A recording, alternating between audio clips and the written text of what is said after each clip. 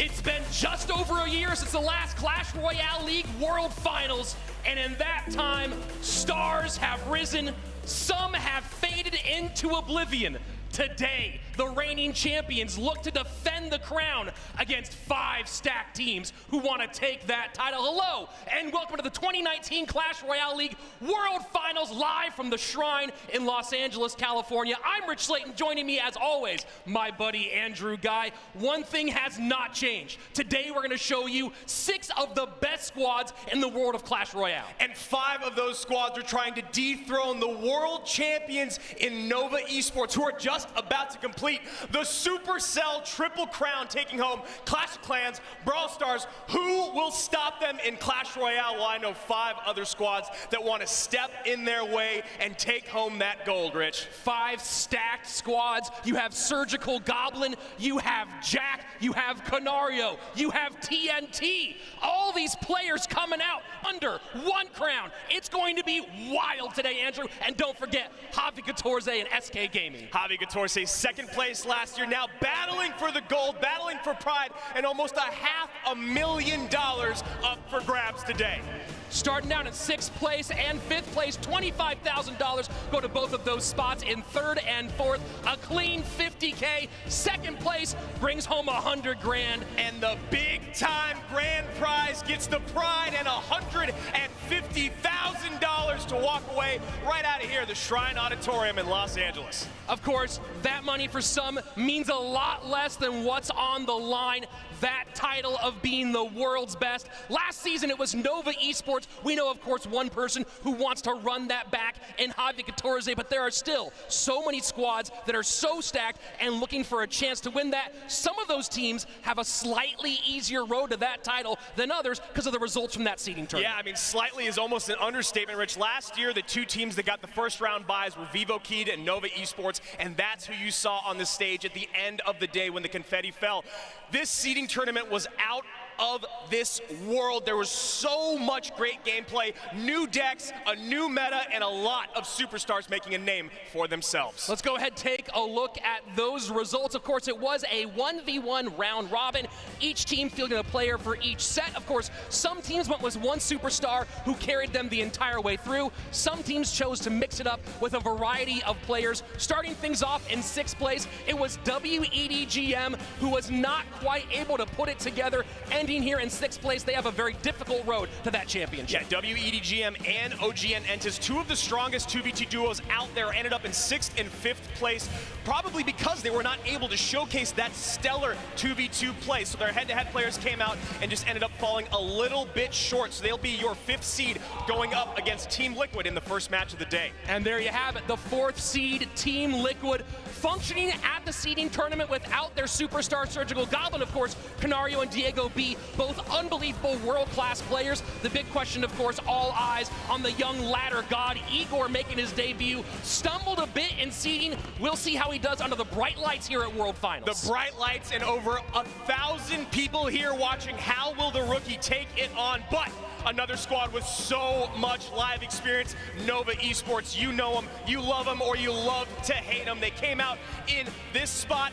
They played with Little Chen and LCF, not quite able to get that bye that they got last year. They were so close. It came down to one final 1v1 set against Fab Gaming, but Fab brought out the Hog God Jack, not playing 2.6, mixing it up, running through the table 4-1 and getting Fab Gaming into that semifinal spot. Jack was absolutely playing out of his mind. He did it all on his own. SK on the other side of it, they brought out each one of their representatives one time, and every single one of them went 2-0 except for Javi Catorze. But honestly, if you're SK, if you're a fan of SK, you know that Javi is not someone that you have to worry about in head-to-head play. They are ready to go, and they are on top, just as most everyone expected.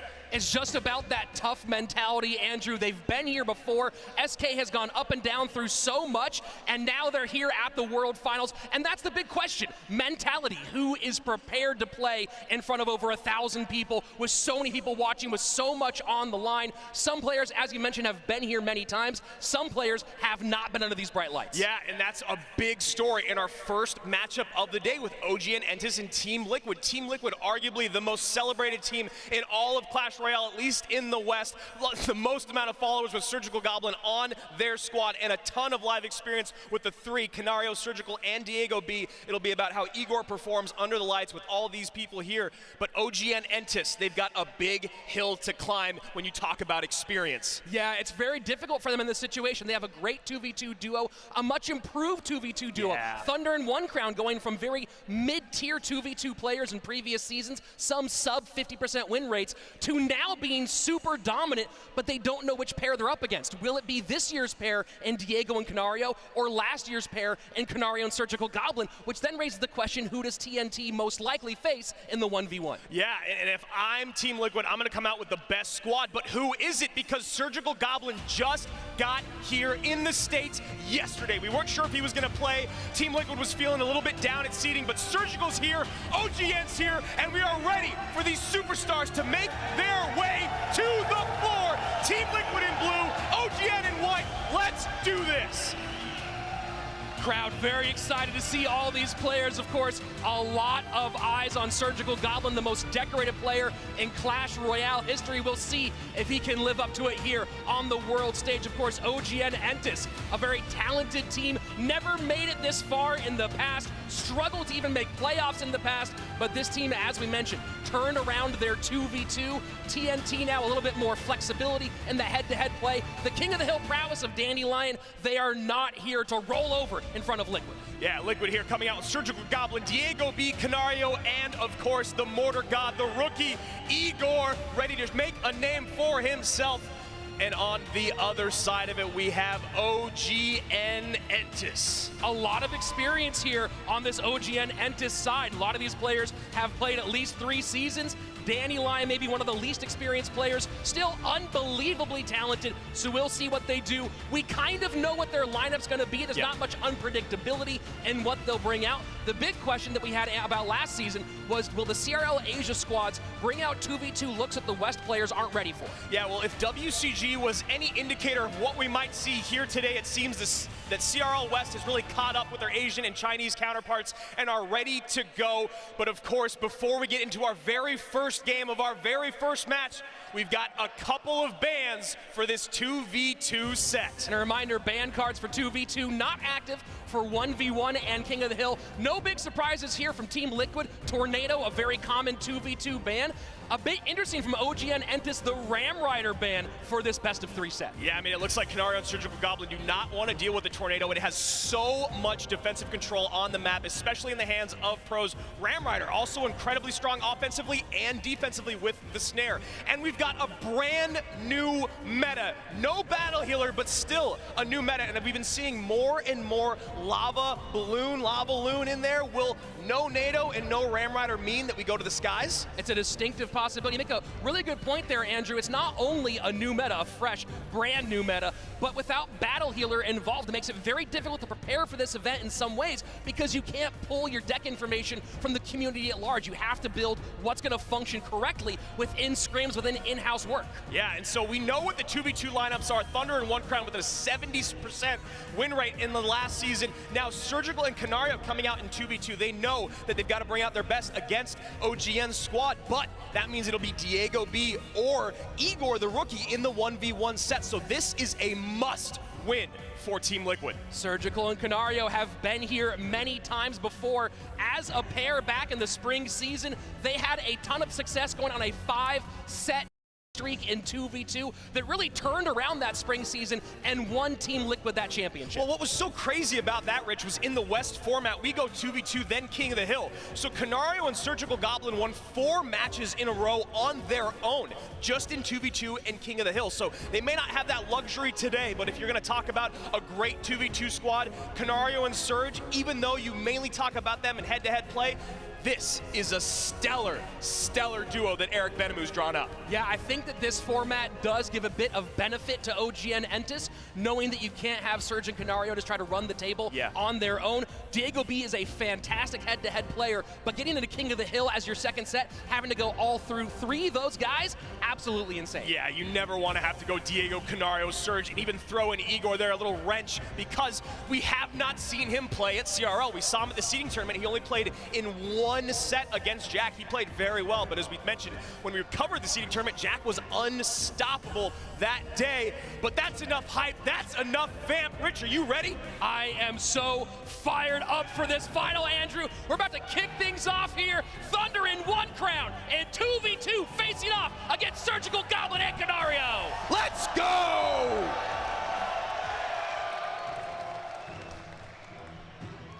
Here we go, OGN Entus top of your screen, Team Liquid at the bottom.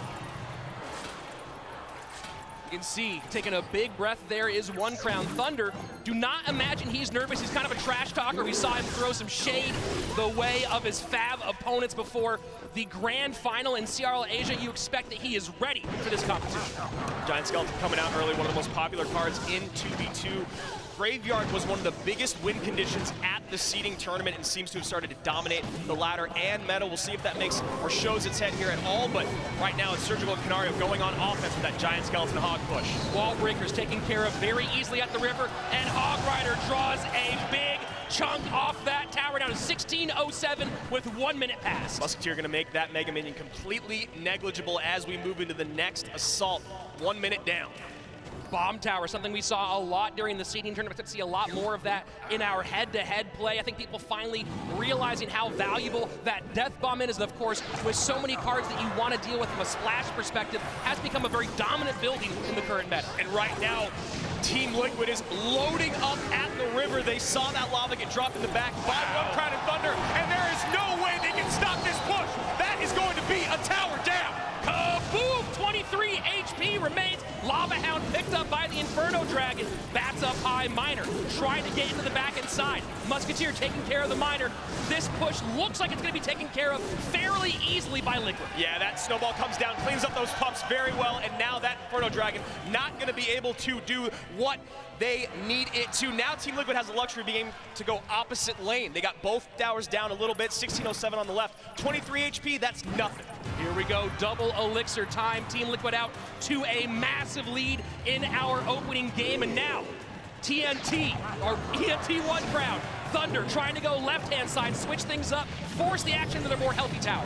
Yeah, I mean, this right now, Liquid just has this game completely in control, and if they can get that Baby Dragon on top of that bomb, no, the Valkyrie will get there.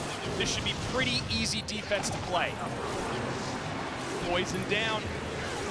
Giant Skeleton should fall. Take care of those supporting troops. Miner to the back, picked up by the Mini P.E.K.K.A on the back end. Beautiful. That was such a perfect Giant Skeleton, Rich. Just enough time to travel right up to the bridge, drop its bomb, clean all that up, and right now ENT, no idea how they're gonna respond. OGN Entus in a lot of trouble, making one last big push. There it is. The freeze says no way, no how. Here we go. Game number 1, Surgical Goblin and Canario taking the win. There we go. Sometimes that freeze will surprise you on offense. Other times you'll hold it to the very end. The 16th card defensively, and OGN Entus had no response when that freeze came down. A beautiful opening game by Team Liquid. It started in the opening moments, Andrew. They tried to go with the wall breakers at the river, got eaten up quickly. Next thing you know, Hog Rider on tower, taking nearly 1,000 HP, and from there, it was all downhill for Liquid. It was an overconfident Lava Hound plus Baby Dragon in the back that really buried him. What happened next? Giant Skeleton, Hog Rider, Lumberjack, Mini P.E.K.K.A. How do you stop it? You don't. Your tower goes down, and would it really be a CRL broadcast if I didn't say a tower was gonna fall and it didn't? 23 HP, come on! Yeah, left a little bit there, but no problems. Log takes care of business, and now Team Liquid up 1 in the opening set.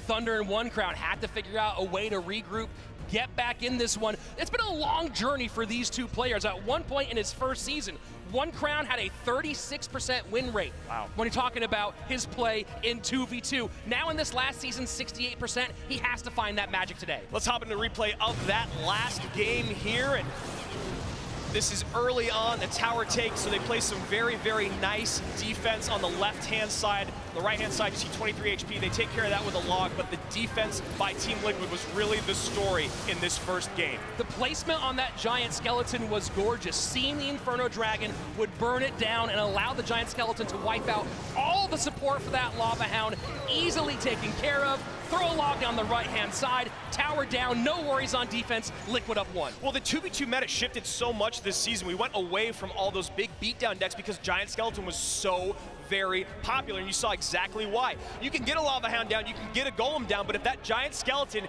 gets on top of your troops that are going to provide all the DPS and utility, you're done, just like what happened in that first game. Well, we've seen how much the addition of bans in 2v2 changed what was going on in the West. We saw that at WCG and said this really needs to be a part of the 2v2. The team put it together, and here we are with a very interesting and diverse meta for this opening set. Game number 2 underway. Team Liquid cycling bats to open up. Night Witch in the back, Skeleton, and Musketeer, an immediate Giant Skeleton Lumberjack at the river. I mean, you go hyper-aggressive there, Rich. The best case scenario is exactly what's going to happen here. Your Giant Skeleton goes down, you clean up theirs, reset. Pretty even on Elixir at this stage. Wow. A couple of bat shots, not much first blood drawn by Liquid. So there we go, first sighting a graveyard here today at the finals, and we'll see how Liquid cleans this up. Should be fairly easy. And a very nice freeze from OGN Entus. Those skeletons all over tower. That is a massive chunk of damage. And there were 7 Elixir in the hands of Canario and Surge. I think they thought that was going to get cleaned up a bit quicker, but those skeletons, when they spawn, they get on that tower, it's so much damage so very quickly. OGN out to a lead. Cycling Snowball, Hog goes opposite lane, easily picked up by the Goblin Cage. Earthquake coming out, Hog Rider, will it escape and get a swing? Does not, very well played Law. Brawler, a little bit slower now, able to get a couple shots, but not gonna do the kind of work he used to do before that speed reduction. Team Liquid decides to double down on this push. Hog Rider comes in behind, but Giant Skeleton not there to tank. Hog Rider does get through, gonna get 2 swings, almost gets a third taken care of by the Dark Prince. Shield comes off just in time for those bats. Beautiful from Team Liquid there. A bit of fortune, honestly, with those bats taking the shield off the Dark Prince, killing that push right in its tracks. And Liquid's playing smart here, trying to force OGN Entus to play on the left-hand side away from their weak tower. If you can dictate where this game takes place, you can definitely change the result. I mean, Liquid right now really wishing they had something like a Magic Archer, a Dark Goblin, maybe even Guards, a Skarmy, just something to really help clean up that graveyard. Giant Skeleton, Hog, Lumberjack. This is that 1-2-3 push. Defensive freeze comes out and stops it in its tracks. Yeah, really nice defensive freeze there. Liquid just completely done. Gonna have to reset now, and OGN with a decent counter push. This is the first time we've seen OGN going to the right-hand side for a while. Yep. Bats now playing defense. Snowball wiped them out. Probably not going to see a late freeze here, but a nice chunk of damage done by OGN Entus. Yeah, it was a very great decision to not pull the trigger on the freeze there, save it in case you need it on defense, and also you got enough damage out of it. You're just a few spells away or another graveyard. Here we go, loading up one more time is Liquid. Hog Rider with the freeze, gets through. There it is, and the crowd goes wild. Liquid drops some poison as well. Hog Rider on the tower. Giant Skeleton gonna take out a lot, does not quite get the there tower. It is. Lumberjack making a run. The pressure is on. OGN is thirsting for Elixir, and Liquid can feel it. Liquid is selling out on Elixir. Look at their bar, down so low at the moment, trying to keep the pressure on. They do not want to let OGN Entus take a shot in the right-hand lane. Hog Rider comes down again. No Goblin Cage there. Hog's gonna break through. One shot. That's it. Save. One more. A beautiful E-Wiz by OGN. A poison is all Liquid needs to take this first set. And there you have it. Team Liquid takes the opening set of World Finals. There you go. He just got here 24 hours ago, and he's ready to move on to the second set. Team Liquid is perfect through 2. Jet lag, no problem for the Dutchman, flying his way here and taking a clean 2-0 to open things up. That was beautiful. What a great come-from-behind win for Team Liquid, in trouble on the right-hand lane, in trouble again on the right-hand lane, but they forced the action to the left and did not let OGN Entus dictate the pace. Exactly. They forced the action to move to the left side of the screen. You saw OGN was spending so many of their resources on defense, so much of their attention on defense, they were never really able to get down a true graveyard push in the right-hand lane again, and when they finally did, they could not pull the trigger on the freeze, and Liquid went for it. They went for blood, they saw it in the water, and that was it. First big hurdle down for Team Liquid. Next up is going to be that 1v1 set. We're expecting it's going to be Diego B in that 1v1 set. We're expecting TNT going to be in that 1v1 set. We don't know for sure, but that's going to be a very interesting matchup. Yeah, and the biggest thing about this now is if you're Team Liquid, you're playing with house money. You get Canario, you get Surgical Goblin, and you get either Igor or Diego B in King of the Hill. If you don't take it, in 2. But before we get to 1v1, let's hop back and look at that crazy action from the last game. What a wild second game it was. So much damage on the right-hand side. You see down to 563 with that graveyard push, but here is where it all changed for Team Liquid. A beautiful freeze. Ice Spirit can't quite save enough. Getting so much damage here from that Hog Rider. Everything loaded up, and then all these defensive troops get cleaned up with the bomb plus the poison. The naked lumberjack at the river demands the giant skeleton. So again, OGN is thirsting for elixir, and that's it. Hog comes in to bait out the goblin cage, then the second Hog comes down as soon as it's off the map.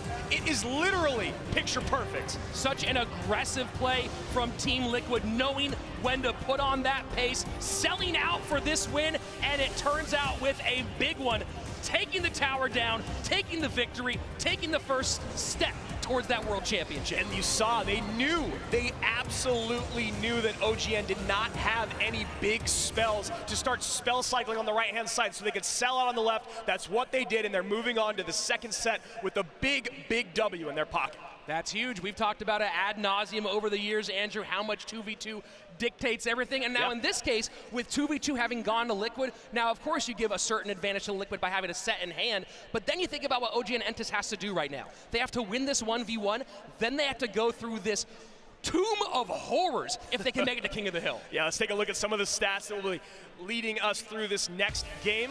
You see Canario and Surge here played very, very well. Not even an entire elixir leaked on the blue side of the map. Only 2.5 on the other side, but when you're playing that clean, that efficiently, that is why OGN could not keep up with them at the end of the game. Well, take a look at this difference, Andrew. It's Team Liquid getting their win condition, the Hog Rider, down 7 times during that game. On the other side, OGN Entus only able to play 3 graveyards the entire way through, and that ends up being a big difference. Yeah, and honestly, it was really only 2, because that last one came down in the final seconds. It was already game over, so that's one of the troubles with Graveyard in 2v2 and in 1v1, but in 2v2 when the elixir flows slower, when there's more spells on the map, how do you get your win condition down over and over again? And Team Liquid not allowing OGN to do that. And that was the pressure, not letting them get enough elixir to both put down a tank for that graveyard or at least have stuff for a graveyard and a freeze together. Pressure on, very smart play, and you expect nothing less from that duo. Yeah, and they did such an incredible job of stopping everything at the river on the right-hand side. Never a tank to come through, as you said, and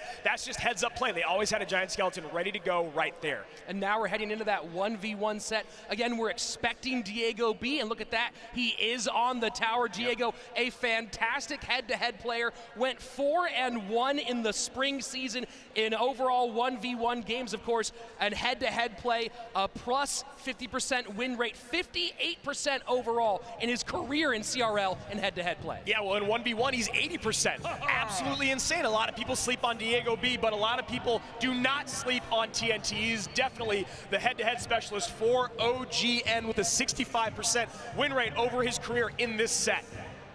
It's been a big shift for TNT over time. His opening season back in the fall of 2018, going 6-1 in sets, then 4-2 the following season. This season, just 3-3 during that regular season action. Of course, a couple of those losses coming against Jack. Yeah, well, that's not too bad. So right now, both these guys just sitting on their elixir, leaguing it, probably playing some sort of beatdown deck as Golem has surged its way back into the meta. Both players taking their time. Golem is much more popular, as you said. First minute away, and no one's blinked yet. Probably a nice time to remind everyone watching that the phones and devices everyone's using are the Pixel, the Google Pixel 4. The official device of the CRL World Finals in 2019. Taking a moment to reset his hands, a big breath from Diego B. We know as soon as we hit double elixir, it's going to get fast and furious. I can't imagine the pressure right now as you're just sitting there waiting for the first move to be played. My hands get sweaty when I do this at home by myself. There's 1,000 people here. Yeah, playing opening season ladder. So taking their time, TNT in his rookie season did not play until the 6th week of action, yet still posted the top win rate in the fall of 2018 over 22 games with a 76% win rate and 73 in head-to-head. So there we go, Lava Hound in the back from Diego, Lava Hound in the back for TNT, here we go. Slow and steady in this lava battle. Inferno Dragon behind for Diego B. Baby Dragon and Night Witch for TNT. Yeah, we saw this Lava Double Dragon deck a handful of times at the seeding tournament just earlier this week and had some varied success. Miners come out for both players. And that Miner getting some nice support for TNT. Good snowball from Diego B, but that's going to be quite a bit of damage. And with that, TNT takes the lead in the first exchange. Yeah, it's always a bit demoralizing when you go down in a mirror matchup essentially early on. I mean, I know it's not a direct mirror matchup, but you've got the safe win condition, you've got the miners on both sides. Diego has to change up his defense. A well-timed Miner poison nearly takes care of it all, but one pup survives. Now under 500 HP, under 400 on that left-hand tower for Diego. And Diego has 12 healthy elixir on the map. A poison comes down, just catching the Inferno Dragon. How will Diego capitalize on his elixir advantage? Loading up now, 2 Inferno Dragons. Gotta catch the Miner, he can't do it! And that's gonna be it. TNT takes game number 1. OGN, a little bit of life. Breathe right back into their squad from the stellar play at TNT, and his Miner work in that was just brilliant. He got it in there every single time perfectly. A couple shots beforehand, pops, lava pups getting tanked for, and Diego played that well. He had a lot of elixir on the board at the end, but TNT able to close things out before it mattered. Chooses to go to the front with the Goblin Cage, picking out the number 1 and number 3 spot, taking a gamble. There are 3 possible places that Miner's most likely going. He picked 2 of them, but it went to the back. Yeah, so very, very nice showing for TNT to start off his Worlds career. Let's take a look at a replay from that very first game. Lava Miner versus Lava Miner. Go take a look at some of this action. And here we go. Lava deep inside the territory of Diego B. Inferno Dragon trying to burn it off. And here we go, the Miner to the back, and one pup survives, and this was the beginning of where things turned towards TNT's direction. Yeah, I mean, maybe you drop that Baby Dragon just a little bit lower to help out, to tank for those lava pups, get a little bit more DPS on that Miner, but you see he's already down by 500 HP. The poison comes down, just needs the Miner to come in, and as you were just saying, it's very, very hard to catch that Miner at the end of the game. There's so many spots to go to when you only need 2 hits or 1 hit plus a spell, and TNT capitalizes on that, goes to the back on the inside, and Diego saw it. He knew it. He knew he missed it. He knew he couldn't catch it in time, and it's just 1 game down. TNT 31-17 lifetime in regular season 1v1 play, adding one more very important postseason win to his record. So very heavy and to the skies in game number 1. What will we see in game 2? Something a bit faster maybe some more control? We'll find out. 2019, the fall season was pretty rough for TNT, but then he went off in playoffs, going 12-1 in games and a King of the Hill sweep over Kicks, taking out IMJP, Pedro, and Legend, and then 2 1v1 set wins over Jack in the grand final. He's peaking at just the right time. Goblin Cage down for Diego. Miner to the number 1 spot, left-hand side for TNT, and it's Lava again for Diego. Diego has a really nice push here on the right-hand side. He ignores that Miner 3 elixir that TNT will not have on offense, and the Hunter turns around. Very, very fortunate, this push coming across the river. Snowball making some more room. Baby Dragon takes out that Mega Minion on tower. That's a lot of damage. It's a lot of damage early on, and TNT gives him the well played. First minute away, Diego B looking like he can even things up in game 2.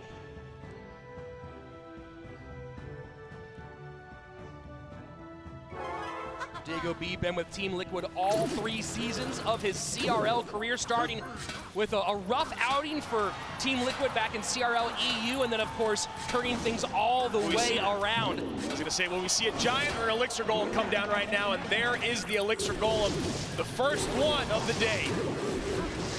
Gonna be a lot of questions answered about the Elixir Golem in this particular World Finals meta. Snowball comes down, doesn't hit quite all that Diego wants, but he does have a nice Elixir advantage here coming across the river. Miner to the back, that's gonna be tower down. And that's the correct move for TNT. He's got to sacrifice that tower to create a big time push here for Diego to deal with. And how does he contend with what he knows coming? Elixir Golem, Nightwitch Mega Minion behind.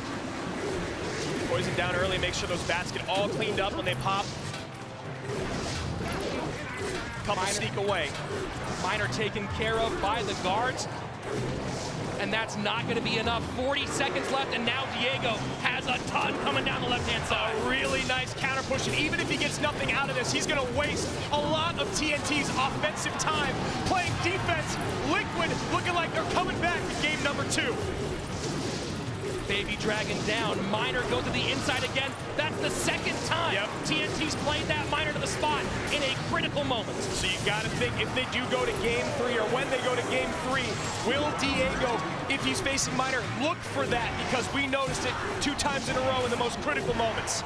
This is going to be a challenging road to get to that game 3. Andrew has to contend with these pushes on the right-hand side, can no longer defend and then counter push behind that lava.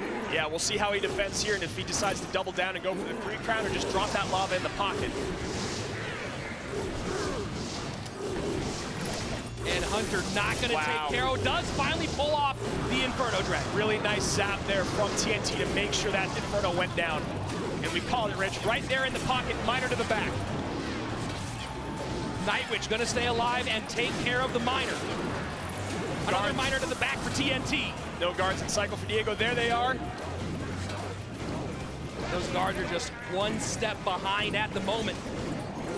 Now you see able to play that Baby Dragon back on the left-hand side to double down on that Princess Tower that's so weak. And here you go, Miner again. I love the timing on the Lava Hound. He sends the Miner, drops the lava in the pocket to still tank. Hunter takes it off, but this is feeling really good for Team Liquid. Elixir Golem to pull the Baby Dragon off the tower, potentially saving a tower down. We are in the final minute of sudden death. Great Goblin Cage, guards to pick up the Miner in the back. Diego is playing some stellar defense, but a very aggressive Elixir Golem in the pocket from TNT. Hunter behind, trying to get the troops off the board. Miner's on the tower. He's got to stop the damage. There it is.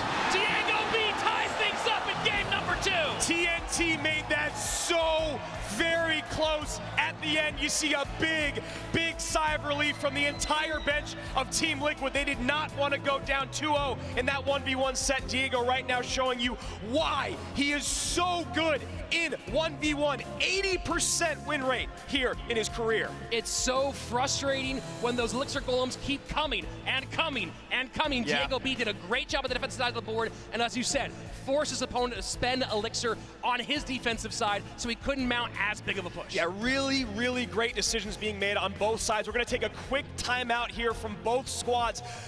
Diego B opted to play defense at the end, stop those aggressive Elixir Golems early on. TNT opted to sacrifice his tower to get a big push in the left-hand lane. So really, really great decision-making by both of these guys, but Diego comes out by just a hair. Yeah, those Lava Hounds in the pocket with the Miner support did the job, got it done. Let's go ahead and take a look at some of the action from game number 2.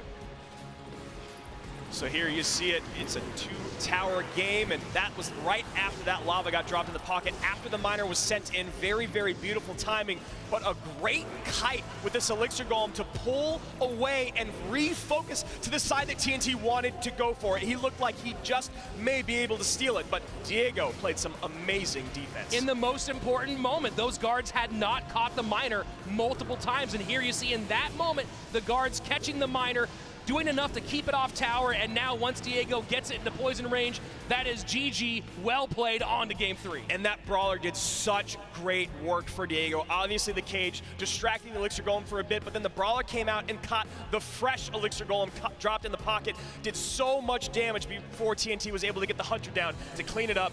Very, very nice heads-up plays from the Liquid representative. Consulting with Canario and Eric, getting ready for game number 3. Let's review some of the stats from this game. Of course, you can see how often both the Lava Miner and that Elixir Golem got down on both sides. For such a heavy game, this was very fast. Yeah, and the biggest difference here, you see 28 Elixir spent on buildings for Diego and 0 spent by TNT. Makes a lot of sense with the deck that TNT was running. But if you're talking about matchups, Diego was very, very fortunate to have that Goblin Cage. He played it 7 times, every single time distracting that Elixir Golem and getting a brawler on the floor. So here we go, game number 3. Diego has not had to go to game 3 very often in his 1v1 career. Here we have a shot for him to take it and clinch things for Liquid and send their squad to semis. And what a great way for them to start the day. A clean 2-0 sweep. They get to sit back, hang out, watch the next match, regroup, and then go up against their CRO West counterparts in SK Gaming. However, OGN Entus is not out of it yet. TNT is so good in these high-pressure situations. What will he do to adjust for a very ever-important, maybe the most important game 3 of his life? And that's what we're talking about. TNT peaking during the playoffs, the run he went on to get OGN Entus to this moment. He needs to get one more big one right now. He really does, because if they can get to King of the Hill, One Crown actually has a better head-to-head win rate than TNT, but you have to save him for 2v2. So if you make it all the way to that third and final set, even though it feels like Liquid has a slight advantage, OGN is in a very, very good position to upset. Big breaths from our competitors. Know a lot is on the line. Game number 3. Will Diego B close things out for Team Liquid, or will TNT extend the life of OGN Entus? Final moments here before maybe the final game of the first round of quarterfinals. Team Liquid looking very, very confident on the bench. Some nice smiles on their face. Well, they all look very, very confident, of course, getting their big star to join them and round out the trifecta just in time for World Finals. We'll definitely do that. Here we go, game 3 of 1v1.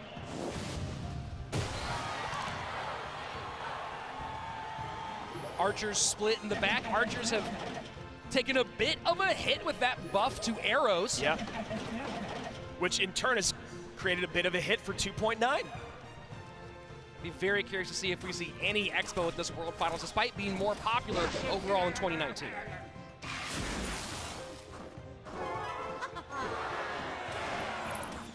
Night Witch in the back for Diego. TNT cycles the Inferno in the back just to make sure that Diego cannot drop something heavy right up front. E-Wiz behind. And Dark Prince doing a good job getting up front, taking care of the Night Witch and the E-Wiz. Baby Dragon drop maybe a little high. Good reset by Diego. Yep. First minute, 15 away. He recognized that high drop on the Baby Dragon, knows that the only way to make this Baby Dragon get its value was to sacrifice 2 more elixir for that snowball. We've reached the midway point of regulation time. Not a lot done on either side so far. Very careful play from TNT and Diego. Now TNT cycling Archer's same lane, thinking Diego won't pull the trigger on a big spell here, knowing he only has snowball so far. And Inferno cycled in the back. Final 15 seconds of single elixir time. Mega Knight high for Diego. Oh, and a high Ewiz as well, gonna make it so that Inferno Dragon does not burn down that Mega Knight. A late Ice Golem, not able to stop the stun. But the poison does a great job for TNT, cleaning all that up at the bridge. Really, really nice use of that 4 elixir. Saw what Diego was going for, but finally pulled the trigger on that big spell.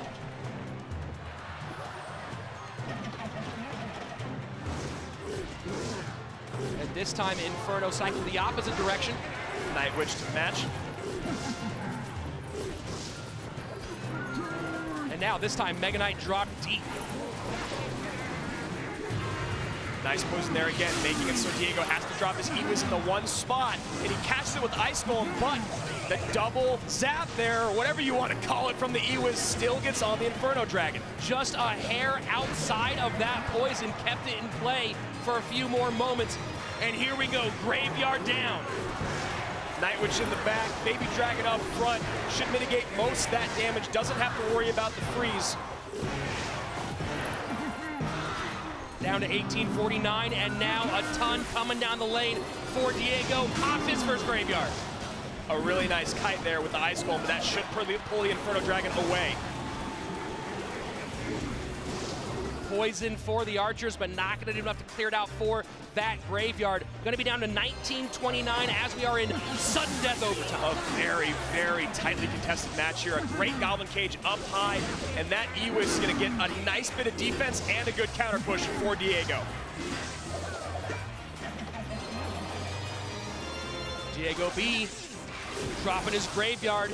Ewiz taking at the moment, not the troop he wanted that Princess Tower to focus on. But a really, really nice poison there, gonna give him some great value and some good damage on the tower. Diego B out to a very, very slight lead, but you know another Graveyard's gonna come down from TNT. There it is. He does not have a lot to defend with here. No, Night Witch down, Snowball pushes to the outside. That's gonna be a ton on that tower. Oh, that's Diego gonna be in it! trouble. TNT still alive, takes him out with the poison, and we are going to King of the Hill. Wow, TNT! Dynamite in the most important moments. That was chess, if I've ever seen it before. The slow play back and forth, feeling out your opponent, waiting to sell out on your win condition, and then win condition after win condition, Graveyard after Graveyard. Diego B falls just a little bit short. TNT playing very well. That last attempt, that last offensive push from Diego B left his chin just a little bit high. TNT went in hard and delivered the knockout blow. Exactly. I think Diego saw the light at the end of the tunnel, but it was not quite there. If he didn't pull the trigger on that Graveyard, if he didn't go in with the Graveyard, he would have had enough elixir to defend, whether it was with the poison, whether it was just with more units, being able to cycle more quickly, whatever it was. But he went for it. You got to applaud him, but TNT played some great defense, and here we go, set number 3. Well, you gotta feel great for TNT after starting off so hot as a rookie and then having so many struggles in playoffs, and here, getting these big wins in the big moments, that's what matters. So let's take a look at a replay from that last game of 1v1, which went to OGN Entus. You see here, Diego's on the tower. It was a great kite with that Ice Golem to pull the Mega Knight away. Diego was not able to really ever focus all of his units on the tower he needed. And when he was able to get the Graveyard down, he didn't have enough elixir to double down on it. Yeah, this Graveyard shockingly got a lot more done than we thought. It's the next one that really changes the two. So Diego here goes all out. Baby Dragon is tanking it.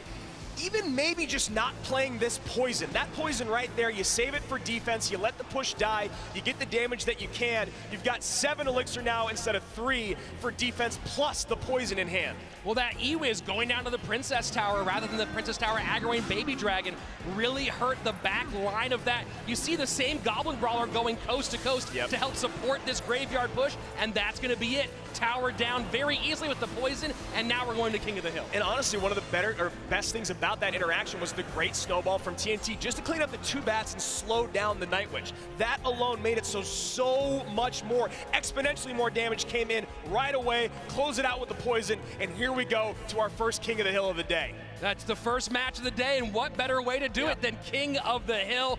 Each team with 3 players, each player with just 1 life, 1 opportunity. The first squad to run through the other 3 takes the set and takes the match. And this is crazy. This is up in the air. As we said, said, we thought Liquid probably had the edge, but now the confidence is in the hands of OGN Entus. And again, One Crown and TNT have excellent head-to-head win rates. What will the lineup be? Who will the third person be on both squads? Well, the crazy thing is both of these teams have a lot of players who can put down a King of the Hill sweep. Canario's done it 4 times, TNT's done it 3, and that's just talking regular season, not talking their big postseason moments. So let's take a look at some stats from that 1v1 set here from Diego and, of course, TNT. A lot of Elixir leaked early on, trying to figure out what their opponent was doing, and throughout the match, you never want to go too aggressive with Graveyard, because, you know, as you saw at the end of that last game, Diego got a little bit aggressive with his Graveyard poison push and just did not have it there on defense. The great quick cycling. You saw 7 Ice Golems came down from TNT, helping kite the Mega Knight away, which was a huge factor in his victory. So a big time win for TNT, getting it back after a rough outing for 2v2. And here we go, King of the Hill. So now the big question, who comes out on both sides? We expect it to be Surgical Goblin and Canario, and typically it would be Diego B. He often anchors for that squad. Do you put Igor to put the pressure on the ladder god in this big moment? Well, there's some fun things about bringing a rookie out, right? We've never really seen him play at CRL. Do you put him in that first place spot, the least high pressure situation to play from? And does he go comfort? Because you expect him not to, because it seems crazy. But if you can get Igor playing Mortar in the first game of King of the Hill and he takes a win, that's all he needs to do. That's it. That's the ticket. And then, of course, we know we'll see TNT. We'll probably see Dandelion, who has 3 wins at King of the Hill, which is just from 1 sweep. So very curious who that last player is going to be, most likely Thunder or One Crown. Yeah, so we're going to set those King of the Hill lineups. We're going to hear from our sponsors right now. We'll be right back. Introducing Google Pixel 4. I got that sunshine in my pocket, got that fire like a rocket. Say the word, you know I'm ready to go. I want it, I want it, so bad. I gotta have it.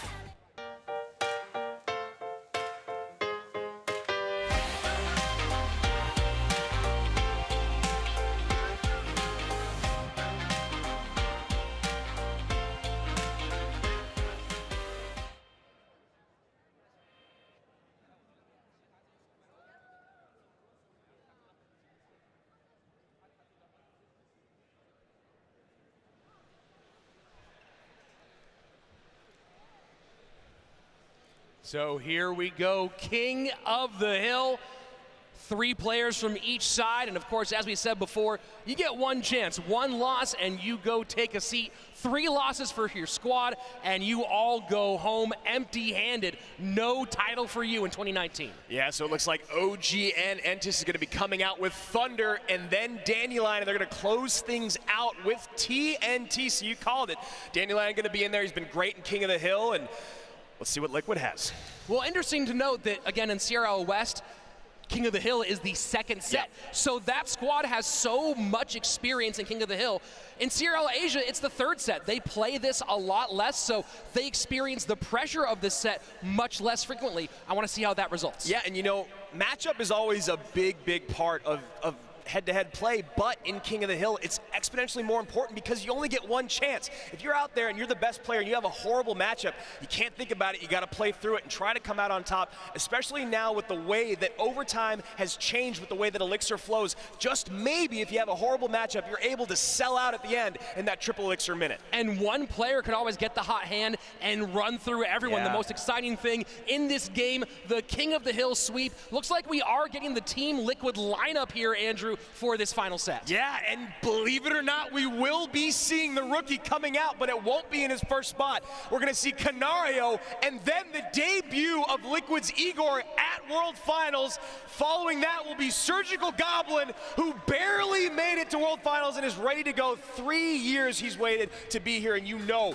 he wants to close things out in that closing spot. This is interesting. Canario is used to being in this opening spot, and he often takes advantage for King of the Hill sweeps in regular season play over his Clash Royale League career. Usually Surgical Goblin's in that number 2 spot. We'll see how he feels about being the anchor. And of course, on the other side, Dandelion and TNT, the 2 main head-to-head players, 2 main King of the Hill players. Thunder coming out in that opening spot.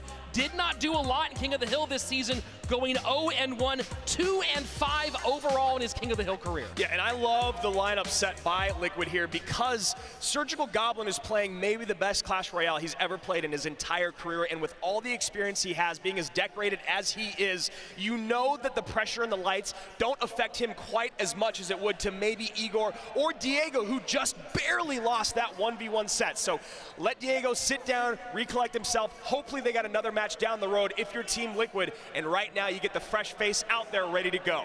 Canario so stone cold. First time we saw him, labeled him the Giant Slayer, but now he's become the Giant. Can Thunder take him out in game 1? Canario starts early with wall breakers, and Thunder sends out a nice little bit of BM. Thunder is a bit of a trash talker. We'll see if he can get under the skin of Canario. My guess is absolutely not. Canario is stone cold, as you said, and we talked to him in the very first season when he was with G2, and we spoke with his coach about how he maintains such great concentration. And honestly, Canario just says, I think about nothing other than cycle, card counting, and win condition, and how to take advantage of it. I don't think about the match, I don't think about winning or losing the day, the championship, just the one game at hand.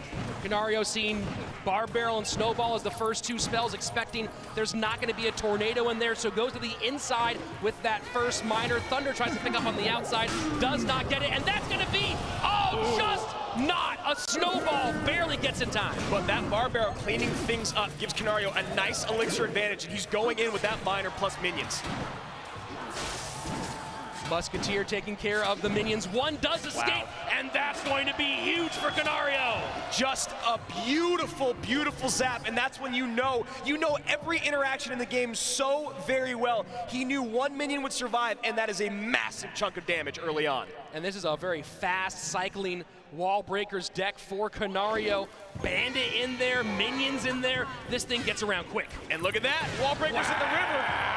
730 remains on the right-hand side as we pass the midway point of regulation. And now some BM comes out for Canario, which is something we've kind of seen him start to do a little bit more over the last 2 seasons. And honestly, I love it, Rich. You can't shake him. The unshakable Giant Slayer turned Giant. Miner to the #1 spot, down to 666, 602, and the Barbarian escapes. Finally, the Giant comes down. You figured it was the Giant looking at the rest of the deck, but that's tower down. Canario goes, all right, fine. You want to go left? I'll go left. Mega Knight in the back.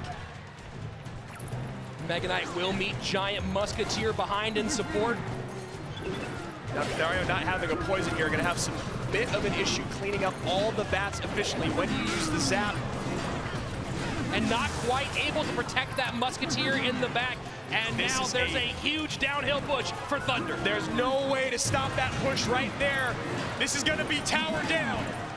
What a great recovery by Thunder. Mega Knight comes in, but too little, too late. Tower down. Canario now in a bit of trouble, way behind on Elixir. And those bats doing so much work. If you talk about utility, Canario drops the Mega Knight there to stop the bleeding, but now is behind in Elixir again. It's just so challenging for Canario to contend with the pushes behind the Giant. As you said, no poison, no big spell at all here. Exactly, and you're like, how do you take out 2 waves of bats? When you use the zap, you've got no way to get to them if they're behind the Giant. Well defended, and now wall breakers at the bridge.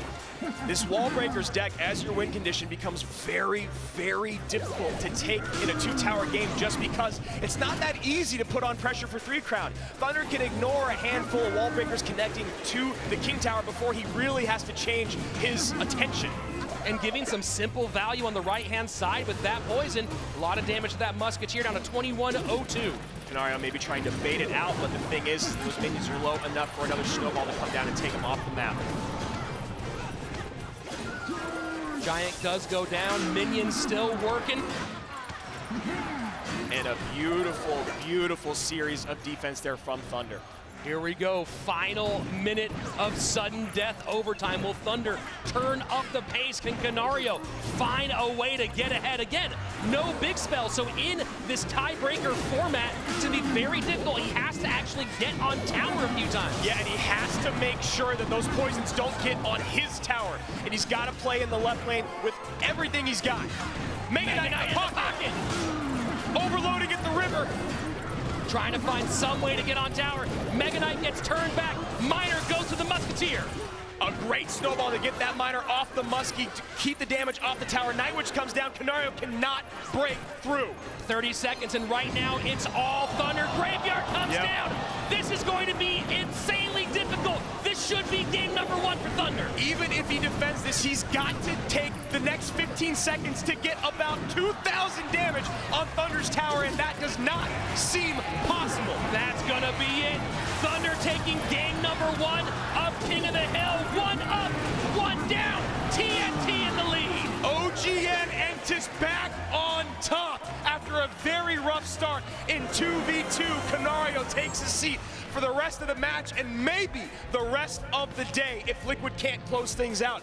And now the rookie, without a game in hand, a game behind, comes in against Thunder, who played magnificent Clash Royale in that game. That's a very different amount of pressure. If you come in and it's 1-1, you know, I just get 1 victory and I'm there. But now Igor has a lot to do, and Thunder, as you said, looked very good. He looked incredible. He didn't even need his graveyard till the very end, and he almost took the second tower, but it was more so about distracting Canario. Let's take a look at a replay.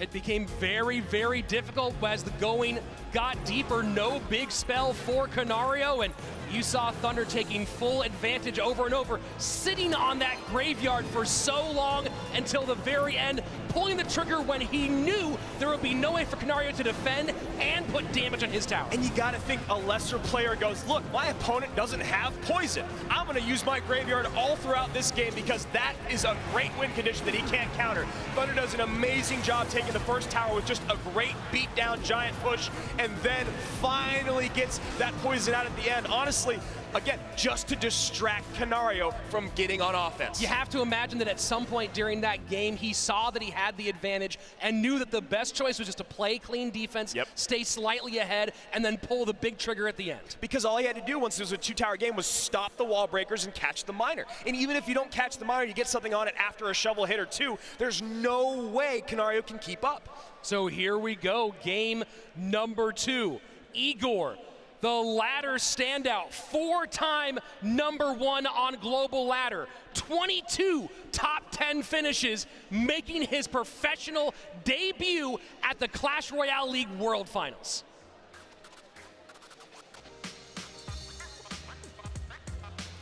Yeah, Igor, I know you guys all saw him on Twitter. He said, ladder is too easy, #CRL World Finals. So now is the moment for him to show everyone in the world that he can do it online and he can do it here live in front of thousands of people. This is the biggest moment of this young man's career. And this is a huge one. Thunder to take out Igor potentially in this moment, give his squad a 2-0 lead in King of the Hill, and a shot at going to semis and facing off against SK. Look, Surgical Goblin is one of the best, if not the best in the world right now, but having to take down 3 people in the World Finals is not any position I would wish upon anyone. And Andrew, look what Igor's doing so far. Yep. And Thunder goes lava. Igor trying to sell out left-hand lane. That Goblin Cage is going to be enough. Just completely takes that out, and now Thunder has a healthy Lava Hound opposite direction, but there's the Hunter. Hunter comes down, Baby Dragon to help support, but that lava not going to get as much as Thunder anticipated. Well-timed poison, and solid play here from Igor. Going to take a fair bit from that miner, but staying in it as the first minute of play passes. Yeah, you know, and he didn't really have any other way to double down on the left-hand side. He did what he could with, you know, 6 elixir, but a great Goblin Cage stopped that, and for a moment there it looked like Igor was in trouble. Great poison comes down, and we're not even, but Igor's in a good spot. Oh, there we go. Game back, the bar barrel cycle taken care of by the log. Bandit gets caught by guards in the left-hand lane. So after that crazy opening, things starting to slow down a bit. Here we go, Igor trying to turn things up. How will he contend with this Goblin Cage, Andrew? I really don't know. I mean, he can't use his poisons on it. He's got to save those to deal with the lava pups because he doesn't have a lot in the air. Hunter obviously is going to be his best response for that. Igor can get around very, very quickly. It's just going to be 7 elixir to go through 4 cards, but it's going to be very difficult to break through. One of the great things about quick cycle decks is if you can really figure out how to defend efficiently, regularly against the way that your opponent likes to attack, it allows you to get back on offense much more quickly. And right now, Igor's trying to do that with his miner, but still at a big damage deficit. Yeah, being behind with a very fast cycle miner control deck, but a miner control deck nonetheless, very difficult position to be in. Yeah, now we're getting the miner plus poisons. Thunder's in a very good position. He's like, all right, I don't even really need to use my lava round right now because I can defend so well on the left-hand side. And that's why you saw the good luck come out earlier. Bandit, though, is going to get back on the tower. No, a beautiful defensive miner by Thunder. That was perfect. The Bandit looked like it was going straight in, bounces back, then catches with the miner. Thunder is playing out of his mind. For a guy who came into today with a 29% lifeline win rate in King of the Hill, he is playing like he's been here 1,000 times. 29% seems laughable when he's playing like this. Now, Igor has gotten very close to breaking through a couple times, and now he finds himself back in the lead. Well, he's doing a great job of forcing Thunder to play in this left-hand lane, but now Thunder does get a Lava Hound on the right-hand side, seeing the Hunter has gone left. Miner to the back, guard's not played close enough to catch the miner. Defensive miner, bar barrel. And look at the value on those bats on the right-hand side, Rich. Baby Dragon finally comes down, but gonna be way too late. But look at this, miner and guards, left-hand side, so making things very difficult for Igor on the left, and suddenly things are close in both lanes. Yeah, Igor there just opting to eat that whole bit of damage to try to get a bigger push on, and a great miner catch there from Thunder. 520, 777. That entire push perfectly defended by Thunder, and now he can load up in this lane, having done that damage with the support cards earlier on. And the Bandit gets dropped right into that Inferno Dragon. Not a good use of the 3 elixir there. Miner on the tower, logs in, he needs to get the poison down. But the poison he used on offense, who'll get there first? Igor does it! The rookie makes his debut! Ladder God takes the win in King of the Hill! What a beautiful showing, and there is his bench. They are elated. Welcome to CRL, my young friend. What a great way to start your career. The battling back is maybe more important than the victory itself. You come out, you wipe someone with a super easy matchup, that's one thing. You fight back the way Igor just did, that's going to give you some confidence. He controlled the game, moved it to the side of the map that he needed to play on, and that was absolutely beautiful. You saw Thunder then focusing at the end, but it was too little too late. He got the Lava Hound down. Igor was ready to go. Beautiful miner plays. Thunder did a great job of getting damage on that left-hand side while Igor was focused defending on the right. He made it into a very difficult game for Igor to play, but then that final miner poison got in, that was it. Yeah, and you see right here, bats come down. The Goblin Cage is going to come up high to catch this Bandit. Very, very well played. And that was a great catch. For a moment, it looked like, all right, looks like Thunder has this back in the bag. Healthy units coming down. He gets a Lava Hound up front. And Igor looked like he was in a ton of trouble, but he goes, you know what? That logs in. I need a miner and a poison. Let's do this. Miner goes in, doesn't get caught by the defensive miner of Thunder. Couple swings, a log, and a poison. And at that point, you just got to hold your breath and pray. You know, it was a gamble by Thunder. He threw Bar Barrel at the river rather than back on the tower. He could have put both the miner and Bar Barrel to defend because he knew he has a small chance of catching that miner with going miner to miner. Instead, throws Bar Barrel at the river, leaves himself open, and Igor takes the game. Yeah, miner to miner, although beautiful to see, very, very hard to execute. Maybe he did need to double down on defense instead of on offense. But let's take a look at the stats from that last game of Igor, who played very, very clean Clash Royale. Yeah, got around a ton. You see, Thunder made a lot about the miner play, but a bunch of those miners, remember, were defensive miners. Yep. They were not getting on tower. Igor putting him in tough positions with that miner play and eventually taking a big debut win. I mean, he did such a great job of staying hyper aggressive so that Thunder had to play on the ground instead of in the sky. Then he started to have to cycle his Baby Dragon in places that he didn't want to take off the bats. And then you'd see on the other side, since it cycles so quickly, the bats would come back down for Igor to take out that Lava Hound. And when you're making those type of positive elixir trades over and over, you got to imagine there's just no way for your opponent to keep up. And this is huge because Igor did not look happy during that seeding tournament. Yeah. He looked frankly distraught after dropping that game.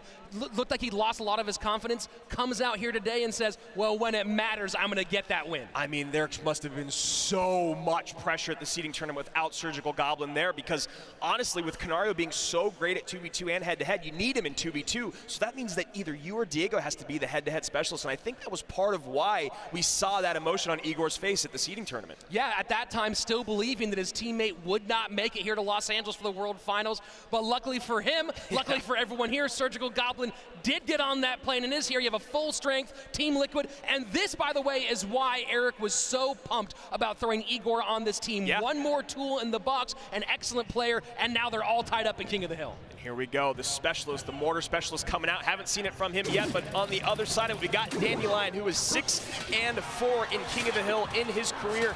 He started off his career at 3-4 in King of the Hill, but then in the last season, he went 3-0 at 100% win rate. Oh boy, Goblin gang out for Igor, nice catch. I just hope, I mean, I know there's a lot of people here, but I'll still scream and fanboy over Mortar. There it is. There you go. There it is. You want to see one of the greatest mortar players on the planet? Where here you go. 4-time #1. Let's see what he does. Dark Goblin off the side there to help DPS down that Elixir Golem, and Mortar shots just raining in on the left-hand side. And Fireball takes care of business on the right. Baby Dragon will pretty much even things up here, although we should get another mortar shot or two. Yeah, now that Igor knows that his mortar can be used defensively against the win condition of Dandelion, I imagine we'll be seeing a lot more minor chip plus bait damage. First minute away. Or not. And just loading back up again. Great last second Rascals there to catch that Hunter. And the mortar gonna take, I think, just enough to take this Elixir Golem out. Dark Goblin way behind. Rascal Girl doing her job. And the Bats helping out just a little bit. Baby Dragon will take them off the board, but Mortar gets one more big shot. Log comes down, maybe Gang in the back to catch the miner. Great plays from Igor. A very nice set, and that's going to be so much trouble. Igor going hard at the bridge. Rascal Boy going for the tower. Rascal Girl's taking care of that Baby Dragon. And Igor does not want Wow. Wow, Wow, beautiful. what a beautiful miner. And you see Dandelion not feeling very good about that, reeling over it. And now Igor playing his comfort deck in his second game ever at CRL with a big-time lead. You know what's going to happen. You know he's going to play it at some point, and then he does, and you're like, okay, I know this is coming. And then the things he does with it just ruin your day. How can he stop it? Well, I'll tell you right now, giving 3 Elixir every single time to Igor playing his favorite deck in the world, not gonna do it for Dandelion, and he is in shambles on that tower. That's gonna most likely be it. Dandelion with 30 seconds left. Elixir Golem though, only 3 Elixir. He can load up, but look at this. He has to play defense right-hand side. Miner to the #1 spot. Igor's pouring it on. Mortar on the tower again, and this is, if you want to know how to play Mortar, watch this match back. It was beautiful. Dandelion, last second push. Miner to the tower. Mortar across the river. And there you go. Igor is 100% in his CRL career. Let's go. And he just gives a slight nod of the head, looks at his bench and goes, yeah, guys, I told you it was gonna happen. And you got to imagine Eric Benamou's feeling really good about himself right now. He talked about it all season long. He waited for Igor. We never knew if we were gonna get him in 2019. He held out, and guess what? Surgical's here, Igor's here, Liquid's on top. The first player to ever hit 8K on his trophies on ladder, now potentially in his CRL debut, 1 win away from a King of the Hill sweep. So let's take a look at a replay of a little bit of some Mortar God play here at World Finals. I mean, this is absolutely nuts, the stuff he does. And this was a big moment. It looked like Dandelion could run away with some big tower damage, but the high Rascals taking care of on the boy, this miner to the back really sealed the deal. I mean, of all the ways to clean up that Baby Dragon, the high Rascals was just brilliant. Just enough separation to take that Hunter off the board. Miner comes in literally at the most perfect time, tower down, aggressive Mortar back on the right-hand side, and That is why Igor is a mortar god. And here you go, Dandelion trying to sell out at the very end, but then Mortar on his opponent's side keeps the Elixir Golem as far away as possible from the tower, catches the miner.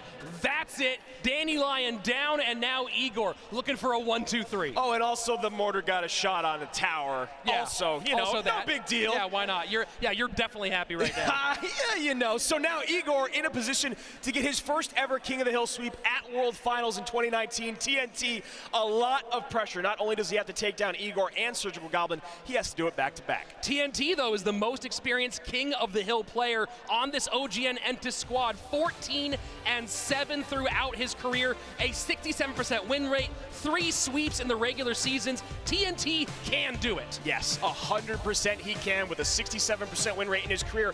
83% in the last season is so incredibly stellar, but, you know, he's going up against a guy that's got a 100% win rate right now. Yeah, that's true. That's true. Igor currently unbeaten in CRL. TNT has to go through Igor and then through Surgical Goblin. But let me remind you again about this fall playoffs when he went and swept Kicks and King of the Hill, IMJP, Pedro, and Legend. That's a huge stacked lineup, and then 2 1v1 victories over Jack. TNT can play in those tight situations. 100%. Surgical Goblin on the other side, despite being so great in head-to-head play, in King of the Hill in his career, he's only at 48%. That speaks to how difficult CRL West has been. Yeah. The number of players they go up against. Of course, this is all different at the World Finals. It's just crazy. You look at 1v1, Surgical Goblin's 86, but then you look at King of the Hill in the last season, 54. So anything can happen. And as you can see right now, the rookie feeling great about himself. 2-0. TNT ready to be the hero for OGN. TNT has spent his entire career with OGN Entus, all 3 seasons. Of course, this is the first time that they've been number 1, number 4 back in the fall of 2018 and the Korean side, and then in spring of 2019, number 6 overall this time, champions here at World Finals. So here we go, maybe the final game of our quarterfinals. Let's go!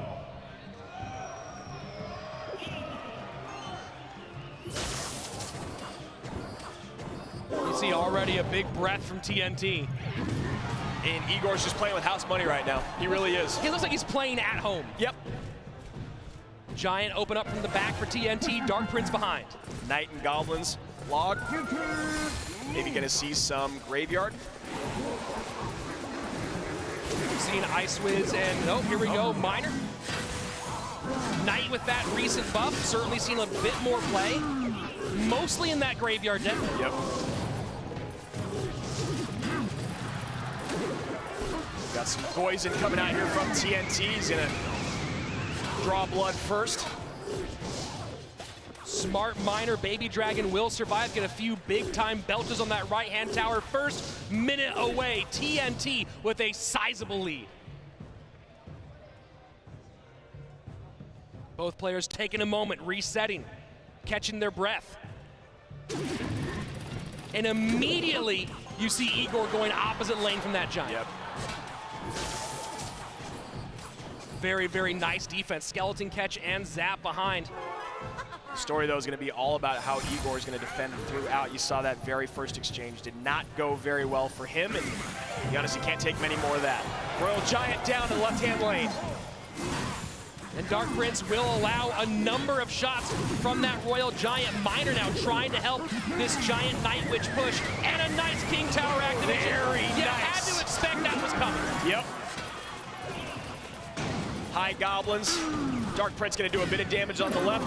Night Witch on the right. That feels a little early for TNT to be giving up the King Tower activation. He knew about the tornado, went to a very unsafe position.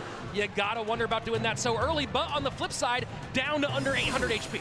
Yeah, I mean, he's not playing Graveyard, so it's one of those things where the King Tower activation isn't gonna be quite as crucial, but it always matters, Rich, and like you said, maybe being a little bit careless with that Miner. Goblins trying to stay outside of the poison. One does survive, but a second Giant behind with a completely healthy Baby Dragon. So now Igor needs to make sure he takes that tower on the left, because this tower on the right is definitely gonna fall.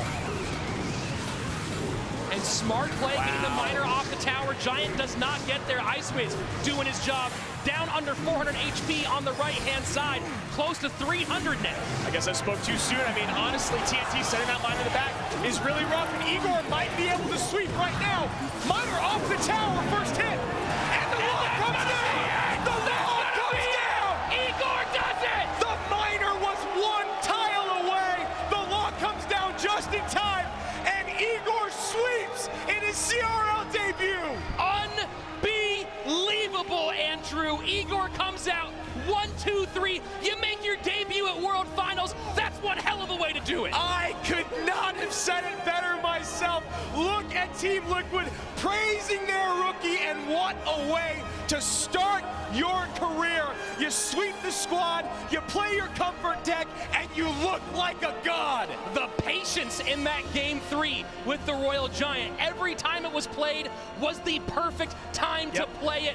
Excellent defense on that right-hand side. And again, that miner maybe going one tile too low, one tile too close, just one push too early. I mean, there were 3 miners sent out by TNT. The first King Tower activation, the second one that was pulled back to King Tower off the Princess, and then the third, one tile away. A log is all it takes to just create enough space, and Igor walks away with less than 200 HP and the King of the Hill sweep. That was absolutely insane. For a moment, it looked like Liquid was in trouble. Canario goes down, the rookie making his debut. But, you know, Eric's gonna let us know about this one later. Igor comes out 1, 2, 3 at World Finals, and now we get a rematch of our 2019 Spring and Fall CRO West Finals. And it's gone back and forth and back and forth. Spring was Liquid, Fall was SK. Who's gonna come out on top in the semis? But of course, we've got the CRL China matchup coming up first. Yeah, that's going to be wild.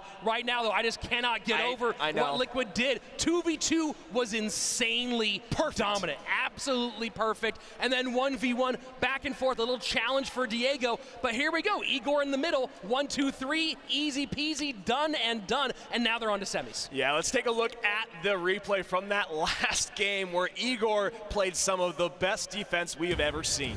This was just absolutely brilliant, Andrew. You see that right-hand tower getting into a lot of trouble. But on the left-hand side, pushing it, it was the Icewiz play, though. The second Giant comes in, and this was the problem. TNT never dealt with that Icewiz. You go miner to the Icewiz in that situation, you might take the tower. 100%, but instead, miner goes to the back, then miner goes to King, and Igor is relentless in the left-hand lane. Miner after log, after miner, after log, everything you can do to get any damage on that tower, and then the RG, as you said, as soon as that Dark Prince is dropped in the back, and the miner right there, one tile off, the log comes down, and the zap from TNT, not enough. 183, see you next year, OGN. Man, he played that so smart, and it's so frustrating. For OGN Entus, you have a couple of moments where they make some slightly questionable decisions, and up against a guy, a killer like Igor, who again, I'm gonna say this a lot of times today, 4-time #1 on ladder, 22 top 10 finishes, the first 8K player in history. There's a reason why he's this good. And the other thing is that when you're playing at the top tier, the best 1% in the world, you make the smallest mistake, your opponent is gonna punish you for it. We're going to be heading down to the floor in just a moment. That's match #1 presented by Google Play. Let's go down where Rachel is standing by with Team Liquid. Thank you guys so much. I had to get the entire Team Liquid roster up here because this was a team effort, and we are so excited to have the full team here, including you, Surgical Goblin. It was the last minute that you got your visa. How are you feeling now that you're in the competition? Obviously a little bit tired because I just flew in. But I'm super happy to be here. Like, it has been my dream for 3 years, and I'm sure that we will win today. We've changed up the format a little bit at the tournament here this weekend. A lot of pressure on the 2v2 to start things out. You guys, though, excel under pressure playing up there with Canario. Was it a breeze for you? I mean, me and Kana have a really good synergy, and we've already been practicing for weeks. Like, even though I wasn't able to come here, like, we were still able to practice from home. So I think that showed off today. Well, the dedication and practice have definitely shown through, and someone we know who is playing home all season long, preparing on ladder, coming here to bust out at this tournament and pick up 3 victories for his team. We're so excited to be joined by Igor, and I want to give you the opportunity to say something to all your fans out there.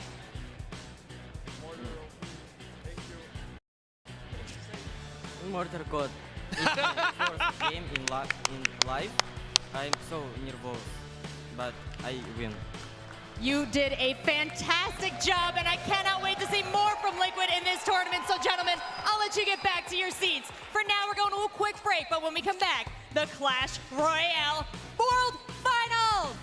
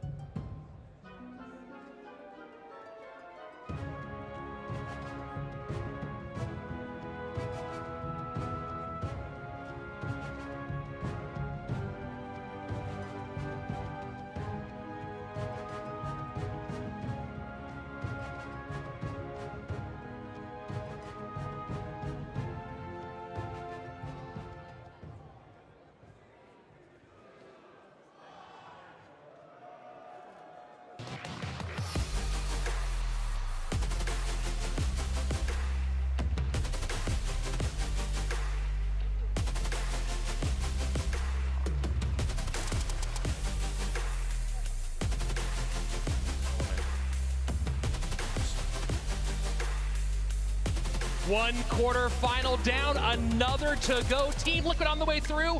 One more trying to make that happen. Coming up next, two teams who know each other very well. Nova and, of course, W.EDGM from CRL China. These teams have a very long history. Yeah, a very, very long history. W.EDGM took Nova down twice in the regular season, but then Nova turned it around in playoffs, took them out once and again in the finals on the back of an LCOP King of the Hill sweep in a BO5. And I think the biggest question here today, Rich, is can W.EDGM do it when it matters most? Well, the real question for me is what 2v2 duo do they bring out? Yeah. Solo Man and Higher have been their primary 2v2 duo, their ace 2v2 duo, but in playoffs, they went with Qingfeng and Nomisu instead.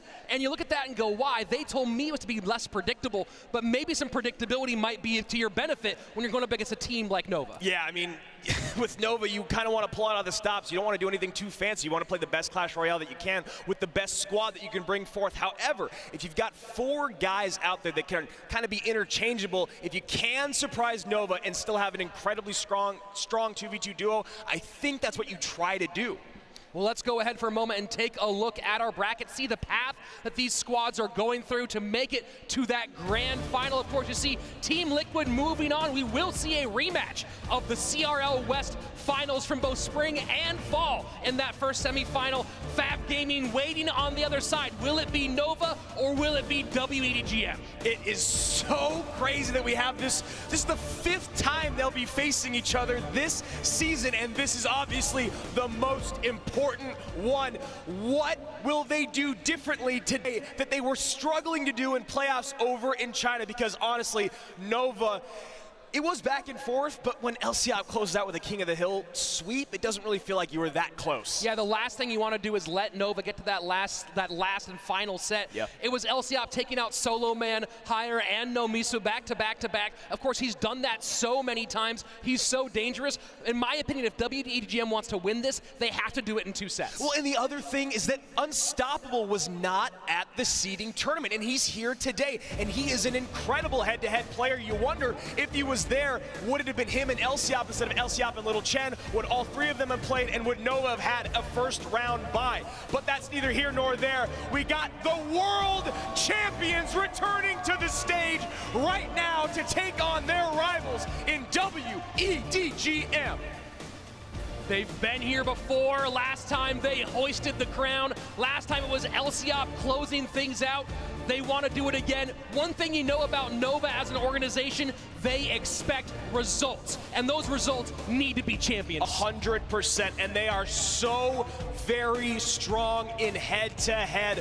What are they going to bring out in 2v2? Again, W.EDGM really turned things around in their 2v2 set as their organization has evolved and progressed. So we're going to say it again. We're going to say it all season long. We're going to say it as long as we're casting. That 2v2 set is so very important. But introducing Nova Esports, the home team, we got B King, LCOP, Little Chen, Whistle, and of course, Unstoppable. Nova went through a tough road, 8-6 in the regular season, 4th place, we're heading into playoffs, but just put on a crazy run, as you said, taking out W.EDGM twice in a row. A big part of that, the 2v2 play of B King and Little Chen. And on the other side of it, you've got all these guys that can play in 2v2 Higher, Nomisu, Qingfeng, and Solo Man, and of course, Sia, the only female pro in the whole world. Let's give her a hand right now. Of course, Higher and Solo Man have been the primary 2v2 duo. Higher going 9-2 in 2v2 sets this season. You have to expect they're going to put those 2 out on the 2v2 stand. That is so very crazy. 9-2 in 2v2, an incredible record, but right now we're only seeing LCOP and Unstoppable on the bench, so not sure who's going to be up on the tower.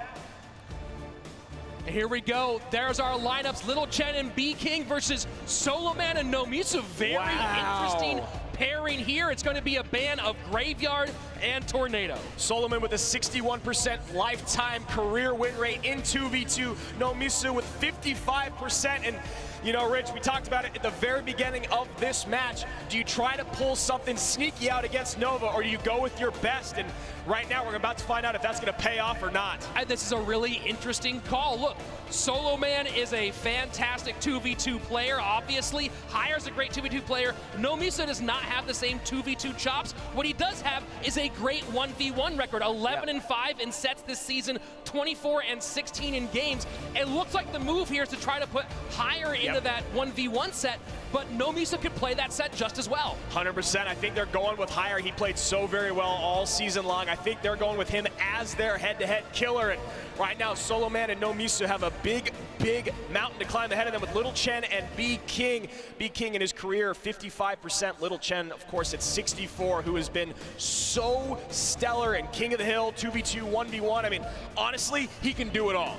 He has been a fantastic 2v2 specialist with big-time wins in head-to-head play in big moments. If we do go to King of the Hill, a lifetime King of the Hill win rate of 78%. Yeah, and with his favorite archetype in the game being Balloon, we'll see if he's going to bust out some Balloon in this 2v2. We haven't seen it yet today, but we've been seeing a lot of it back in the meta as of late.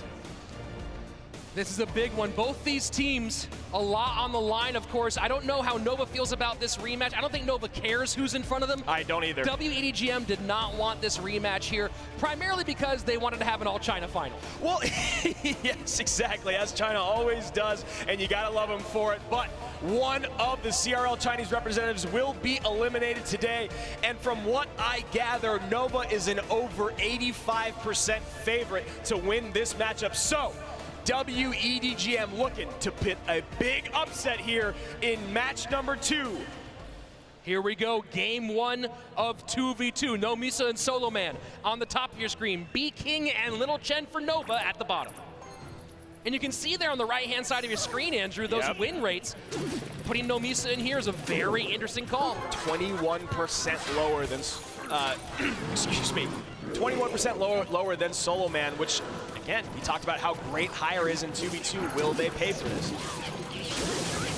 And Nova getting really aggressive early on. Lumberjack gets raised up. Hog Rider on the tower. That's going to be a big chunk. And look at how many units they drop down on defense. No way to support their Lava Hound in the opposite lane. And now finally we see the first Magic Archer of the day. Kind of a surprise with how strong Magic Archer is right now in the meta. And Magic Archer does a great job on the left-hand side and will continue to do a great job on the right-hand side. Oh. Arrows come out. OP arrows just evaporate those lava puffs. And right now, if I'm W.EDGM, I'm thinking about this matchup and how on earth I'm going to break through, build a big enough push, and stop these Hog Riders, or even just catching enough miners. You know, you gotta wonder if Nova took a look at what the matchup was gonna be and maybe expected expected Lava Hound. Players who don't do as much 2v2 tend to play Lava. Wow, and look at that. Just a beautiful recognition of cycle by Nova, and that mini Peck is gonna get on the tower. One shot, two shots, 431, Nova out to a big lead. That was unbelievable. Minor mini Pekka with the zap, and that's all, or an earthquake, excuse me, that's all they needed, and that is basically a dead tower. And look at this, 2 Lava Hounds can't get it done. Easily handled by Nova. A lot of a healthy elixir on the board. You know at least one miner's back in cycle. Both, or the Hog definitely is. Not worried about that Inferno Tower in a pretty significant lead at this moment, knowing that they can take down the right-hand side fairly easily when they want. And Magic Archer still gets just a little bit of chip damage. Right now, if you're Solo Man and Nomiso, you gotta just kind of let this game go and figure out how to bounce back in game number 2, because this looks like a different class of play from Nova. It really is quite strong. And there you go. High bomb tower to stick that Inferno Dragon way up top. Yep. Poison comes in, but not going to be enough to help with that Magic Archer in the most big moment. But a lightning does come in. Miner to the back. Miner to the front. Sorry. Can they get this done? Oh, and they get to the tower. Arrows come in last second. And that is going to do it. There is absolutely no way to take that tower down in this moment. That is insane. That is absolutely wild, Andrew. The defense from Nova in this 2v2 has been almost picture perfect. And there you have game number 1 going to the defending champions in 2v2. And it was all based on that beautiful minor mini P.E.K.K.A plus Earthquake push. They didn't even know all the cards their opponents were playing yet, but they just recognized, look, this could be really tough to deal with. Let's try it out, and it was beautiful. Any one time a mini P.E.K.K.A comes through, it's devastating, but 2 swings in 2v2 that early, no way you're coming back. Well, knowing the position they were in, Andrew, taking down 2 Lava Hounds and a Mega Minion with a Musketeer, a Magic Archer, and a Poison, they knew at that moment they had an opening, and they pressed the advantage. Let's take a look at a replay from some of that incredible defense from the defending world champions. And here we go, replay brought to you by Google Play. Of course, this was early on in the match. Lava Hound left-hand side down to 1575, but this is the push you talked about, Andrew. Just minor to the back. That's all it is with a mini P.E.K.K.A at the river. You see this Earthquake come down and the defensive minor. So Earthquake takes out the goblins. P.E.K.K.A hits the minor. Ice Spirit comes down. So much elixir spent on defense. Nothing to double down on offense. Nova.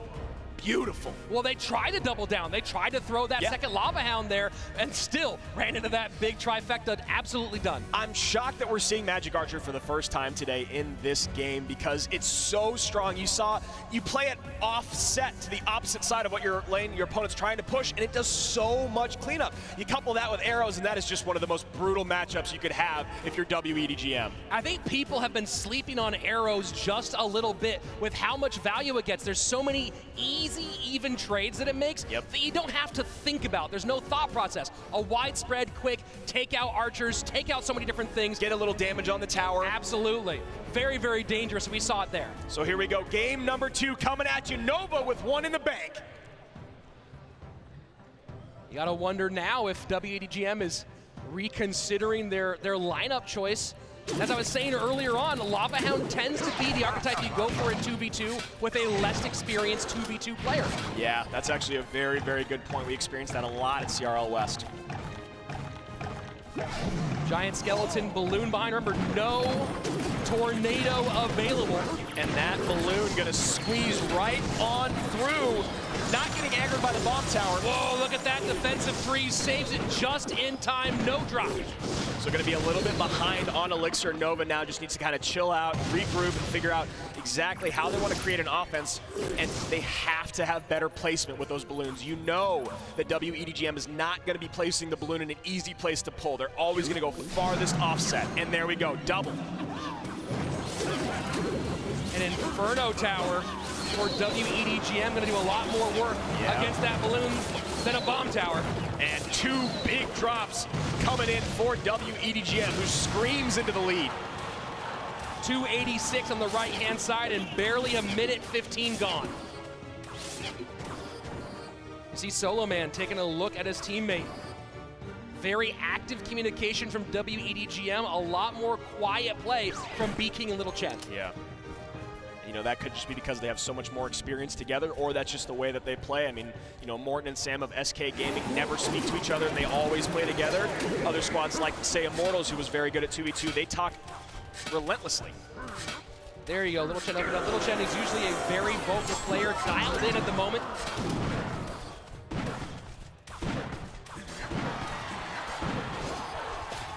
Entering into double elixir time, and W.EDGM ahead by a mile. Yep, now Nova tries to swarm. Double balloon lumberjack in the right-hand lane. And they zap off the bat's defensive freeze, but Will of the Rage, no! Inferno Tower comes down, Mega Minion behind. Offensive freeze, maybe? Inferno Tower doesn't take down the balloon. Princess Tower finishes the job. W.EDGM firmly in control. Yeah, the Inferno Tower has really been the deciding factor, the separating factor in this game, getting so much more value on those balloons than Bomb Tower. Now, obviously, Bomb Tower surged its way back into the meta. It's been very, very strong, but if you're playing against an air deck, not going to do what you need. Fireball trying to make room. Musketeer does get zapped off. We're going to get, no! A defensive freeze. That should seal it. 100%. 10 seconds. Minor plus balloon. Inferno Tower is back down. And man, W.EDGM evening things up here in the 2v2 set. Really perfect defense. Of course, that Inferno Tower making, as you said, such a massive difference. So difficult to get past, and of course, that early balloon that snuck by put them in a really great spot. Yeah, I mean, you know, they both decided to go Lumberjack Balloon at the river, but the thing was, Nova just cycled their bomb tower.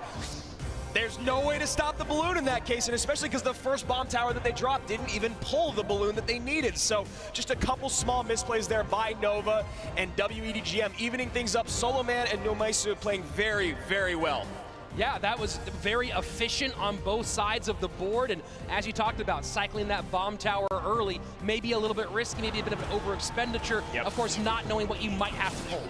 So here we go early on. You got the Mega Minion at the top of the screen. Goblins in, kind of trying to figure things out, but you can already see 286 HP remaining on Nova's bottom right-hand tower. And a cycled Musketeer in the back.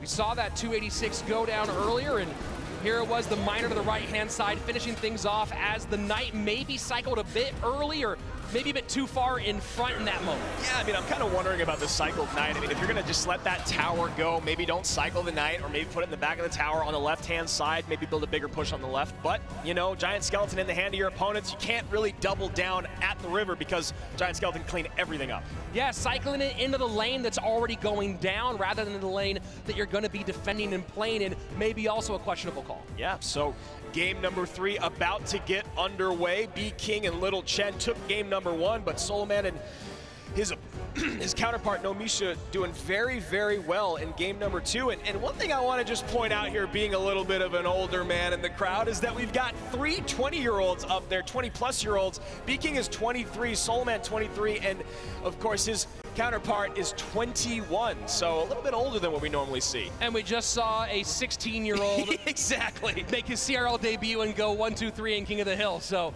a bit of a gap there. More experience on the side of W.EDGM. Of course, Soloman and Nomisa both in their 3rd season. Sorry, Soloman in his 4th season. CRL China starting 1 season earlier than we did out here in the West. And you see right here the stats from that very last game. Only 2 balloons played by the winning squad, whereas you saw Nova playing 5 balloons, but just not able to get through. The big difference, 3 Inferno Towers as opposed to 1 Bomb Tower, and that was it. There was just no way to come back after that huge blow early on. We'll see what B-King and Little Chen can do in game 3. They were Nova's main 2v2 duo for this fall season, going 8-2 in sets, 18-9 in games, and B-King himself had a massive showing in week 6 against Newbie, winning 2v2, 1v1, and 2 King of the Hill games to clean things up after Elsiop and Little Chen fell in their 1v1 sets. Yeah, I mean, that's just horrifying when you have someone like that, a jack of all trades, if you will, on your opponent's squad, because you don't know when they're going to come out. Will it be 2v2? Will they surprise you in 1v1? Is he going to lead off King of the Hill or close things out? Who knows? But one thing we do know is that B-King can play anywhere, and that is a very, very nice luxury to have. Talk about experience. Little Chen playing since the young age of 16, winning CCGS China in 2017, the #1 player out of there. And of course, he has now had 4 seasons under his belt playing here in CRL. So here we go, game number 3 underway, and they're going to start things off with some split wall breakers. Nova picking up Little Chen in the 2nd season after he started with Gen G and was a standout, the #1 player in King of the Hill in his rookie season, and has continued to be unbelievably good in that set. I don't know if they needed that Mega Knight, but since they did drop it, they're going to maybe double down. Just happy to let it go this time. Yeah, that's what they needed to do, because that Musketeer actually would have done enough cleanup on the Baby Dragon with the poison drop by W.EDGM that the Mega Knight was kind of just a waste of 7 hits. And now in a bit of trouble here, Bomb Tower does get down just in time, keeps that Mega Knight leap off the tower. But again, it's W.EDGM putting the pressure on. Yeah, and now with W.EDGM knowing that the building is out of cycle, how are they going to take advantage of that with the wall breakers? But they do the smart thing and just take that Magic Archer off the board first. 1 minute of play gone. W.EDGM ahead by about 500 HP. Both squads taking them up to reset and split wall breakers at the river. They allow the one on the right to connect, evening those towers up just a bit. It's very interesting. The first time that we saw wall breakers in CRL West was when Tommy played them back in the spring season. At that point, they felt more like a card that was designed purely to create pressure, and that tower damage was a bonus. Although now, since the change in wall breakers, they seem like it could get there a lot more often. Yeah, just a massive win conditions. Back when he played it, he barely lost his game with a bad matchup when they were 3 elixir. Miner to the back, Solo Man giving some very, very aggressive instructions to his teammate. Yeah, I mean, I'm sure he's not happy about the double drop there in the poison, just giving a ton of value, getting tower damage on, Miner chipping away, and just a slight mental mistake there. So Solo Man probably trying to clear that up. Ram Rider to the opposite lane, split lane pressure now for W.EDGM. Mini Pekka comes down a second late, so that Mega Knight gets a big, big leap, and now not necessarily on the tower, even though he's standing on it. Wall breakers nearly get through. You see the idea now with that split lane pressure. Mega Knight goes one way, and then you have the Ram Rider followed by wall breakers in the other lane. You saw there a zap had to come out from Nova because those mats were getting tanked for by that Baby Dragon, and right now, Solo Man and New Meister are playing absolutely perfect. Brilliant Mega Minion to protect that Magic Archer, staying on tower. That was a huge moment for Nova. And we are almost back to even, but now we see W.EDGM pouring it on in the right. Nova very, very low on Elixir. Snowball wiping out the bats. The lead does not get on tower, but the pressure is on Mini Pekka's W.EDGM. very healthy. W.EDGM is going to do it. There you have it. Nova drops the 2v2 set after an incredible start. Solo Man and No Misa getting it done. You can see No Misa not even able to celebrate. The stress of that moment so high, but once they got in a good position, you saw they poured on the pressure and took advantage. Yeah, I love that you said it. Solo Man giving No Misa some very firm instructions throughout that game, and as she said afterwards, he didn't even smile. I think he's more relieved to get off the tower, walk away with a win, and now W.EDGM looking like they did in the regular season, but it's all about closing things out against Nova, and you have to imagine the ground god himself, Elsiop, is going to come out in this 1v1 set. That's going to be a really fascinating one. We'll get into higher in a moment who we expect. And look, the gamble now here appears to have paid off. They went with not their ace 2v2 duo because they wanted to get higher into that 1v1. Higher, of course, finished the season with the highest head-to-head win rate of any player in China with 10 or more appearances, and they wanted him in this set. Pays off. Now they go in with a big-time advantage. I mean, he's at an 80% win rate. Let's take a look at a replay from that last game before we hop into this next 1v1 set. And this was crazy. W.EDGM really turned things around, Rich. Well, you saw it was the Miner to the back and all this pressure being put down for Nova, but look at how little Elixir, and this was the beautiful play. Yeah. Getting the Mega Minion down to pick up the E-Wiz, and there's a whole lot of damage from that Magic Archer, but now they've spent a ton, and they could not handle this Mega Minion push. It's just one of the most dangerous things about playing your Magic Archer hyper-aggressively is you can get tower damage in, as Nova did. And honestly, if they would have just let the Magic Archer go and not Mega Minion to defend, yes, it would have been 2 or 3 less 100 damage on W.EDGM's tower, but they would have had 3 more Elixir to play on defense, which is what you needed, because all they had to do was just slow that Mini Pekka down with anything. Just no Elixir there. And so little, but when you don't give them the pancakes, hit super hard, and now you have tower down, and here you go. W.EDGM with the advantage going into set number 2. Absolutely crazy. I mean, I don't think it's what anyone expected except for maybe W.EDGM, but they love playing the upset. Let's take a look at some of the stats from that 2v2 game that W.EDGM just closed the set out with.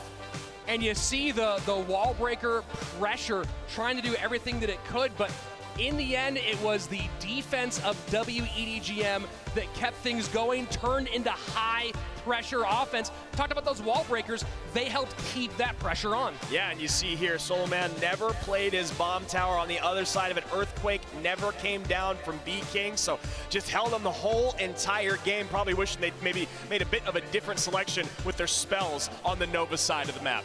So here we go into this 1v1 set. Of course, we're expecting it to be Elsiop and higher. Of course, we could also be surprised. But this is what I said at the beginning of this match, that it really felt like W.EDGM needed to go for that 2-set sweep. You don't want to face Nova in that King of the Hill set, and here they have a chance to get it done. Well, again, the amount of experience that Nova has on the big stage, giving Elsiop and Little Chen the opportunity to close out your squad in a high-pressure situation is just something you really want to avoid. So here we go, 1v1 coming your way in just a moment. We'll find out if it is going to be Elsiop and higher, if this gamble will pay off. First, let's take a word from our sponsors. Introducing Google Pixel 4. I got that sunshine in my pocket, got that fire like a rocket. Say the word, you know I'm ready to go. I want it, I want it, so bad. I gotta have it.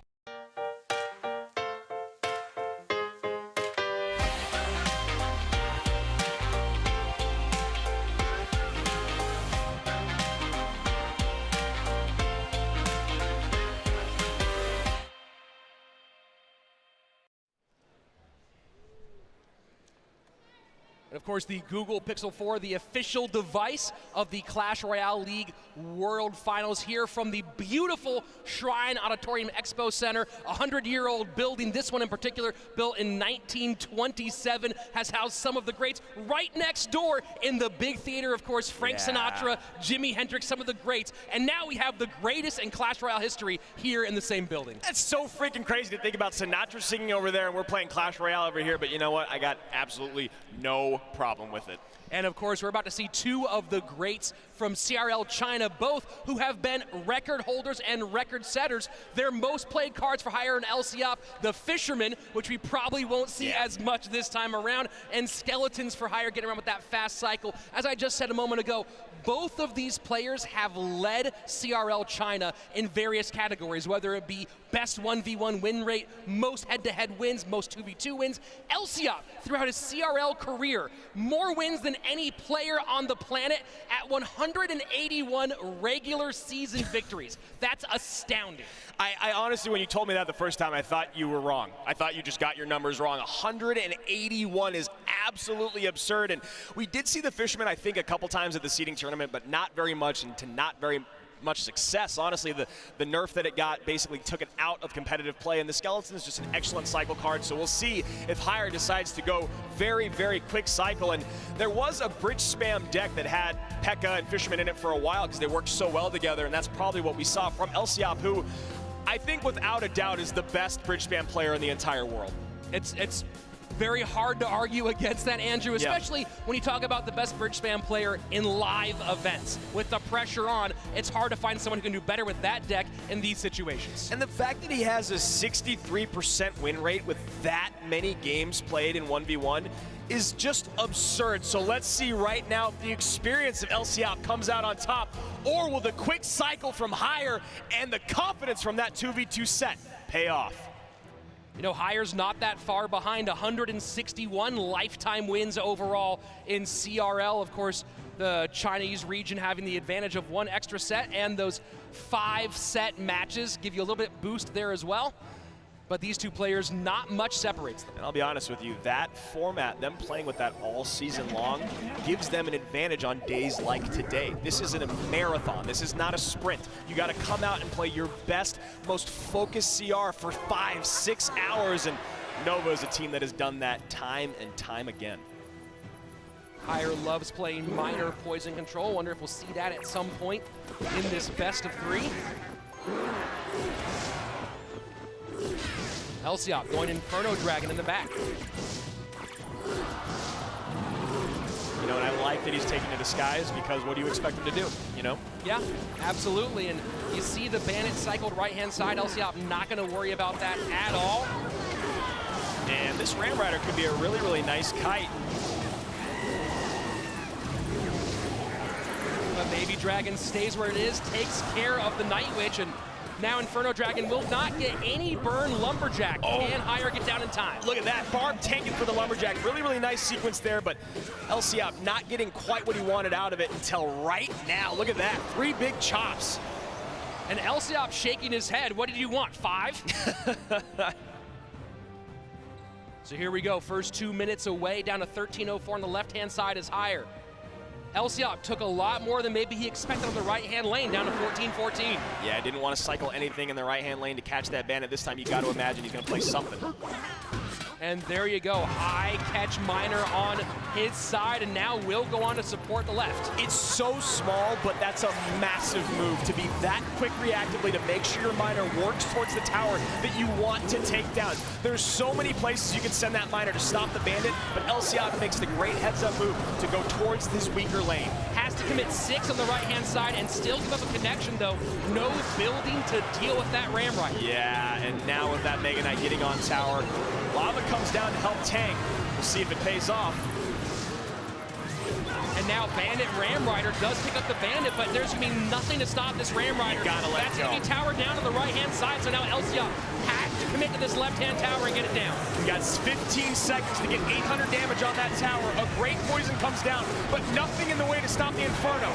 And there you have it, does get it down just by a hair. We're going to sudden death. Higher in a strong advantage right now, but LCOP goes Lava in the pocket. And both King Tower and Princess Tower aggroed onto that Lava Hound. Higher doing a good job defending, and a nice snowball gets the connection. And he had to drop that Ram Rider to create just enough pressure in the opposite lane. You see there LCOP tilting his head because he knew he had to commit more on defense there, and he doesn't have any way to stop that charge. No building, no zap, no log, nothing. You gotta wonder what kind of pressure Higher tries to put on here. The finish line's so close. I mean, if I'm Higher, I just keep doing exactly what he's doing now. You don't have anything to worry about. You have such a huge advantage. You got the big spell, and there you go. That's it, Higher now 1 win away from sending Nova home in quarterfinals. 3 in a row for W.EDGM. If you're talking 2v2 and 1v1, and as you said it, 1 game away from eliminating their rivals. Absolutely wild, and now you got to imagine that coach still celebrating with the move, pulling it off, putting his 1v1 superstar, again, the best win rate of any player in China with more than 10 appearances, a guy who has led the region in win rates before, put him up against LCOP and see what he can do. And now Nova feeling a bit of pressure, gonna take a timeout while we take a look at this replay. And it was just, you know, LCOP was playing so very well. Higher never relented, and he played such clean defense for so long. And we were talking at this moment, Andrew, about what you do to put pressure on. And this defense, you see the Lumberjack and the Inferno Dragon almost able to escape, but the Night Witch takes care of business. And then Higher now, knowing he can, puts the pressure on, knowing that he can get that tower down, even if LCOP tries to go for it himself, he has the opening. And Higher did such a good job of cycling these Ram Riders very high and to the left, and it just was just enough to either create pressure or get tanked by this Mega Knight to just break right on through. Ram Rider untouched by the Princess Tower, gets straight on through, 50 HP remains, and that's game over. It's so hard to contend with a Ram Rider in any situation. No building makes it so much more difficult. No building, no way to stun, and you're just basically gonna have to eat that hit every single time. And I think maybe a little bit earlier on, LCOP needed to let a Ram Rider go, double down on offense, try to get a huge beatdown push, but Higher played that so well. Well, it was hard to do with that Bandit going right-hand lane early on, putting him in such a hole. Felt like maybe he had to commit a little bit more, and by the time he defended the Ram Rider, that right-hand side was already in too much trouble. Yeah, and when you take a look at these stats, a lot of time we've seen the Lava Double Dragon deck paired with the guards, and that's something LCOP could have really used today, would be the guards to stop those Bandit charges and in turn be able to create just a little bit of offensive utility when they start to go down the map after the Bandit falls. So maybe deck selection, maybe gameplay, but Higher is out on top, and LCOP's going to have to go back to the drawing board, which I'm assuming is why the coach of Nova just called a timeout, recognizing that his squad may be eliminated in the next 3 to 5 minutes. But this is familiar territory for Nova. Of course, they dropped the two matches during the regular season. In the playoffs, the same thing happened 2 times in a row, where Nova won the first 2 sets and then went down 2 sets, and then they closed it out in that third and final. So Nova knows how to play from behind. They've been here before, and LCOP can certainly get it done. Yeah, not only did they close it out, it was LCOP who closed it out specifically, so not a stranger to playing from behind, and now Higher with a lot of confidence here riding in this. A shocking first 2 sets, honestly, coming out from W.EDGM. They were ready to go. Maybe Nova playing a bit comfortable, and hey, look at that, a little bit of Immortals love in the crowd. We'll see what Hire has ready for LCOP in game number 2 in his rookie season 2018 spring. Hire led all of CRL China in 1v1 sets won, in 1v1 games won, in win rate, and an overall head-to-head games won with 30 in one season. Well, what's so crazy is that Hire, to start his career, started with 68% in his first season, and since then has not gone above 60%, but here he is in the biggest stage in the world, playing against one of the best, doing very well for W.EDGM. And of course, want to talk about the times that LCOP has led the league. He has twice had the best win rate in 2v2 in CRL China. He has twice had the best overall win rate, and of course has led the league in both King of the Hill and 1v1 in various seasons. So Hire here looking like he could be going Royal Giant or Graveyard. LCOP may be playing that very, very popular deck. Yeah, 2 cards that were really dominant, or at least prevalent at the seeding tournament, were Bomb Tower and Graveyard. Have not seen a ton of those in head-to-head play. Here we go. It's the Graveyard deck. Now here's the question. This Graveyard deck struggled against Magic Archer specifically during that seeding tournament, especially when playing the Tombstone variation. So is Hire going with Tombstone, going with Bomb Tower, or going with the Goblin King? And he at least has the poison there to get some damage on the Magic Archer and take it off the board after it cleans up the skeletons. Because here's the thing, you play the Magic Archer in the back every single time. Yes, it can snipe those shots away. Yes, you can get a poison on it, but if you poison it, it activates the King Tower, and your Graveyard is that much less effective. So Hire in a very, very rough position right now with his win condition. Miner picked up by the Knight, right-hand side. LCOP going back and forth with his lane choice. A minute 30 down in regulation. And LCOP doing the smart thing. He knows what he's playing against. He keeps sending that Miner to the safe spot so it does not get NATO'd to King. Here we go, splitting wall breakers, one way taken care of fairly easily. Second wall breaker trying to sneak through, does not get it done. Healthy Baby Dragon. Does Hire pull the trigger here? I'm a little surprised at that high Inferno Tower, because there was no way Hire was going to go in with the Graveyard there, and then a misplaced Magic Archer, and now LCOP just kind of wasted about 8 elixir. Maybe feeling the pressure a little bit here, down 1 game. I almost just want to say no, because it's LCOP. But you got to imagine there is going to be some pressure right now. Nova could be eliminated after this game. Knight goes to the right-hand side, and now another Graveyard pull. This time, Poison in a good spot to take care of both the Magic Archer and get a little bit of tower damage. Valkyrie and Bats cleaning things up, but still quite a lot done on the right-hand side. You know, you think maybe LCOP should have still played the Magic Archer in the safe spot and let the left lane go with that Ice Wizard, but he decided to defend both lanes, playing that Magic Archer up higher, and here we go again with the Magic Archer high and getting taken off the board. Now that's his best card, essentially, to defend the Graveyard.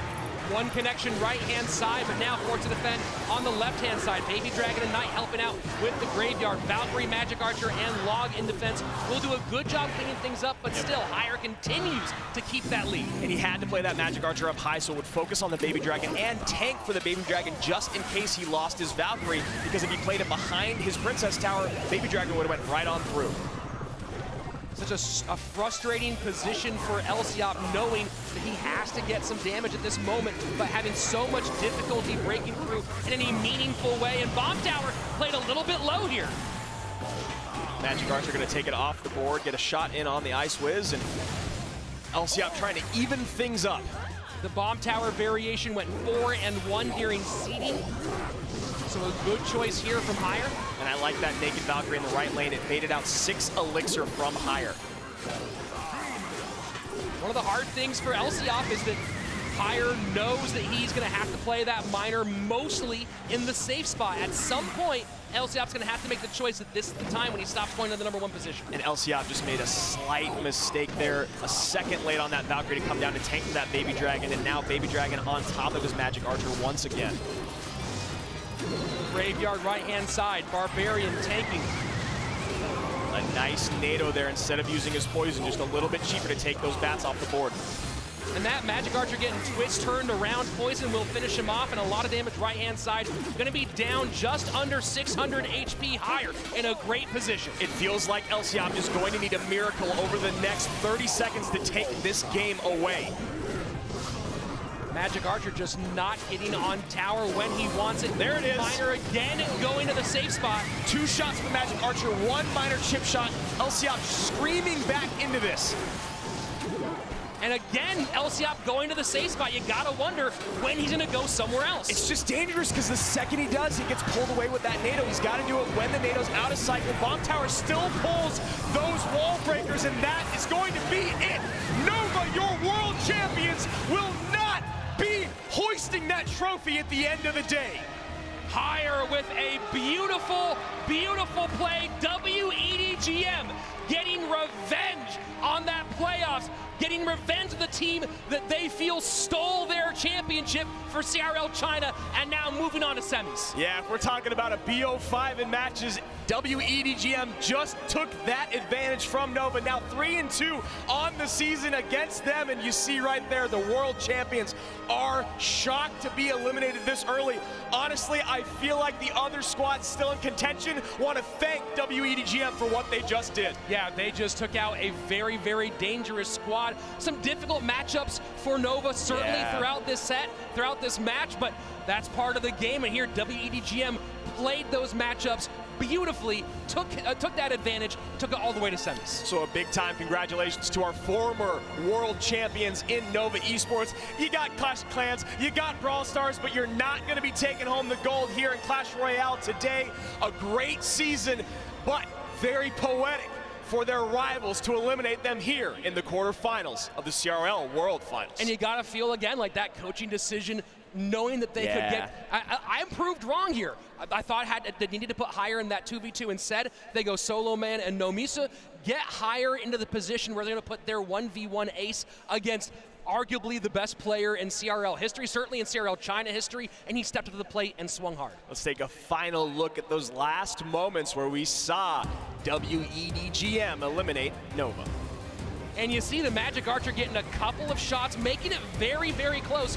1 or 2 more shots here could have been all the difference, but again, you're dealing with a situation where your opponent can get directly on tower with so much more power. And I talked a lot about that miner, and at some point, there wasn't much time left. He's got to say, I don't care about a tornado. I got to get 1 or 2 shots onto that tower. Does not pull the trigger here, and instead, Higher takes the victory. And you saw LCM start to play desperate there at the end. He had to do it. He sold all out. But the problem is he sent those wall breakers right into a bomb tower that was already populated on the map. So not going to go on through. The bar barrel comes down and cleans up the Magic Archer. You've now given your opponent about a 4 elixir advantage when you're already playing from behind, and there was no way to break through. I mean, he got the wall breakers through at the end on the right-hand tower. He evened things up. It looked like he might be able to steal it, but there was no way for him to truly focus on one side to close things out. It would have to be chip, chip, chip, chip, and eventually try to take him down. Higher wasn't allowing it. A somewhat risky deck choice. You're talking about having tiebreaker rules where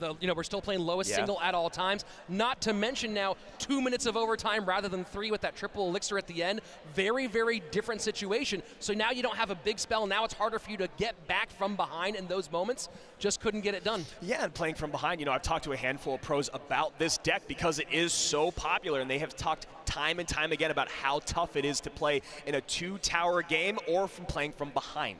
Let's go ahead and take a look at our bracket as it currently stands, with W.EDGM moving into the semifinals. They will face off against the Japanese squad Fav Gaming and Jack. On the other side, we are minutes away from a rematch for the CRL West final. SK Gaming and Team Liquid, the winner, has a shot at being our world champion. The rematch of the rematch of the rematch, or something like that? Yeah, I mean, the history between those two squads goes so deep. Excited to see it happen one more time, but for now, let's go down to the floor where Rachel Seltzer is standing by with W.EDGM. Thank you guys so much. I am here with the team that just took out our reigning world champions, and we have a couple questions for them because they did it in style. I have to talk to you, Solo Man, down there, because during the 2v2, you had some words for Numichi, so I want to know if you could share those with us also. 你2打2的时候是怎么准备的？我们2打2的时候就提前准备卡组，然后上场的时候就临时发挥嘛，就改卡组去针对对面。然后你们是怎么沟通的？我就指挥我的队友嘛，对。So they said prior to the match, they prepared by making their decks and studying the opponent, and then during the stage, they communicated their thoughts on how they practiced. Well said. I'm sure there was a bit more communication in there, but we're going to have to dig into that one later because, Higher, I've got to talk to you next. What an incredible performance there, and an especially brave choice, choosing Graveyard into Magic Archer despite knowing how that went over in the seeding tournaments. So what made you so confident about your play? 你为什么选了骷髅进去神剑？因为你上次选的这个是输的。墓园啊，对。因为我觉得墓园的话，前期耗掉血，然后后面可以适当性的稍微收一收，然后就占据血量优势，把时间拖平，然后就能取胜。He said as long as we choose the graveyard, we could drag the time out, and then that way we could secure the victory. Excellent strategy decisions there, and those will come into play as your next match is against Fab, an incredible team from Japan. So I want to know, after taking out the world champions, how do you feel about your next matchup? 你下一局是打 FAV， 你有什么担心？因为他们的1v1选手 Jake 很强，然后因为种子赛的时候输给他嘛，后面的话我们可能会尽力去打一下 Jake， 对。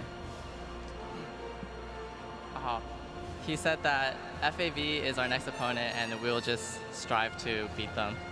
All right, I look forward to seeing how you guys manage to accomplish that or not as we get into our matches later on today.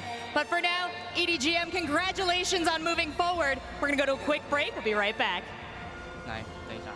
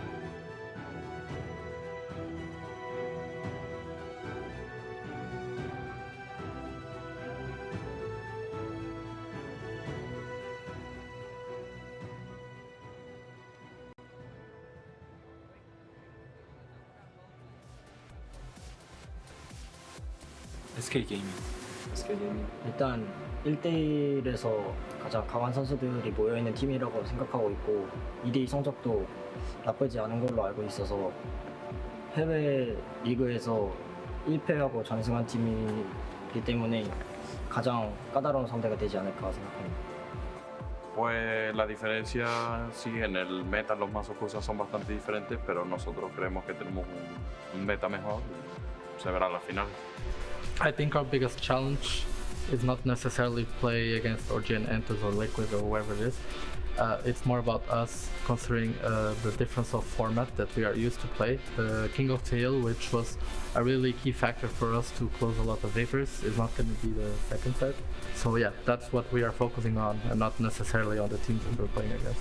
I just want to play against all the teams. I want to play specifically against Nova or SK in the finals would be good. SK because it's like a rival from West.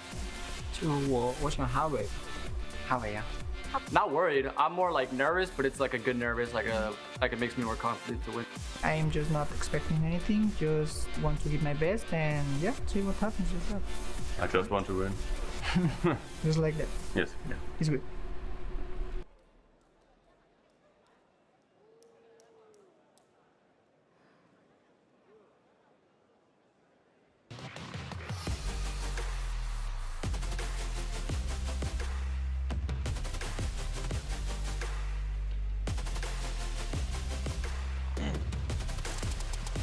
And we are back here at the Clash Royale League World Finals for 2019, presented by Google Play. And coming up next, a wild, a massive, a gargantuan matchup. I cannot use enough superlatives, Andrew. It's gonna be Team Liquid and SK Gaming one more time. I can't get this stupid grin off my face because I'm so excited to see this again. Who doesn't want to see Liquid and SK one more time? Liquid takes it in the spring. They take it together at WCG. SK comes out on top in the fall and at the seeding tournament.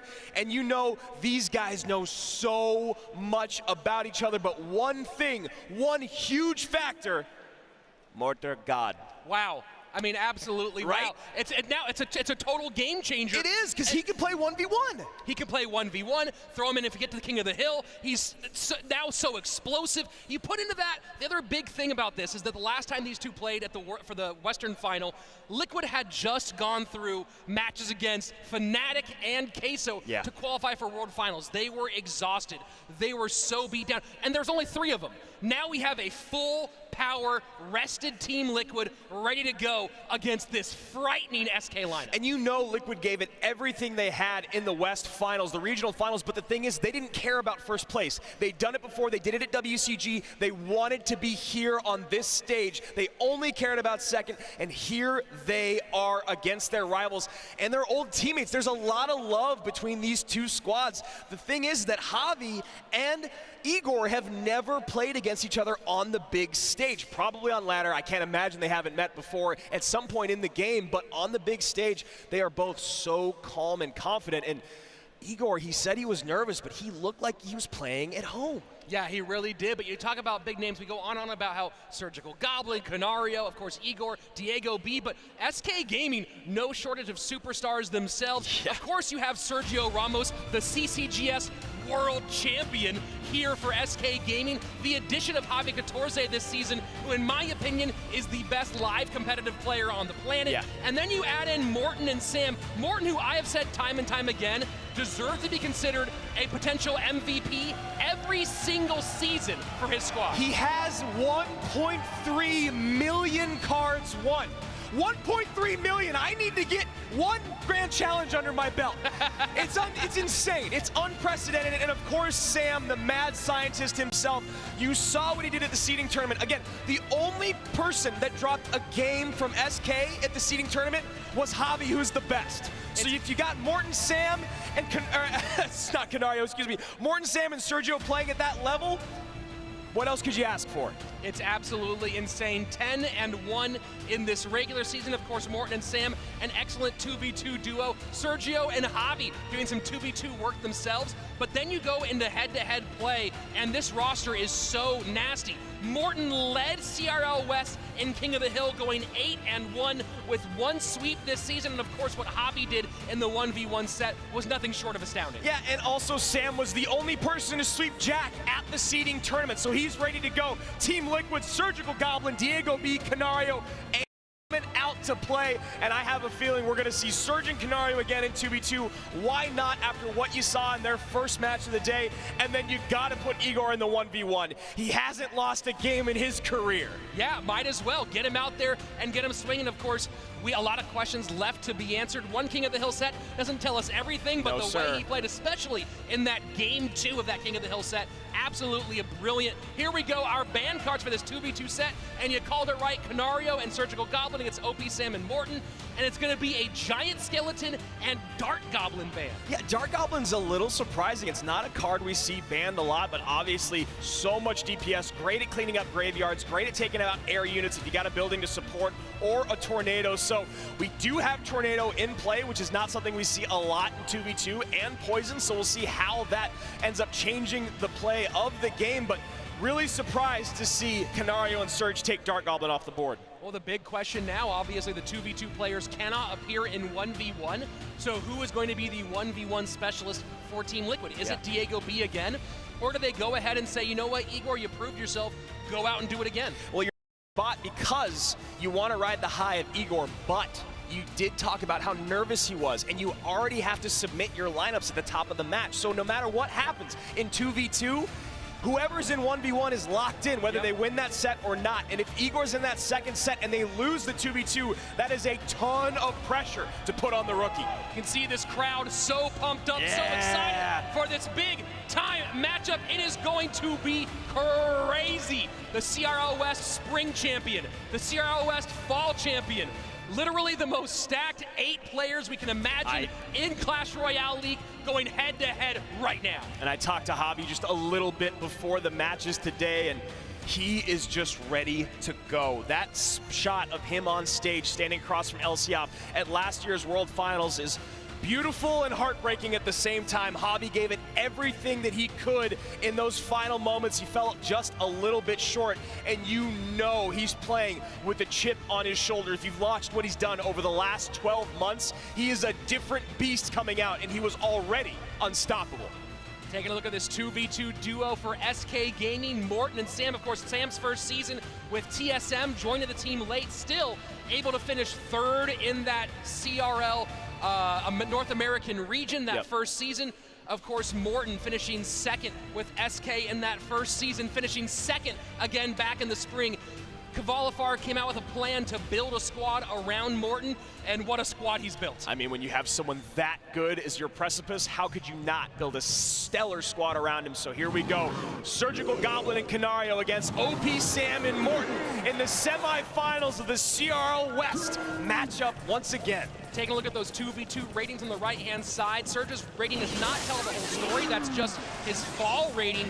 Lifetime, he is 59%. Due to the impressive performance that he and Canario put on back in the spring season.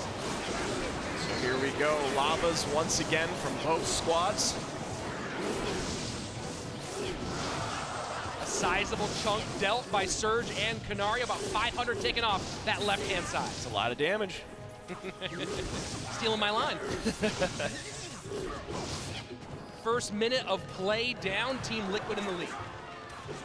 Skelly's just going to be a great counter there for that Lumberjack.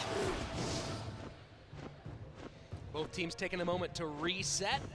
Plenty of elixir on both sides. Lava Hound easily stops that Baby Dragon, and a high Inferno from Liquid. I like that Inferno. Going to clean things up, stop the push right into tracks. Sam and Morten have to reset right now, and this is something we spoke about a little bit earlier. If you look at the mouths of these players, Surge and Canario talking quite a bit. Morten and Sam almost never speak to each other. When we ask them about how they operate so efficiently without communication, they said, we look at what the other person has in their hand and we think of the smartest play you could make, and we assume they're going to do that. They're two very cerebral players, and that's the best way to describe Sam and Morton. We talked about Sam being the mad scientist. The decks he created for TSM and CRL North America were wild. The only player of that season to play heal at any point. Heal in professional Clash Royale. Yeah, that's the man who did it. So a very cerebral squad. And of course, on the other side of it, an experienced and passionate squad in Serge and Canard. Yeah, you know, Sam struggled a lot in the spring because he didn't really know where to place himself. He used to be such a good head-to-head player, but without bans, he wasn't able to build decks the way that he used to. So then, flash forward to now, and he is one of the best 2v2 partners in the game, and he can still show up in head-to-head plays. So just, again, incredible team building by Coach KV. Here we go, double elixir time, and Serge and Canario getting aggressive. 2 Lava Hounds down. Fireball misses the lava, but cleans up all those pups. Excuse me, the Inferno. And now SK trying to push deep into enemy territory. And that NATO doing a lot of work for Team Liquid. That's a beautiful miner, though. Wow! That is miner. huge! That's gonna be towered down! Look at that! Out of nowhere! Unbelievable! They saw the tornado was out of cycle and said, now it's time. Sam and Morton take game 1. If you blinked, you might have missed it, but Sam and Morton did not. Tornado out of cycle, miner to the back, and what a beautiful raged up push on that Princess Tower. Now they're gonna talk to each other since they've won the game. Unbelievable. Yeah, they say, good game, well played, let's get back to it. Let's go back to it, don't stop talking. Wow, really, really beautiful play. It looked early on like Liquid was setting the pace, but Sam and Morton played calm, played focused, and in the most important moment, saw the door, stepped right through. And they made it look so easy against one of the best squads in the world. Canario and Serge didn't know what to do. Let's take a look at that replay where Sam and Morton just poured it on. So you're gonna see here at the bridge in a minute. First, we're a little bit ahead of that where the fireball comes and takes care of the pups, as you said, does not get on the Inferno Dragon. Looks like it could have been a problem, but they are still able to contend with this Lava Hound, contend with the Inferno Dragon that's turned the opposite direction, and here's where it all falls apart, Andrew. Yeah, that Dark Prince squeezes right on through, so they are forced to use this NATO. They pull everything back. All these units are pretty low in health, so the miner comes in to tank, and that's all she wrote. Raged up Bats, raged up Mega Minion, Baby Dragon on the tower, Log comes in for the coup de grace, and SK on top, as they have been for so very long. Perfectly timed miner, and that's what you get with a team that has played so much together. Sam and Morton have been the 2v2 duo for SK for these past 2 seasons, putting up a pretty impressive win rate. Went 7-3 back in the spring, went 6-3 in the fall. These guys know each other. As you mentioned, they don't have to talk. It's just some strained psychic connection of genius. And I'm still a little bit curious as to the Dark Goblin ban. Now, maybe because it's the better single target damage than the Magic Archer and you're gonna go in the skies, you understand the Giant Skeleton ban because you go, all right, they're coming across the river, the Lava Hound, let's drop the Giant Skeleton on the Inferno, clean all of that up. But taking off Dark Goblin, there's still so many units that can clean up Lava Pups. Just a bit curious about it. And Graveyard right out the gate, seeing the Lava Hound played right-hand side. Liquid trying to pour it on early. And that is a lot of elixir to spend for only 600 damage. So we got a pretty healthy push on the left coming across. Inferno Dragon pops, and the Goblin Brawler does not aggro enough of those pups, so a decent amount of damage on the right-hand side now, and you have SK Gaming with a slight elixir lead. Yeah, you know, Team Liquid gets that Goblin Brawler right on through. I don't think that offense was coordinated quite the way that SK was looking for. They let it die on the vine and are now behind. First minute away, SK choosing the Lava into the left-hand lane. An immediate Mega Knight Graveyard right-hand side. Inferno at the top, Poison at the bottom, and right now Liquid just needs to stop and play some defense. Mega Knight gets burned off easily by that Inferno Dragon. Morton and Sam in an interesting position of figuring out where they want to double down. And that is a lot on the left, Rich. And they're going to get some significant damage on that right-hand side out of that Dark Prince as well, so a lot of trouble right now for Liquid. And another great miner does go to the Musketeer. Brilliant play. I don't think they should have NATO'd that back, Rich. That NATO brought them down to 1 elixir. Then the miner comes in on the Musketeer. They are literally thirsting, dying for elixir right now, and SK is just they're playing it perfect. Beautiful, beautiful play. Got the miner onto that Musketeer, of course. At the moment when she would lose aggro on one card, go right to the miner, make room for those support troops, tower down, and it's a second, maybe too aggressive tornado on defense played that opens things up for SK Gaming. Yeah, I mean, you understand what they were trying to do. They were trying to mitigate as much damage as possible. The problem is they only had 4 elixir between them, and the guy with 3 used it on tornado, and it wasn't enough to clean the stuff off the board. SK forcing Liquid to play right-hand side with those Lava Hounds. Last second Goblin Cage aggro's the Mega Knight, and right now we are looking at most likely a 2-game set sweep of SK over Liquid. If they can defend this Inferno Dragon a bit more and maybe get across, there might be a good spot. Nading things together, but the freeze does not work. It misses the Baby Dragon. Wow. You can't miss that splash. SK starts their day absolutely perfect, and now the rookie has to bring this home for Team Liquid and push this to the 3rd and final set. Another rough NATO. You know, you have that freeze. Why not pull it all together and get the freeze on target there instead? They pulled the Night Witches high. The freeze kind of didn't know what it wanted to do, and next thing you know, not able to steal back. Look, they were already behind, but that certainly didn't help. You have to catch that Baby Dragon with the freeze. You really do. If you're going to NATO those Night Witches up high and they're going to get cleaned off the board, you have to take care of that Baby Dragon, and they just were not able to do it. Maybe the pressure got to them. Maybe they just misclicked, but right now, Team Liquid in a very dangerous spot. Now, it's one thing to go down against a team that you've beaten many, many times before, and I wouldn't say that Team Liquid's beaten SK many, many times before. They've just beaten them a couple times before. Just that they've only lost a couple times. They beat them one time that matters in 2019, and that was in the finals of the spring season. The other 3 times they've met in the regular season and, of course, this recent finals, SK's come out on top. So right now, the history between these 2 squads as they are currently built is 3-1 in favor of SK, and it's looking very close to a 4-1. And the strength of SK has been the reason why they get a bye in the first round here. They get a bye in the first 2 rounds over in the CROS regional finals. So let's take a look at a replay from that 2v2 set.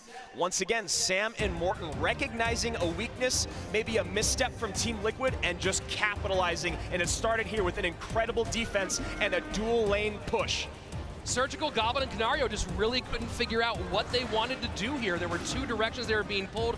Goblin Cage not going to do quite enough, so the right-hand side, Dark Prince gets all over that, but then, of course, here we go. NATO back, trying to save a little bit of room. No elixir for Liquid. Miner right to the Musketeer, easily distracts her, and that's tower down. I mean, that's 11 elixir to not kill units. You got Musketeer, NATO, and Freeze. That's 11 elixir that leave everything on the board except for the bats that you froze. That's it. So you're thinking 11 elixir to not take anything off the board other than a few bats? That's the problem. From that moment on, Liquid could not come back. Well, it's an interesting question going back and forth of which 2v2 duo do you want? Do you want Surgical Goblin and Canario, or do you want Canario and Diego B? In my opinion, Canario and Diego B make more sense for a variety of reasons, including being together live for a lot of time, what they did this season in 2v2, and of course then you preserve Surgical Goblin for the 1v1 sets. And why would you not want him here when he has been, or there when he's been so dominant? So you see here Sam and Morten, Surgical Goblin and Canario.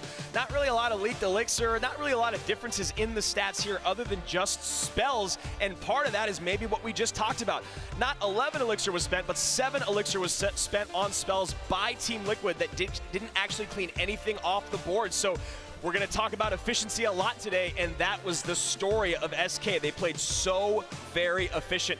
Liquid not playing well with their NATOs, not spending their elixir the way they need to defensively.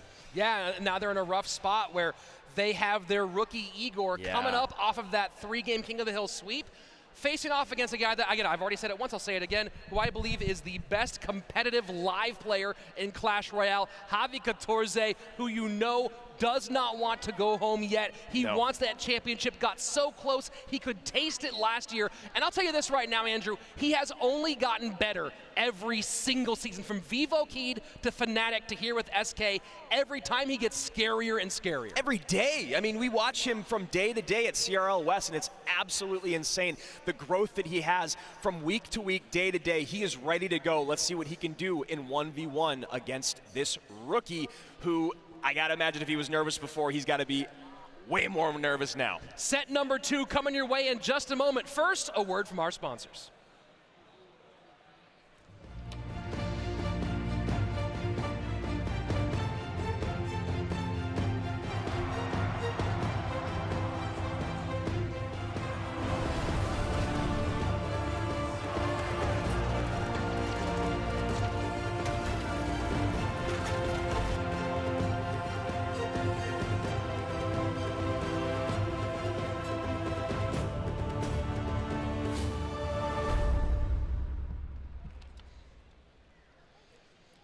CRL World Finals brought to you by Google Play. Of course, the Google Pixel 4, the official device of this tournament. Many players playing on Google Pixel 4. Of course, they are all on Google devices. Some, though, are phone players. Some are tablet players. And, you know, you just got yourself a new tablet. I did. You've been enjoying playing on that wider screen. I really have. The bigger boxes have made me get more upset about when I lose because I should have a better advantage now with the bigger screen. But this isn't about me. It's about these guys. Igor is coming out against Javi 14, and wow, I mean, you talk about experience, and this is really probably the most polarizing amount of experience in live gameplay. We got Igor with 3 games and Javi with 3 seasons. Yeah, Javi, a current lifetime win rate of 63%, 77 wins overall in CRL history. Of course, a lot of that came in his first season back in CRL Latin America, where he pretty much carried Vivo Keyed all the way through those playoffs, all the way through World Finals. In that season alone, he won 41 games. Yeah, and he played 66, which is just so crazy. So here we go. Game 1 of the 1v1 set. A rematch of your CRL West Regional Finals here at the Worlds.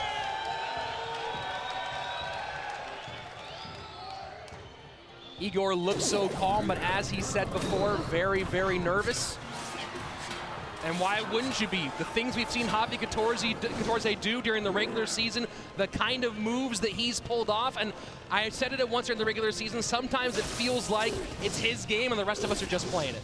I mean, we watch a lot of Clash Royale, and Javi continuously makes jaw-dropping plays, which it seems impossible to drop our jaw at this point, but Javi does it regularly.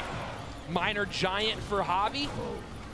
Hunter will do a good job against that giant. Right-hand lane, Sparky for Igor.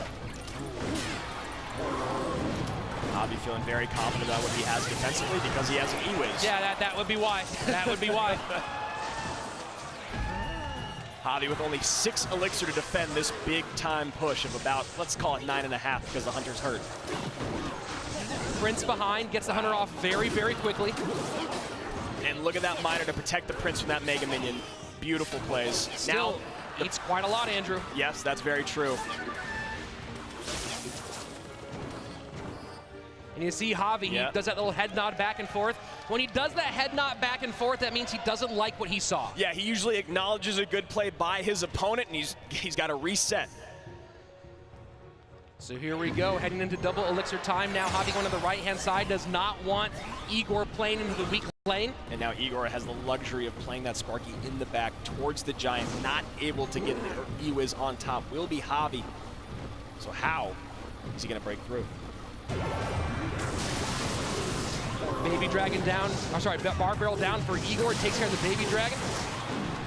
And a nice high Hunter from Igor. This is beautifully put together.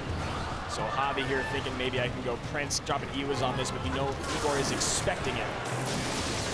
And another great zap from Igor. Oh, Javi swerves, left lane. Prince takes care of the first Sparky. Now he knows he has that E-Wiz still in store for the second. Giant only gets 1 hit on the tower. You see Goblin Giant to the left one more time, and yes, we do. And Javi, a rare one-step outside. Igor gonna take game number 1 off of Javi. You see the head tilt one more time. He knows he just gave that up. Igor has been perfect so far today, and Javi knows he let that one get away from him. He's got to regroup himself and get ready to go against Team Liquid's superstar rookie who has shown up in spades today.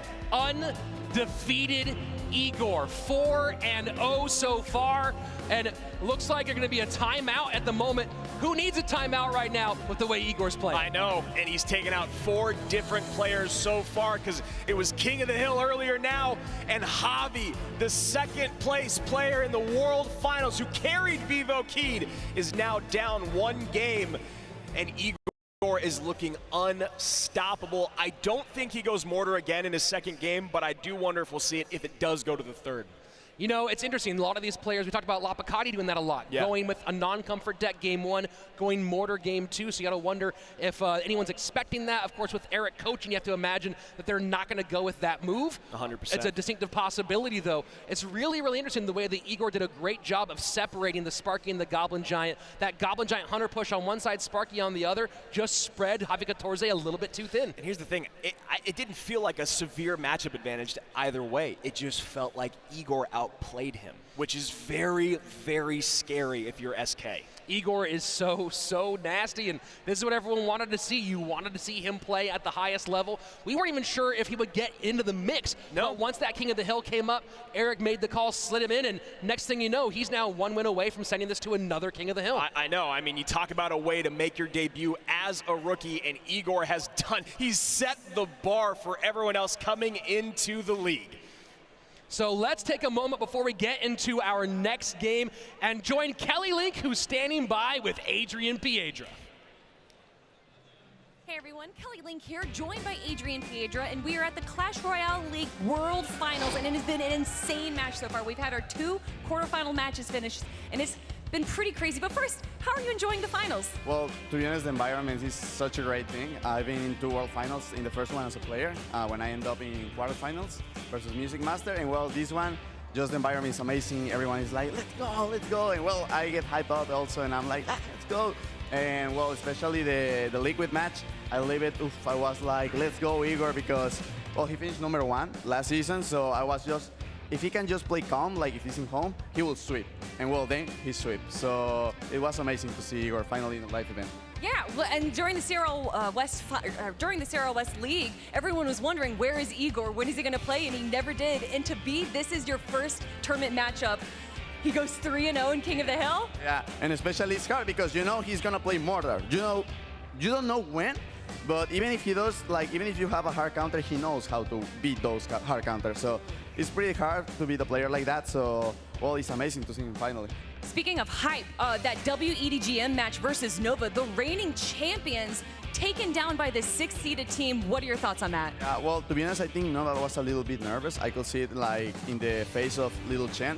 Sometimes when you're playing a World Finals and a lot of people is watching, there is 2 things that will happen. Or you will just play bad maybe the first game and then will play calm and just destroy. Or after you lose the first game, you'll just go down and lose. And maybe that's what happened here. I think they're still one of the best teams. I mean, getting into World Finals like twice is pretty hard. So yeah, I think they're still one of the best. Just, well, the nerves and all of that. A bad play, but the game was good, so I'm happy. Been great games so far, and I'm really interested to know what your thoughts are for the Season 6 changes, of course. Well, I think the balance changes were pretty good, to be honest. We changed a little bit the meta. Of course, we have like Elixir Golem, is pretty popular, but cards like Bomb Tower and Baby Dragon, Ice Wish, we see more graveyard like we saw here today. I think that can just counter and all of that. The only problem is like Battle Healer, because Battle Healer just like makes poison useless sometimes. So we'll just have to carry enough counters. I think just more air units will be ideal because she can't attack air units, so that should be fine. And yeah, maybe just me especially, I will do a little bit of nerfs, a little bit of health, and that's it. But besides that, I think the card is fun and I'm enjoying it, and I will just bring more videos and content for my channel. Also, I gotta ask you, and I know you don't want to answer this question, but do you have a favorite to win the whole thing? I think actually SK and Team Liquid are facing off right now. Do you got a favorite? I saw that coming, and to be honest, like it's hard because I'm pretty close with Team Liquid. Most of them, they have been my best friends for years. But well, also Sergio, he's from Mexico. We are like pretty good teammates, well, from the national team and all of that. And I'm losing the match right now, so I'll say Liquid. I'll go with Liquid. But to be honest, I don't care who wins, only if they go to the last match, at the last set, I will be happy with that. I don't care who wins, just if West wins. Oh, man. Adrian, thank you so much for joining me here. Where can people find you online? Well, my Twitter is Adrian Piedra CR, and also on Instagram, Adrian Piedra G, and on YouTube, I'm just like Adrian Piedra. So I will be bringing up content for you guys, so thank you. Yeah, we can hear the hype going on right now, so I'm going to let you go watch the match, everyone. Thank you guys for joining us. Don't go anywhere. We got more Clash action up next. Welcome back, and as long as we're getting out handles, I'm at Rich Slayton on Twitter. That's at Andrew Guy on Twitter. Go ahead and chime in. Who do you think is going to win this next match, or again, this next set? We now have Igor up 1 game, and it's a big game. Of course, Javi 14, 11-4 lifetime in 1v1 sets. It is not beyond measure that he could come back and reverse sweep this. No, not at all. And he's definitely a guy that knows how to play from behind. He doesn't let his nerves get to him at all because of all that experience that he's had. And right now, SK with a set in hand, but Liquid with a game in hand here in set number 2. And of course, this is all played on that Google Pixel. One big change to think about for Igor is that, much like probably everyone in this room, Igor's most likely used to playing sitting down. Yeah. It's a big difference to play standing up, to play at that podium, not just with the lights, but just physically, it changes the way your body feels. And like, people might laugh at that assessment. It is so 100% accurate and relevant. Yeah, it really is. The pros actually talk about it quite a lot. They really do. So here we go, Magic Archer Bandit looking bridge spammy from Igor right now. Nice few hits there. Connection. The zap allows him to take that Musketeer off the board.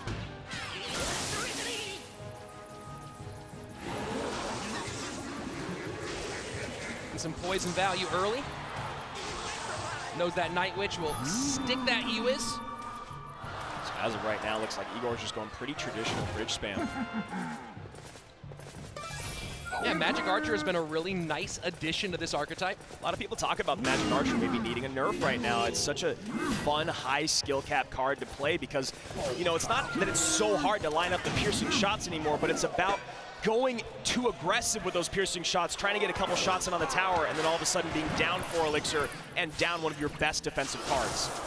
Javi again playing Night Witch high defensively, not able to put it behind anything. Another big breath from the SK Gaming 1v1 specialist. The late low log stops that Ewiz. A lesser player would have went for the high log to get some tower damage. Both players slowing down a bit in the final 10 seconds of single Elixir, gearing up for when that pink stuff starts flowing.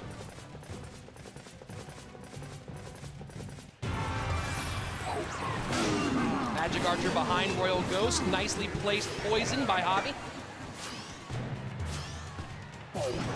Musketeer going to demand a response. Pekka comes down.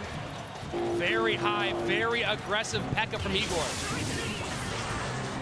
And you know that Ewiz was there to catch whatever was going to kite that Pekka. Igor is playing so very well. But still a very, very nice kite overall from Javi. Yeah, he doubled down on it, was able to help it out. Doesn't actually get through to the tower, but nothing breaking through for Igor as of this moment. And here we go. Making a run for the tower. Night Witch just barely enough to stop that connection. But look at this Pekka on the right-hand side. He's got 5 Elixir to deal with all this, Rich, and it feels impossible. Magic Archer on the tower. Javi needs to get on top of that now.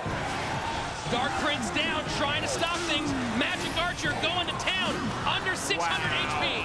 Pekka does not aggro or stay aggroed on the Giant. Giant does break through for Javi. Giant gets on tower. Dark Prince on the right-hand side. Igor in a great position, and now doubling down right-hand lane. And you got to imagine that last card for Igor is most likely going to be poison, so he just needs a little bit more tower damage. Javi is doing everything he can to keep that Magic Archer away.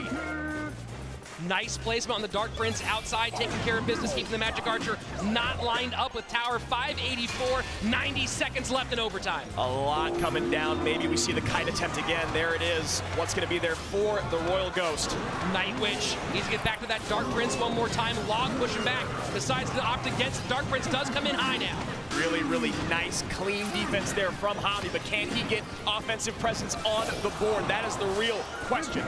A couple Magic Archer shots on the left-hand side, not the primary concern right now for Javi. A little bit of leaked elixir here in this stressful moment. Igor doing so well with making sure there's almost always a Magic Archer on the board. And that's really, really nicely played. Poison does some damage both on the Magic Archer. Nice kite from the Giant. Javi staying alive, has not allowed damage on the right-hand side for a while. This Dark Prince, though, may be a little bit aggressive. He doesn't have his log in cycle. He does have Zap. There we go. Bandit dashes through. Log late, and that will clean up the push. That was beautiful, beautiful defense on the right-hand side. Pekka out of cycle. Graveyard comes down. This is huge. Poison in response. 2 Musketeers alive. And the Dark Prince. Still 8 elixir in his hand. Javi trying to board on.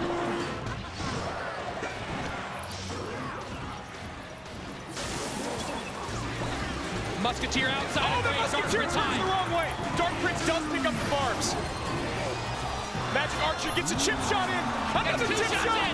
Missed the last one. Javi's on the tower. 5-12. Javi knows he's lost it. He gets swept by the rookie. Igor, 5-0. Undefeated in CRL. Right now, Eric Benamou looks like a coaching god, holding on to Igor all season, never giving up, always saying he would be here at World Finals, staying strong when they thought they wouldn't have Surgical, when they fell short at the seeding tournament, and the Mortar God, the Ladder God, is now the CRL Rookie of the Day. So crazy. Javi Gatorze did a great job so many times, down to 584, just kept on holding on, did a really, really wonderful job of making it close on that left-hand side. Yeah. But in the end, it was just the opportunistic plays by Igor that took the final lead, and in tiebreaker mode got that win. The Magic Archer plays from Igor was so out of this world. Just hyper aggressive, but also incredibly calculated. And then he held on to the poison for the whole game until Javi finally played his graveyard. And in that moment, when the graveyard comes down, the poison comes down, it took a lot of the wind out of Javi's sails, and he just ends it on the right. Igor looks unstoppable right now. Well, yeah, you could hear the crowd in here roar when the graveyard came down, thinking, hey, this is the big moment, everything could turn, and then kaboom, poison. Yeah, let's look at that moment again in the replay right here. This is when the audience absolutely lost their minds, because defense, defense, defense. Defense wins championships, as they say. So here we go. Giant does go down, and on this right-hand side, beautiful defense by Javi. Looked like that was gonna be it. And now in this one moment, he throws down his Giant and gets ready for this big time attempt, but you know Poison's there. It's a bridge spam deck. Poison is the last card, and Graveyard just gets eaten alive. Still with these Musketeers, able to get it very, very close, but in the end, it was the Magic Archer play, as you said, of Igor that closed things out. You know what I loved about that defense as well from Igor was he played the high E-Wiz, probably because he needed to get his Pekka back in cycle. But usually when you see your opponent play a high E-Wiz right on top of your units and it gets inhaled, you think, all right, they've got no more elixir. Well, Igor had 7 more, defends well, pours it on the right with those Magic Archer piercing shots, and no way does that Graveyard break through. I don't understand how he's doing it. I don't understand how he is so calm, how he is so focused on this stage under the bright lights. How many players can say they step in this moment and perform the way he has so far? No one has done this before. And again, that play of the high E was thinking he didn't have a lot of elixir. He still had 7 elixir in hand, and right then Javi just had, he just played so efficiently the whole game. Nothing for Javi to do. Let's go ahead and take a look at some of the stats from that 1v1 game. And as you can see, not a lot of graveyards played, and Igor able to pop off of this win condition way more often. And of course, the big difference here, both Magic Archer and Poison, you can see why Javi wasn't able to pull the trigger very often. Yeah, just not able to do it. And you see here the spell elixir, only 16 spent by Igor. He only got the poison down twice, and honestly, Javi was getting a lot of his damage from log, chip, trying to get some poison value in there. The graveyard was just not as effective as he thought it was going to be, and Igor's defense was just it was picture perfect. There was no way for Javi to break through. I mean, Javi did the best that he could trying to get up, let pressure in both lanes, finally being able to break through, and it looked like the double Musketeer Dark Prince moment was his moment, but was not. Well, the big thing is the deck variance from Igor, known as a Mortar God. But remember, when he got #1 on ladder this past season, didn't do it with Mortar, and his coach Eric was on Twitter talking about it, really going, hey, my guy just got #1 without Mortar, so what you gonna do at World Finals? Well, it looks like what you're gonna do is struggle, because this kid looks like fire. He absolutely does, so he will most likely be back out in the King of the Hill, but first, a word from our sponsors. Introducing Google Pixel 4. I got that sunshine in my pocket, got that fire like a rocket. Say the word, you know I'm ready to go. I want it, want it, I want it, want it. So bad. I gotta have it.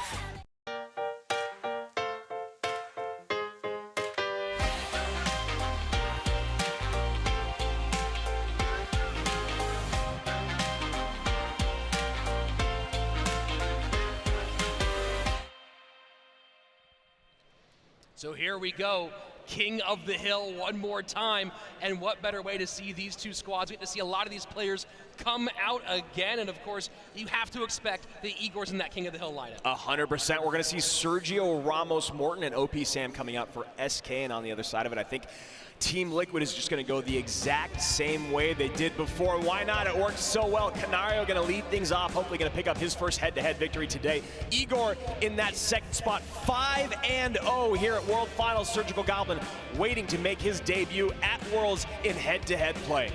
Sergio Ramos leading things off for SK Gaming, of course, won one of the most high-profile Clash Royale events of all time, the CCGS World Champion, that big-time victory over Music Master, one of the most famous moments in all of Clash Royale, and of course, across from him, the King's Cup 2 champion in Surgical Goblin at the #3 anchor, but first, he has Canario, the Stone Cold Killer. Yeah, and Canario, you know one thing about him is that he does not play very tilted, so even though he had a rough head-to-head showing earlier, and the 2v2 set did not go his way in this match, I'm sure he's reset, ready to go, and honestly revitalized off of the incredible play of Igor. Very interesting here. Javi Catorze taking a seat for this King of the Hill set. It's gonna be Sergio Ramos, then Sam, and then Morton. I think it's a good call. I really do. Javi actually looked a little out of sorts out there. It didn't, I mean, obviously Igor played out of his mind, but it didn't feel like what you said at the top of the show, which is that it's Javi's game and we were playing it. It looked the exact opposite actually in this last moment. Well, it's interesting. You had a lot of those defensive plays that any other player probably would have fallen in that moment, lost their tower,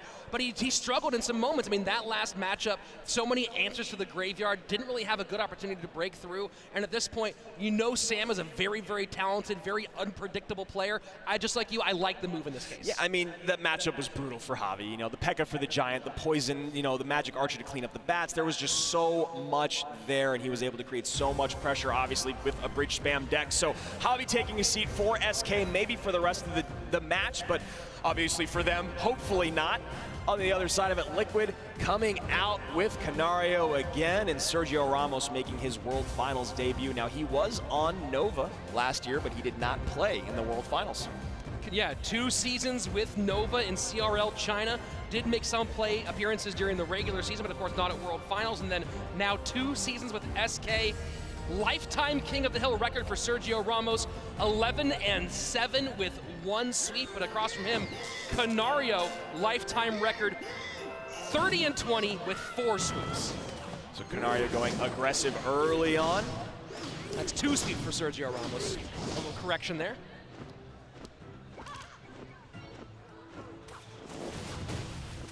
Sergio already nodding his head. I think he knows exactly what he's going up against. Looks a lot like Hog EQ. This was very popular during seeding. Baby Dragon Zap with Bomb Tower. Maybe we see some Royal Giant. Oh, nope, never mind. Canario giving a little offside look to his bench.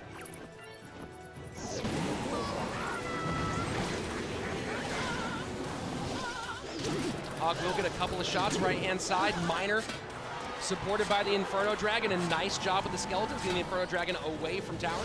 So Sergio just needs to make sure he does not go super aggressive here in single elixir.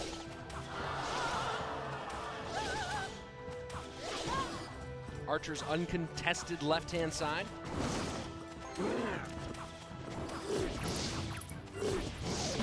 Canario loading up left-hand side again, bomb tower.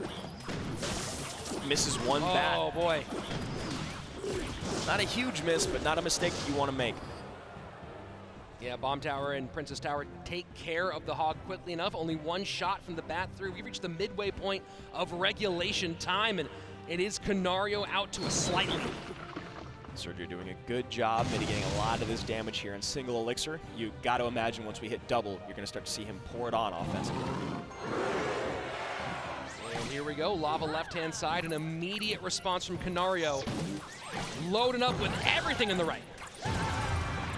Gonna wait for those skellies to get close to Zap, maybe? Nope, he's gonna go all in on offense. And there's the Inferno Tower. And that is not what you want to see if you're SK's bench. Andrew, this feels very similar to one of the matchups that we saw back in the seeding tournament, but it was the other way around. It was, I believe, Diego B getting caught out by a Lava Miner deck against this same Hog EQ with Inferno Tower. Yeah, we'll see if that Sergio can kind of repeat that. Honestly, at this moment, it seems pretty much impossible with 20 seconds remaining. You've got to break through, you got to get a Miner to tank for your pops, you've got to stop the offense of Canario, and I just don't think that's going to happen right now, Rich. Yeah, that was like game number one for Canario. Sergio Ramos going to fall to the Giant Slayer, adding one more head to his wall. Game number one, King of the Hill goes to Liquid. SK starts their day off perfect, but since then, it's been all the boys in blue. Igor doing such good work in that 1v1 set, and now Canario back in fighting form here, and King of the Hill doing exactly what you'd expect him to do. Doesn't matter who's across from him, whether it's Sergio Ramos or you or me, he can step up to the plate at any time. Very, very challenging for Sergio Ramos, and now it's going to be the mad scientist himself, OP Sam, coming up in the number 2 spot, his 3rd season in CRL, second season here with SK Gaming. And you see there KV trying to pump up his bench. He can start to feel the morale of his team falling after losing that many games in a row. Although this replay probably won't help. We're gonna take a look at it right now. Let's jump into some of that action from the last game, and look on this right-hand side. As soon as you see Sergio Ramos go Lava Hound to the left, you're gonna see Canario just throw everything in the right-hand side. It's gonna be the Valkyrie, you're gonna see the Bats, and of course that Hog Rider. And the Hog Rider's gonna slide right on through to the tower. And this is the really tough thing because Sergio thinks, all right, I'm gonna play very, very minimal defense to make sure I don't get 3-crowned, and I'm gonna build a big offensive push behind this Lava Hound. But what happens is he loses his tower, Inferno comes down early, and Sergio just has nothing to do. He honestly just kind of feeds this Inferno tower plus Skellies. Yeah, you have to imagine this is the Inferno Tower variation. That's what's popular with Hog EQ right now, and with how popular Lava Hound has been. Yep. You kind of had to expect it was Inferno Tower, so maybe a bit of a misread in that moment. 100%. I think he should have. I don't know how well he could have even defended. Honestly, he'd have to have spent so much elixir with the Lava Hound already on the board, but it really just felt like some bad decision-making by Sergio in that moment. I mean, it's a tough situation overall, and of course, comes out not in his favor, and now it's going to be Sam on the board going up against Canario. These two have seen each other quite a bit over the years, and let's take a look first, though, at the stats from that last game. Building elixir 10 from Canario, 8 in turn from Sergio, but the thing is that bomb tower was just not able to take care of the Hog the way that he needed, especially when Canario would just do those really, really cheap Hog Rider plus Bats pushes. He actually never had to really use his EQ. He only used it once, as you can see right there, which you would think he would use every time that bomb tower came down, but he just did such a great job of managing that game. He's so good in this set. He's also a 1v1 specialist. In Season 1, playing with G2, he went 8-1 in 1v1 sets. Yeah. But then when he moved to Team Liquid, has not played a 1v1 set since. So moved into a 2v2 and King of the Hill specialist, and that King of the Hill has been quite special. Leads the league, 4 total career sweeps in regular season. That's not even talking about his postseason action. It's just crazy when you think like you have Canario as your secondary head-to-head player or your third. You're like, I'm going to use him for 2v2 when he's arguably, if not one of the absolute best in the game. And you said it, Season 1, 8-1 was so crazy. But now Here he is, 2v2 specialist, King of the Hill specialist, doing great today so far against the CRL West champions, SK Gaming. Well, he was an easy call as the MVP of CRL EU regular season last year. I remember CWA put him as his #1 rating for that for those power rankings at the end of the season, and you see why. And then you take him out of the 1v1 set. Why? Because you have such an insanely stacked roster. Here we go, Canario, OP Sam, both 1v1 specialists in their inaugural seasons, now moved to 2v2 and King of the Hill. Yeah, Sam went 3-0 in that opening season and set 6-1 in games. Really turned things around for TSM after Vulcan had really been carrying the squad for so long. Remember, Sam did sweep Jack at the seeding tournament, something that everyone else here had a big, big struggle doing. So Sam going bridge spam. Prince will take care of that Magic Archer.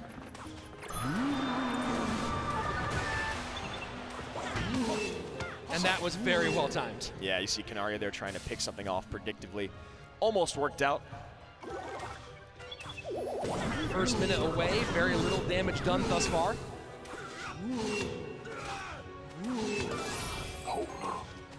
Real Ghost should get a hit.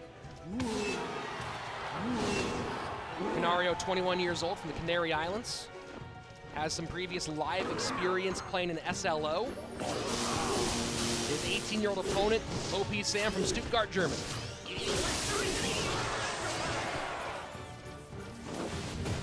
Ewes comes down to double down on this push, hoping to get a Magic Archer shot in, and he does. Couple, actually. 90 seconds past, OP Sam taking the lead.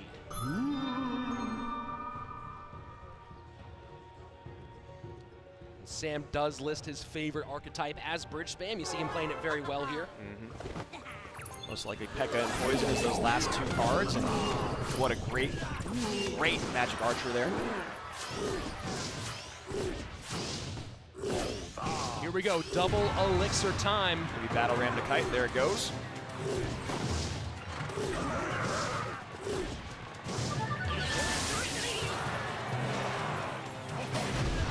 And Golem comes down for Canario. And an immediate Pekka in response. So first Golem of the day. Let's see how it fares. And defending very well on the left-hand side, Sam also put some pressure on the right. And I love that. He really needs to, because the last thing you want to do is allow your Golem opponent to just double down on their offense. The worst thing is when you stop and defend the Golem push adequately, but then they just spam at the river with Baby Dragon, Barn Barrel, Night Witch, and you have nothing in the tank. And here we go now, Sam loading up right-hand lane, forcing out responses from Canario. Yeah, Canario not able to Golem up in this moment. And a great Royal Ghost to catch that barb. Keeping his Ewes alive. Ewes is still on the board. That is value. Still coming out a little bit behind, both on the board and in hand, and now Canario gonna go Golem left-hand lane. Yep, gonna ignore that Bandit and try to go for the win right now.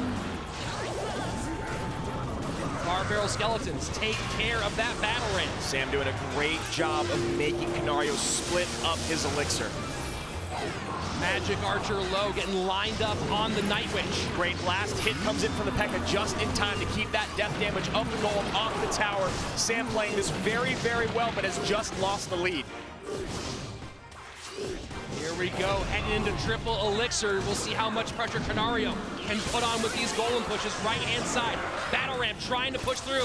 Does not quite connect. So close, Zap comes in at the end, just a second late.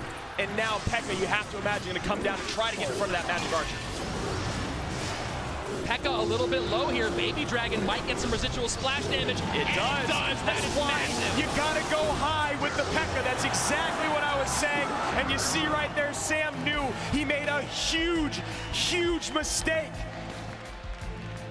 Canario, the Giant Slayer, continues to stomp towards those finals. 2 down, about to add, or trying to add, one more sweep. But look who's across from him.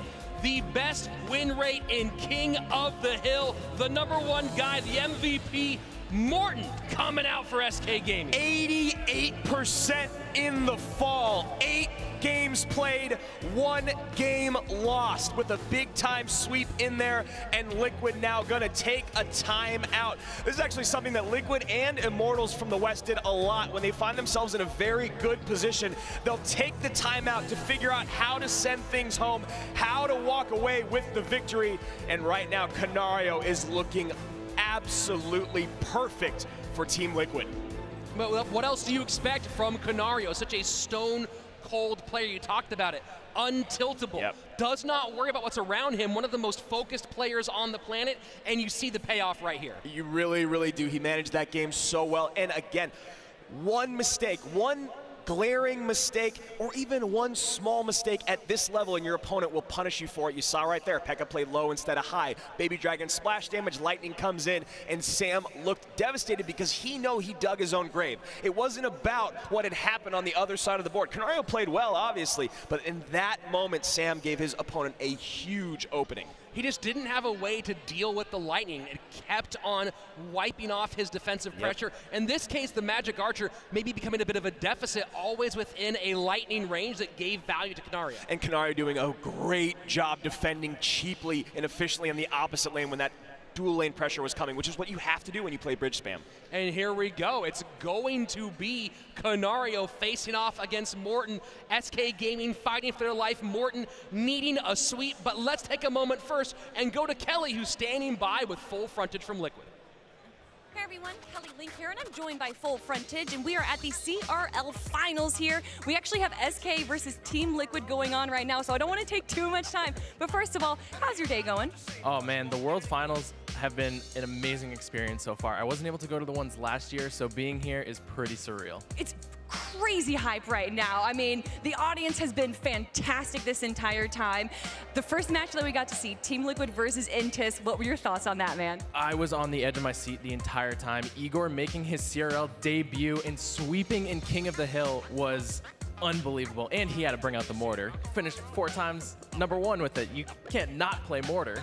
I mean, and I'm sure you're really happy that Surgical Goblin, with what, 48 hours to spare, was able to get his visa and come compete here. We were all like hoping he was able to get it in time, and when we saw that he had it in time, immediately got the flight booked and got him out here. All right, I gotta talk to you about that second quarterfinals that we saw. W.EDGM taking down the reigning champs Nova. Was that a surprise to you? It was definitely a surprise, and to go down in 2 sets and taking down the world champions, and Nova was up for the triple crown, as Andrew Guy had said on the broadcast earlier, they almost won 3 championships in 3 games. So, we're here obviously for Clash Royale, and we just had the Season 6 changes come out. What are your thoughts on those? I would love to see a little bit more of a nerf to Elixir Golem, but I think they're making steps in the right direction. In Battle Healer, one of the newest cards that came out, it's probably one of the most balanced cards they've released in a little bit of time, and I think it's a great, unique card to have into the game. The only card with a spell ability is Lumberjack, so now to bring in one with the heal is very interesting, and there's been a lot of controversy in the community about, is it overpowered, is it way too strong, should it even belong in the game? My answer is yes, and I think there's a couple slight changes that they can make to it to make it a little bit better, but I think it's pretty good overall. Yeah, and we're not going to see Battle Healer, obviously, for this tournament, but one that we didn't get to see during the regular season, Elixir Golem, a little bit of a nerf with Season 6. How do you think he fits right now in the competition? I mean, we've seen him played a couple times, and I think it's been 3 or 4 games, and he's lost 2 of the games. So Bomb Tower is a great counter to Elixir Golem, so I think it's okay to have cards in the meta that bring other cards to light, like Bomb Tower. Not a card you typically see, but with Elixir Golem, it gets a little bit more playtime. Now, I feel like I know what your answer is going to be, but I got to ask it. Do you have a favorite to win? Team Liquid. Now, where can people find more information about you, Full Frontage? You can follow me on Twitter at Full Frontage, Instagram, YouTube, Twitch, all Full Frontage, and use code Full Frontage in the item shop. All right, everyone, Full Frontage, thank you for joining me here. And don't you guys go anywhere, because we have more Clash action coming up right next. Welcome back, and here we are in King of the Hill. Canario 1 game away from a sweep, 1 game away from going to finals, but in front of him, a man who has more finals experience than anybody here. Morten was in the EU finals in the first season. He was in the West finals last season, West finals this season.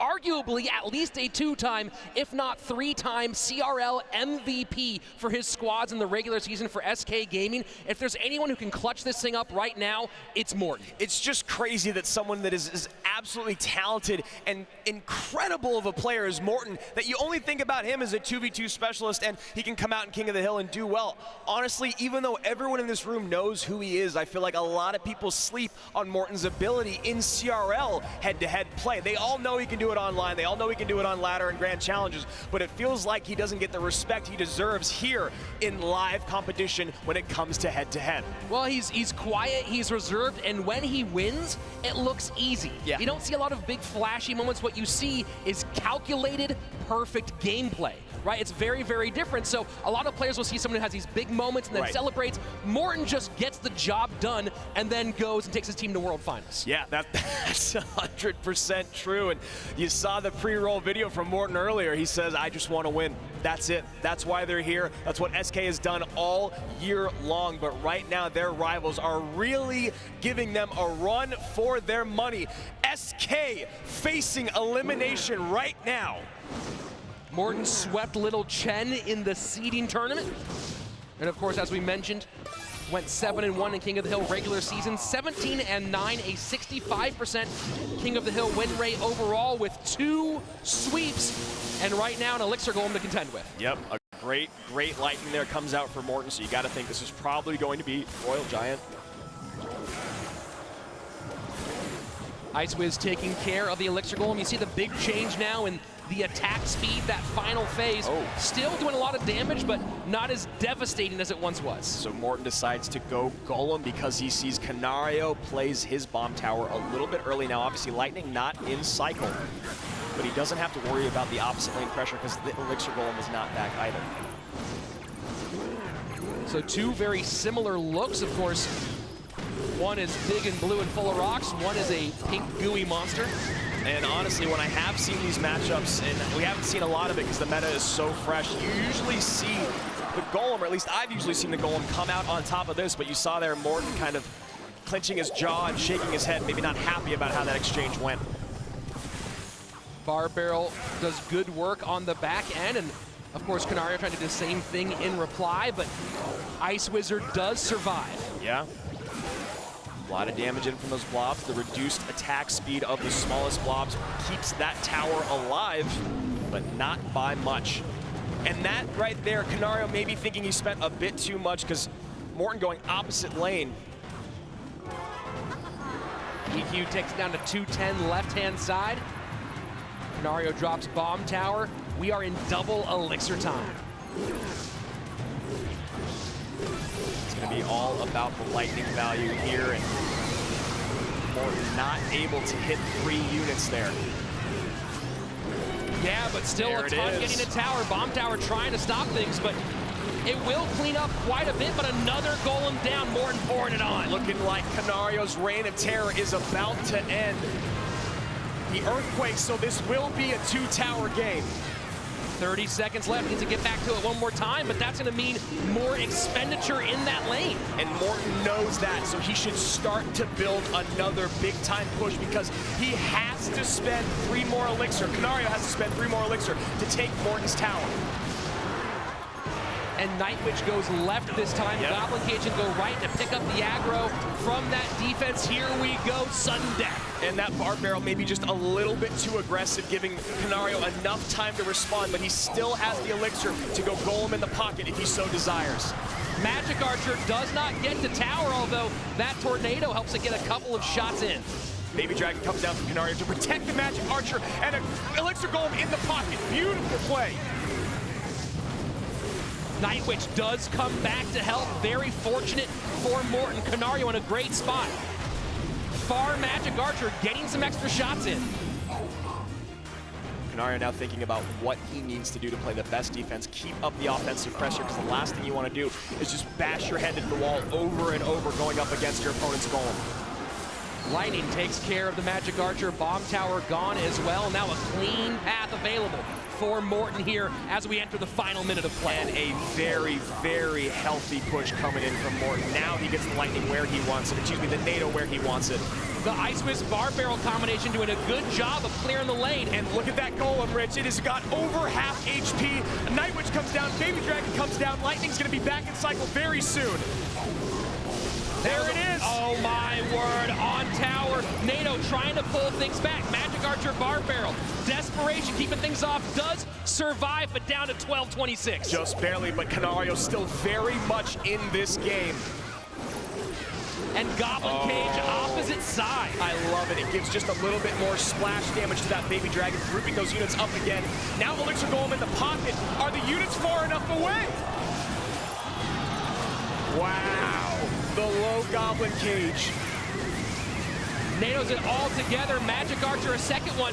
Maybe a bit aggressive here from Canario, trying to get some room in. 13:58, knows he has to score. Does not get it done. That lightning should be it. Morten gonna take down Canario and keep SK Gaming alive. Morten doing exactly what you'd expect. Now 8-1 on the season in King of the Hill. This room is electric because SK is still alive, but now someone, anyone has to take down Igor, and it has to be Morten if you want to see SK move on. Just really brilliant play, trying to get in with those Magic Archers, hoping to get 1 or 2 shots. Couldn't get it done. Canario takes a seat. Morten now has 2 to go. Very, very nice plays there. The beginning of the game, we were talking about how Elixir Golem usually fares a little bit weak when it comes up against a Golem matchup. Canario played that pretty perfectly throughout, but Morten here in this replay, we see just why the Golem is so strong. So here we go. First, you see that big drop on the right-hand side, and 27 HP left-hand side. We go down to a 2-tower game. And once Morten got in rhythm, it seemed like he controlled very, very well. I mean, the Golem is just so beefy, and then you take into account that your opponent is giving you 3 Elixir every time they're playing their Golem, or 4 Elixir every time they're playing their 3 Elixir Golem. And on top of that, now with triple Elixir, your 8 Elixir Golem becomes so cheap in that final minute. This was the Magic Archer I was talking about. Yep. Played in the pocket rather than played just maybe 1 tile to the center or 2 tiles to the center off the bridge. That might have been able to line up. Instead, gets eaten alive very quickly, and Morten takes the win. Morten takes the win. Maybe, yeah, I mean, definitely a bit hyper-aggressive there of Canario going in the pocket. I'm not exactly sure what he thought he was going to be able to do. He wasn't going to take King. He wasn't going to do enough damage on Princess. Maybe just got a bit excited thinking his units were going to survive just a little bit longer than they did. Oh, and there's one of your friends, Nick at Night, in the crowd. Nick at Night, let's give some love. Let's go ahead and take a look at the stats from that last game. Morten getting 4 golems down, and you can see Canario just kept on running with those Elixir golems. Near the end, it seemed like they just didn't stop, and that's kind of what happens with that big purple monster. 10 Ice Wizards coming down. So much defensive capability in this deck. And of course, those 5 lightnings, that damage really does add up over time. It really just kind of puts 6 earthquakes to shame. So you take a look a little bit, just a slight difference in leaked Elixir, but of course that Elixir Golem giving Morten some big opportunities, as you said, with that massive 4 Elixir gift at the end. And now we go on to our 4th game of King of the Hill. And the big question everyone's asking, can Igor do it one more time? I mean, he just looks so perfect, picture perfect plays over and over. Confident, efficient defense, hyper aggressive, calculated offense. And again, he just looks so calm right now. These are 2 players for the record books. Of course, we've mentioned Igor's ladder prowess many times before, as you talked about. Morten most ever with 1.3 million cards won. 5th all-time in 12-win grand challenges completed with 423 when I wrote it down. There might be like 5 more since then. Probably at least 5 more since then. It is World Finals week after all. Hunter gonna get caught by the miner, but a great bandit comes down for Igor, and again, just playing perfect micro. And looking like it might be similar to what Igor ran back in the last match. First minute away, and Morten has taken first blood. That's gonna bite in. And a very cheap, very effective push on the right side, but a zap cleans it all up.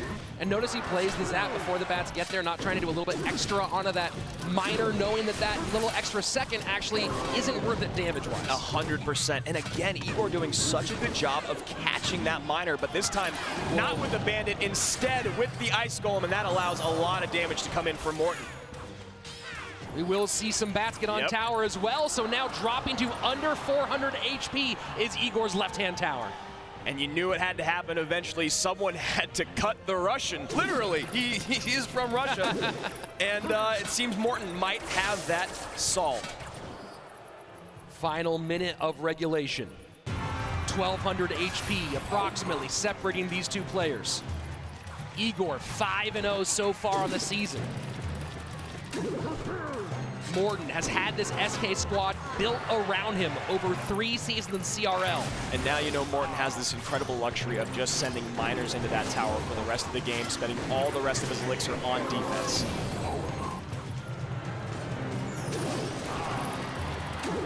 Final 40 seconds, miner to the inside spot, that's gonna be tower down. Morten looking so strong right now. Logs that, easily takes care of that up high. Skeletons in the back for the miner at the bridge. Igor giving a well played. It had to happen at some point. Igor takes his first loss, but much more important, Morten now 1 game away from the reverse sweep. We are gonna see a battle of titans. It's gonna be Morten and Surgical Goblin for a shot at finals. This is everything we've been waiting for and everything you expect when you see Liquid and SK on the same side of the bracket. We know they're going to semis, and you have to imagine we're gonna go to Game 5 of King of the Hill, and these boys delivered. This is everything. Now before, in the spring it was for WCG, they were both going. In the fall it was for World Finals, they're both here. Now it's about who gets the gold, and one of these squads from the West will walk away in just one more game. Let's go ahead and take a look at the replay from that recent action, Andrew, and it really felt like Morten was in control all the way through. You think about the fact that Morten isn't your head-to-head specialist on your squad, and I know I said the exact same thing about Sam. I sound like a broken record, but here's the thing. Now Morten is 9-1 in the fall in King of the Hill, and the names he's taken down in the moments that he's done it is just absolutely astounding. He's just so quiet about it, so calm about it, and maybe that's the secret. It does not get crazy, does not get passionate, just focuses, plays, takes care of business, and now here we are. 3 to 6 minutes to decide who gets a shot at being the world champion. I'm nervous. I can't imagine how they're feeling. SK sweeps 2v2. Igor, the man right there on camera, sweeps 1v1, and here we go. King of the Hill, the reverse sweep on the line. Surgical Goblin making his head-to-head debut here at Worlds. Let's go ahead and take a look at the stats from that last game. A quick review before we jump in to this game number 5 action. You see Morten doing his patented sway left to right, getting himself ready and focused. And it was all about the pressure from Morten and the inability of Igor to break through. I mean, look, we are literally neck and neck in these stats. 2.8 to 3.0, 68 to 72, 82 to 86. That's about as close as it gets. But the thing is, the game did not look anything like the stats are showing you. Morten was in control the entire time. Igor finally shows that he is human, that he is vulnerable, that he can lose. And Team Liquid now, with their superstar, Surgical Goblin, coming out to take it home for Liquid. Well, Morten's rotation was perfect against Igor, and Igor kept sending the exact same attack right-hand side. Yep. The miner, the bats, Zap was easy to deal with it. Morten had his cards in the right order, got it done, and now here we are, game number 5. Here we are, game 5. Surgical Goblin, Morten, SK Liquid. And there's your new holiday emo. Morten splitting skeletons and then archers in the back. Feeling more like Hoggy Q. Probably unlikely to see, there you go. Not going to see 2.9 here. It would have been amazing. It would have been crazy. So feeling so far like Bridge Spam versus Hoggy Q. Nice poison value there from Morten. Interesting there with the poison. So not Hoggy Q, obviously. Wow. Beautiful. Beautiful. And that's what Morten does, gets it done in tight spots, and now Mega Minion, a couple big swipes on the right-hand side down to 2060, first minute of gameplay away. 500 HP separating these two now. Morten in the lead and riding high. Surgical going P.E.K.K.A in the back left-hand side. Morten not pressing the action. Surgical having a bit of an elixir advantage, recognizing it, and that's what you're supposed to do when you're playing with P.E.K.K.A in hand. If you have a big elixir advantage, cycle it in the back. Royal Giant in front. Sorry, Royal Ghost. Yeah, Royal Ghost there to pick up the skeletons in case they're dropped right in front, and a great magic archer from Surgical Goblin. And that Inferno Tower just burning off the P.E.K.K.A, going to take care of that battle ram as well. Blood drawn on both sides, and Morten took all that piercing damage just by a misplaced card. So here we go, 15 seconds away from double elixir time. Morten did not like that. You can see it on his face. Yep, Surge recognizing the cycle, knowing Skellies weren't there. Morten has to spend 6 to defend 3. P.E.K.K.A on the board for Surgical Goblin. Royal Ghost ahead. He has got to figure out a way to get on top of this Magic Archer.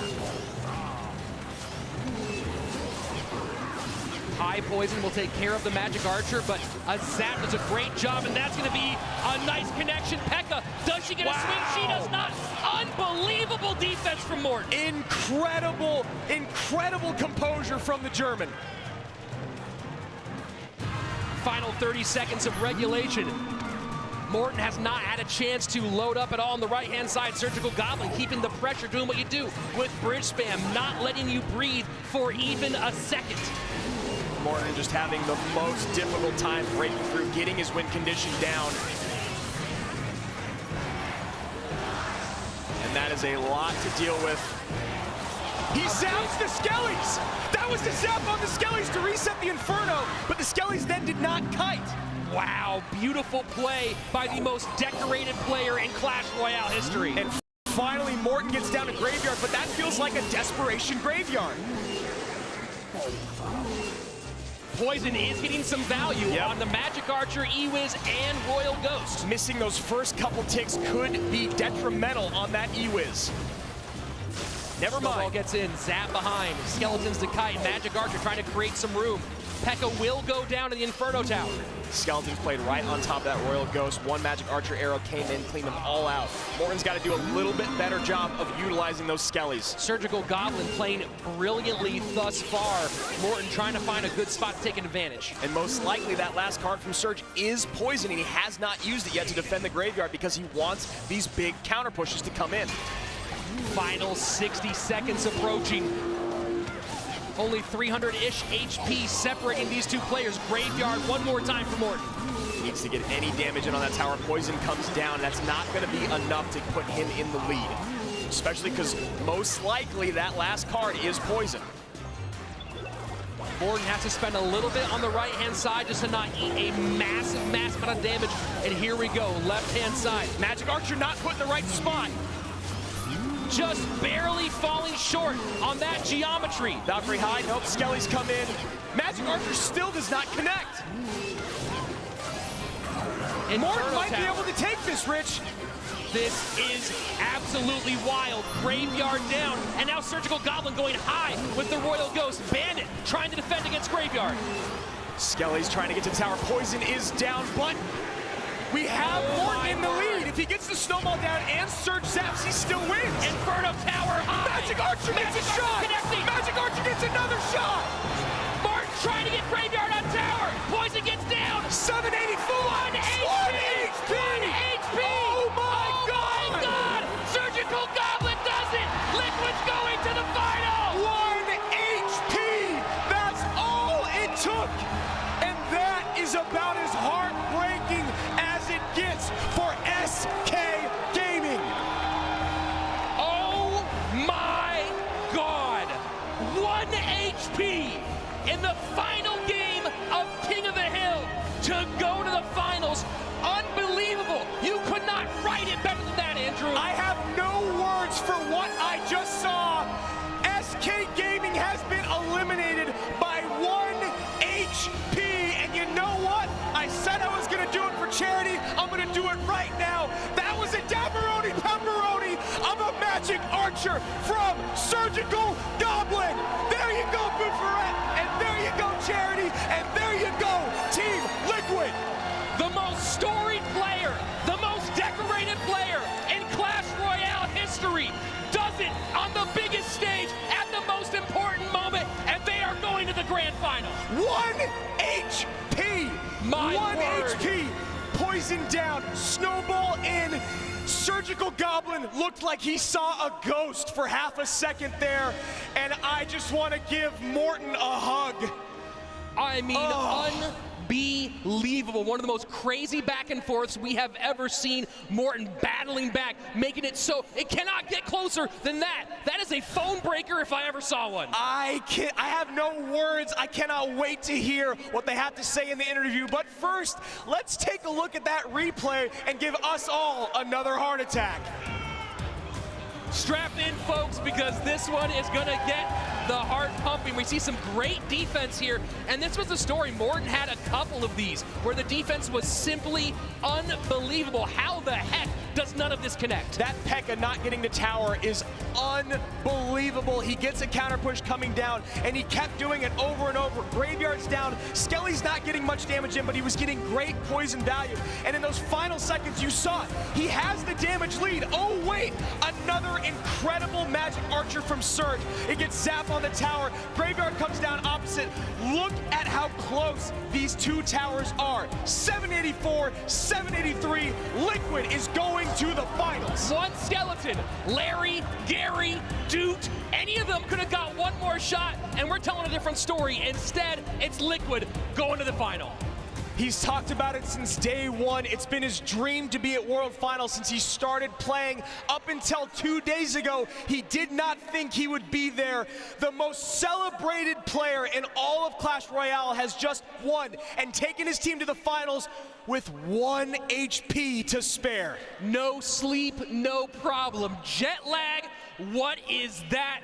Team Liquid looking like the squad everyone expected. They came from their CRL EU season, did not perform. CRL West Spring Champions, and now they're going to the World Final. Let's go to the floor where Rachel is standing by with Surgical Goblin.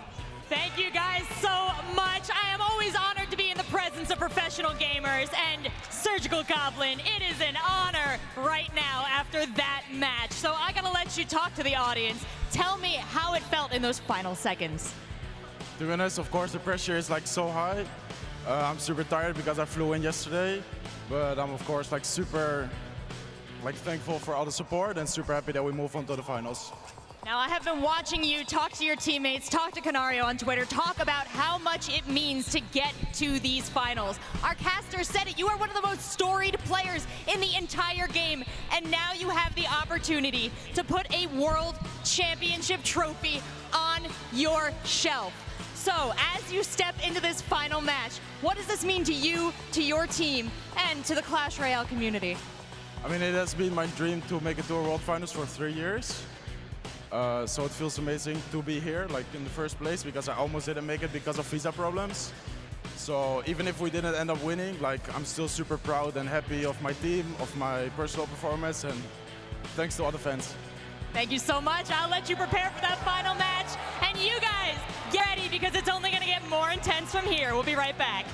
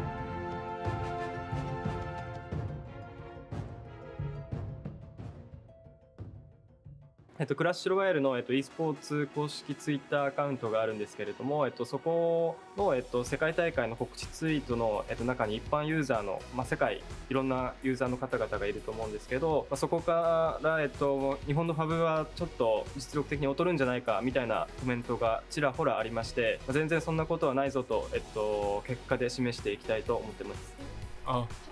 Fav gave me the jack.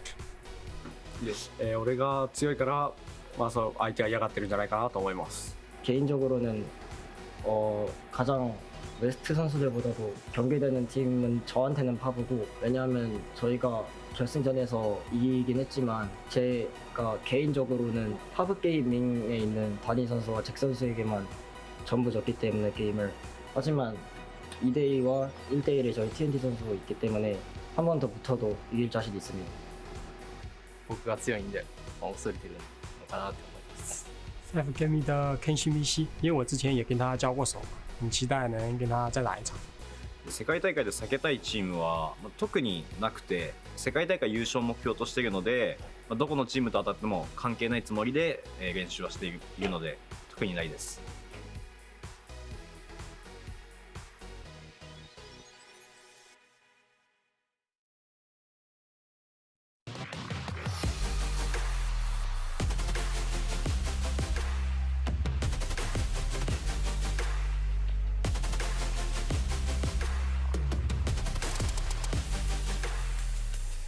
I hope you have energy left because we are nowhere near done. 2 more matches remain. First, of course, we have our other semi-finals, and winner of that going on to face Liquid in the grand final right now. W.EDGM coming off the upset win over Nova against probably the most underappreciated team here, Fav Gaming, who I think is one of the most dangerous squads. An amazing 2v2 duo with Kensu Meshi and Kitashian, and then, of course, Jack, the Hog God. You and I, after we talked after the seeding tournament, it was glaring how good Fav Gaming was. Jack is so good in 1v1. Kensu Meshi and Kitashian are so good in 2v2. Right now, it seems like they could be the squad to win the day. Now, Team Liquid barely got away with 1 HP. Right now, it's going to be all about W.EDGM playing upset once again. And you have to imagine they have to come out with the same lineup, right? I mean, they take down Nova. Why not? Yeah, W.EDGM, you got to imagine, of course, they want their best player up against Jack in that 1v1 because you know what's coming. Look at that bracket one more time. Team Liquid now has moved up all the way to the grand final. Can W.EDGM do the same thing, or will Fav Gaming stop them and take a shot at being a world champion? Fav Gaming just really, really stood out at the seeding tournament because of Jack. He played incredibly well. He brought out a giant skeleton Royal Hogs Earthquake deck we'd never seen before. I don't think anyone know how to deal with it then. And also, we talked to him a little bit after the tournament because he was such a standout player. We asked him a few questions, and one of the biggest things was about how does he end up going down so much early and then coming back to win those games? And he says, I play better defense than anyone else out there. And here he is now at the Clash Royale League World Finals presented by Google Play with a shot of taking his team all the way to the grand final. Of course, don't forget that 2v2 duo. Kensu and Kita went 9-1 in 2v2 sets. No one's doing that. No one's doing that in 2v2. They did it, and we saw last year what Ponos did at World Finals in 2v2, making everyone else freak out during that set. Gotta wonder if this duo can do the same. Yeah, and it's been interesting in the 2v2 sets thus far today. It doesn't really feel like it's been innovation that has separated the teams, but more so just gameplay. So we'll see who comes out today, and if they just play regular old CR, what you expect in 2v2, and they just play it at the top of their skill level. But here they are making their debut today with that first round bye. Fav Gaming coming out ready to end on top, and W.EDGM probably feeling excellent after eliminating the former world champions. And you can see the Japanese squad having a good time. They are very, very composed in this situation. Jack, unbelievably confident. They're laughing the entire way through this week. Other teams, you've seen the stress get on their backs. You have not seen an ounce of it from this squad. It's just something about it. They're always having a good time, and we've seen time and time again, other than specifically with Nova, who is always very, very serious, that squads that are playing a little bit looser, a little bit happier, end up playing a little bit better. So we'll see what they have in store. Definitely you can see some Japanese fans behind Fav Gaming in the stands as well, making the trip, making sure they know that they are supported. Last year, it was home team advantage in Tokyo for Ponos, and you can hear the crowd roar. This time, had to bring a little bit of home with them. Kensumeshi, Donnie, Jack, and Katashian coming out for Fav Gaming. You saw that OGN Entus took away that first place spot in the finals, and on the other side of it, your second place in CRL China. Your upsetters of the day, Higher, Chifeng, Solo Man, Sia, and Nomisu. That was such a wild, wild match. We'll see if they can continue that magic here. And again, the question we talked about is what do they bring out in 2v2? Do they go back to what they did in the regular season and do Higher and Solo Man?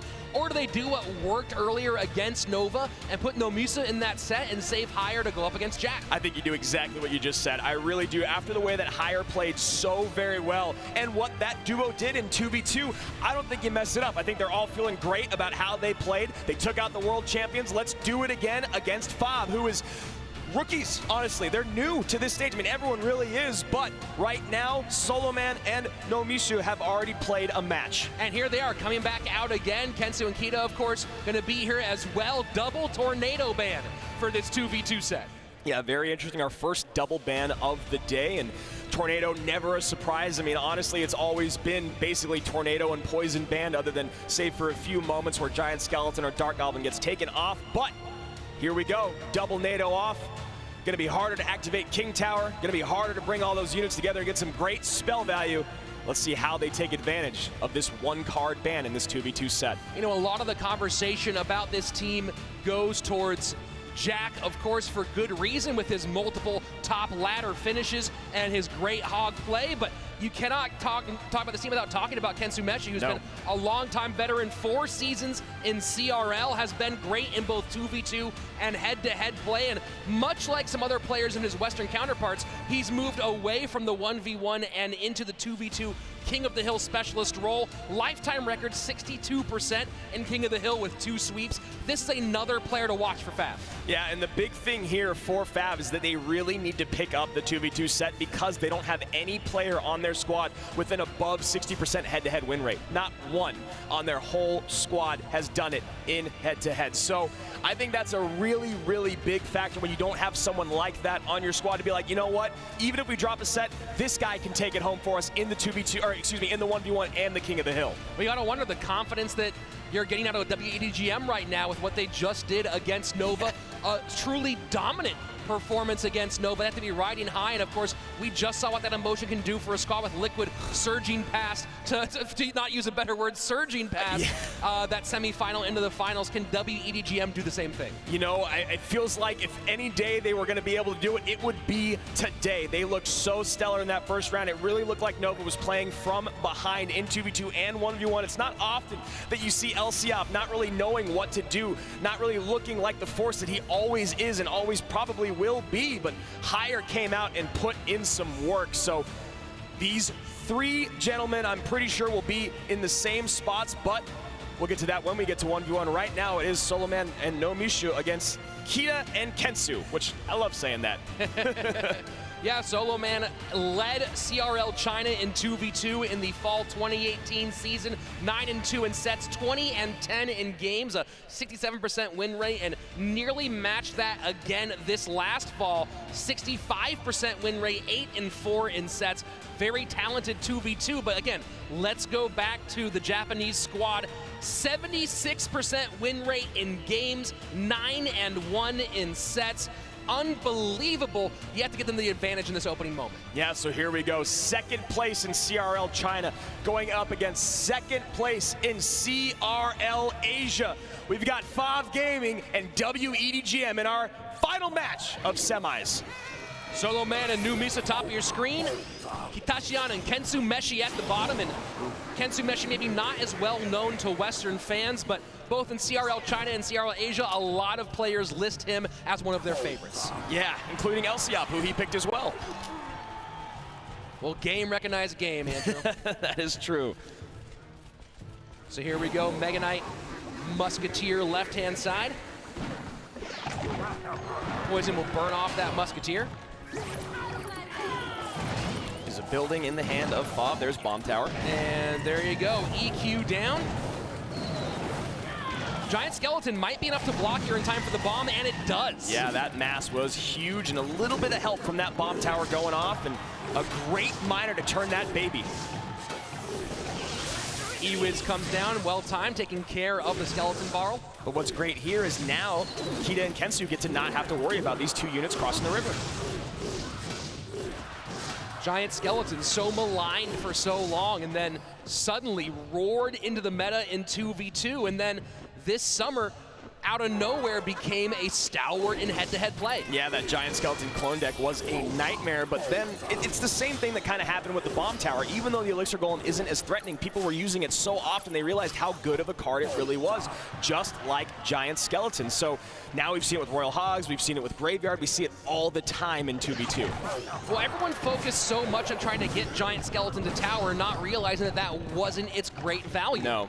All about the defense. It's all about that big bomb dropping when he goes down. Of course, we did see Giant Skeletons get to tower a bunch when that Graveyard deck was so popular, the Giant Skeleton Splash Yard variant, and that one would sneak through a few times, and when it would, quite devastating, obviously. People just would get their attention split time and time again. They try to defend low and they get attacked high, or vice versa, and it would either be a ton of Skelly damage or the Giant Skeleton bomb. You can see Kensu Meshi wearing his patented backwards hat, always throwing that on during his matches.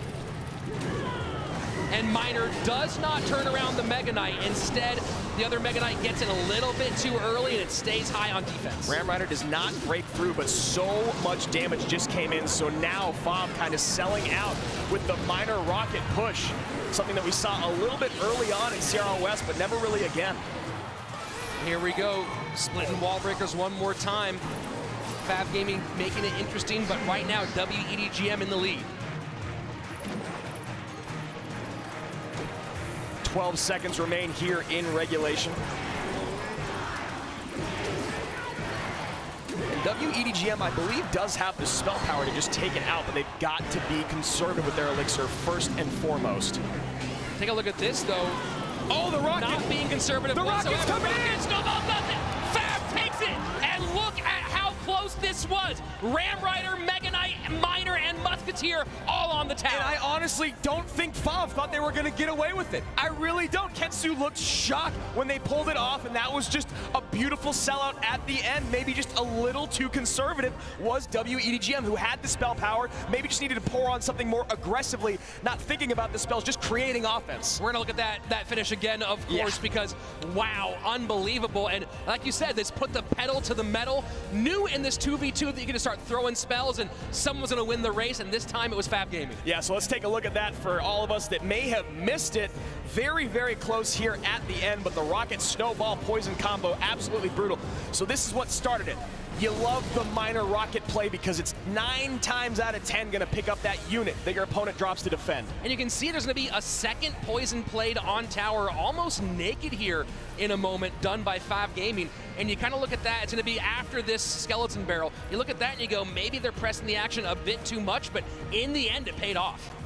Yeah, and so you see the Skelly barrel pops here, and that takes out most of the bomb tower. Miner comes in, but it's not going to be enough. Great value from the Mega Knight, and that was it. So there you have it. Fav Gaming taking game number 1 in the lead, and W.EDGM needing to fight back, knowing that they want to have that same advantage they took over Nova. There's some fans of W.EDGM, and it did feel like they just played a little too passive there at the end. Maybe they didn't have the ability, the cycle, or the elixir to get there, but Fav out to the lead, and that's one thing you always have to think about is, you know, when you take a seat all day long, they've been sitting back watching all these high intensity matches happen, and they've just been sitting back anticipating, waiting. Sometimes it gives you more energy when you come in, you're ready to go, or other times you're rattled. Fav does not look rattled. That's not the personality of these guys. Good point. We even saw in that little roll that happened in the break, the interview with Jack, just talking about how he's like, yeah, well, I'm better than most of you guys. So there's no good matchup. Yeah, it's not a good matchup for you because you're playing against me, right? That's the attitude these guys come in with. They're so confident, they're so calm, and it's a lot of fun to watch. Yeah, so looking at the stats from set 1, game 1 of that 2v2 set, and you see there, not a lot of elixir leaked on either side. Spell elixir definitely in the favor of Kita and Kensu, which is probably why they took it, because at the end it was Rocket, Snowball, Miner, Poison, all that, just pouring it on. Yeah, really, like we said, putting the pedal to the metal, just doing everything they could to get damage. And you saw there at the end, there was so much stuff just attached to that tower, but not able to get it down. And now we have Fav Gaming with a 1-game lead. Yep, Fav Gaming 1 game in the hand, and Soloman and Nomisu needs to really figure out what they need to do here in game number 2 to put up another big time upset. And you know Jack is just chomping at the bits to get out there and play. Yeah, and Hire's got to be sitting by looking at this very keenly as well. Would love to play with a bit of a cushion, maybe opened him up, made him a little bit more loose in that last match. Yeah. So you'd love to have that. I'm sure Jack doesn't care whether he's behind or ahead. And you see here exactly what you talked about over and over, Rich. Kensu and Kita having a great time, just laughing, smiling. I mean, yes, they won game 1, but it's still an incredibly high pressure situation. So here we go. Game number 2 underway.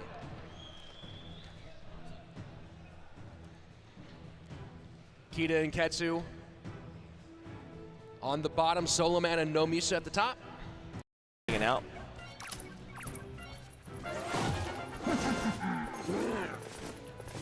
Cycling bats, putting Musketeer to the left-hand side. Dark Prince, Baby Dragon also going left, Lumberjack in response.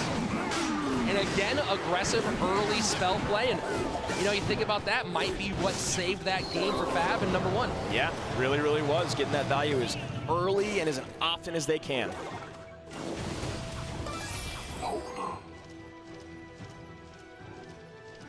Magic Archer cycled right for Fav. And that little stutter step to deal with the skeleton does ensure that that Magic Archer goes down to the poison. And you see here both these squads communicating quite a bit. Balloon coming down. Remember, no tornado available. Banned by both sides. So Ewiz comes down, gonna really help out with that balloon, and the Mega Knight steps in front. Ewiz goes down, Death Bomb. Wow, the balloon still connects. Whoa! That is absolutely crazy. I don't think Fav expected that either. 608 remains on their bottom right tower. It took them so long to get actual damage on that balloon. It was always all the way over to the Goblin Cage before it really began to happen, and you saw the result right there. Yeah, the big thing was taking the Ewiz off the board, and a great use of the Ram Rider there to snare that raged up balloon, but gonna break through again. A great last second freeze by W.EDGM. Yeah, looking real slick right now and doing a lot of damage to the King Tower as well. W.EDGM firmly in control, barely touched with 1 minute left in regulation. Wow, and that King Tower is almost as low as their Princess Tower in the top right, so in a very great spot is W.EDGM because they can play some stout defense for the rest of the game, and you know that won't be that hard with the Giant Skeleton. And some more poison value taking care of Magic Archer, and of course, more damage on King Tower. Here we go, Lumberjack, Ram Rider, right-hand side. Inferno way out of range to pull that Ram Rider. Still with the Lumberjack and Musketeer taken care of fairly well, 30 seconds left, and everybody knows where Fav's gonna have to try to go. Instead, loading up left-hand side. They're going all in. Giant Skeleton gonna be a great use here, gonna clean up the Mega Minion and should be the Musketeer as well. All of it except for the Dark Prince because of his shield. Beautiful execution. Yeah, EDGM just played this perfectly all the way through, and it was that balloon getting through early on, could not get damage on it. They took care of that Ewiz, and next thing you know, tower down, and W.EDGM made that one look easy. I mean, you see Snowball, you see Lumberjack, you see Miner come out, you gotta think your opponent's playing balloon. You have to make sure you have the correct response, and unless you can get a ton of damage on that balloon right away, the Goblin Cage isn't gonna do it. You wanna use the Ram Rider to snare that balloon. So you still see high spirits from the Japanese bench, 1-1. All on the line now in game number 3. All on the line, Kensu and Kita started off strong, stumbled a bit in game number 2 because Soloman and Nomisu were so clean with that incredible balloon freeze early on. So here we see 608 remains on the bottom right, a little bit of a counter push coming down. So what do? They decide to double down on offense. They're getting in nice and deep, and this is going to get a nice connection. Of course, we saw that one get through earlier, and Ramrider taken care of very easily at the bridge, and this was the true death knell. Nothing to be done by Fav Gaming. EDGM played that very well. When you have very little elixir and your opponent drops a freeze on top of your tower and a balloon's coming down, there are few things that feel worse in this game. You know what feels good is snapping your tablet in half after that's over. Because, wow, the freeze is such a frustrating thing to lose to. 100%. Whenever it comes in, your heart just falls out of your body. Because you know it's coming. You have to expect it, but you cannot stop it. But please don't snap the tablets in half. That's no good. Those are very, very nice. Courtesy of Google Play. Yes, there you go. So Kensu and Kita, 1 game in hand. Solomon and No Misa, 1 game in hand. W.EDGM, though, looked like they took it a lot easier in Game 2 than Fav did in Game 1. Yeah, we'll see what they can do. Again, this is a squad that went 9-1 in the regular season back in CRL Asia. They have not lost a lot. We'll see if they can keep that kind of fire alive here in Game 3. As look at those win rates on the right-hand side. It's bananas. It's crazy. It really is, especially when you look back and you see kind of what they were doing in the spring. They were 10-14 in games, a 42% win rate with 40% in sets as well. I don't know what they did between spring and fall. It wasn't a massive break, but they turned it around 110%. Yeah, that spring season was rough. Fav made it to the wild card in their first 2 seasons in CRL Asia back in 2018, but they could not advance to playoffs. Didn't even make playoffs, of course, in Season 3 on the back of some pretty rough performances. Of course, Jack did not play well in Season 3 either. The whole team struggled, but then they sewed it up, and in Season 4, in this fall season for 2019, got it together, and here they are. And a giant skeleton hanging out on Fav's bottom left tower, a bomb going off on the right, all to double down on this Lava Hound push at the top of their screen that I honestly feel like is not going to be that effective. Yeah, Bats and Musketeer take care of business. Giant Skeleton Bomb has that tower down to 119, basically a dead tower standing. And Gobbler's doing just enough to kite those units away, let the Musketeer get an insane amount of value, and now 119 remains, and we are barely a minute and a half in. Not the way you want to start off Game 3. Kita and Kensu fighting from behind once again. Shocking, honestly. Lava Hound right-hand side, Giant Skeleton in response. Musketeer behind. So if you can see right now, there's only 3 ground cards in the hand. Oh, 4 now, and the bomb tower. All right, never mind.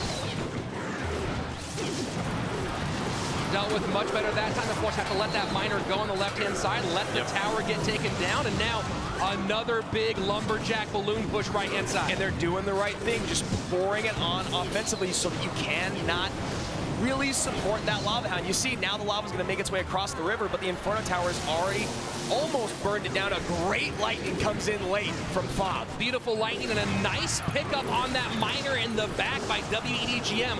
Goblins taking care of business. Beautiful, beautiful play on both sides of the board by the Chinese squad. And once again, the Giant Skeleton just giving so much utility to these two. He kites things away, doesn't allow your opponent to keep piling units on at the river, and this was just stellar from W.EDGM. And there you have it. W.EDGM taking set number 1, going into 1v1 with a massive advantage. Yeah, and Hire's got to be feeling great right now. You know, playing for the 2nd time today with a set in hand after taking down Elsiop. That is not a man I want to walk into the ring against. But if there's one man who does want to walk into that ring, it's the guy who's coming up. We're about to see the finals debut of Jack with everything on the line for his team. Jack, the Hog God, wondering if we'll see him play Hog at all today. Will we see that Giant Skeleton Royal Hogs deck again that was so popular by him and only him at the seeding tournament? But one thing we do know is that Jack plays some of the best Clash Royale we have ever seen, and I am so excited to see what he's going to bring out today. High cycle player, and we talked about that. There's no philosophy behind it. He's just a reaction player. His reflexes are totally keen. He gets dialed in on the zone and plays it beautifully. The one thing we probably won't see here, but would love to see, is 2.6 Hog cycle out of the guy who makes it look easy, who can beat hard counters with it, but we probably will see some pretty quick stuff. Yeah, let's take a look at the replay before we see Jack come out and make his debut of this last set of very, very nice 2v2 from W.EDGM. This was just clean top to bottom. They defended really, really well, and of course getting that giant skeleton through early on the left-hand side kind of just put Fav in a place where they could not fire back. Yeah, it's one thing to go down 1,000 HP early on, but it's another thing to essentially lose a tower in the first minute and a half of the game, and it allows your opponent to just keep up so much pressure and only play defense. And when you're playing a deck like Lava Hound Miner, you're really relying on being able to build big pushes and then support it with your miner. W.EDGM never allowed that to happen. So the 2v2 duo that barely sniffed defeat during the regular season falls here in this moment against a W.EDGM that so far has not lost a set at World Finals. I mean, we're looking at upsets after upsets. I mean, Liquid upset SK, W.EDGM upset Nova, and now maybe once again doing it against Fav Gaming. Take a look at the stats here. You can see Lava Hound play from Kita and Kensu, not getting a ton of offense down on their back foot a lot of the time. On the right-hand side, the big difference maker, that giant skeleton getting to Cat Tower, doing a whole lot of damage. Solo Man and No Misa playing a beautiful 2v2 set. And it's just crazy to think that they had freeze. They didn't even need to use it because they were playing so very well. Only 15 cards played by Solo Man and his partner because it was that good. So here we are, set in hand for W.EDGM. Gonna move on into our 1v1 set. And we talked a bit, Andrew, about how much of a difference it makes for 1v1 to be set number 2 rather than King of the Hill, the pressure that it puts on one player. But these are two guys, both of whom seem to thrive under pressure. 100%. And you know, Jack improved his win rate from spring to fall by almost 20% in head-to-head. And on the other side of that, higher 50 to 80%. So massive there in King of the Hill. Yeah, both guys definitely top-tier head-to-head talent. We'll be with you with that match in just a moment. First, let's go take a word from our sponsors.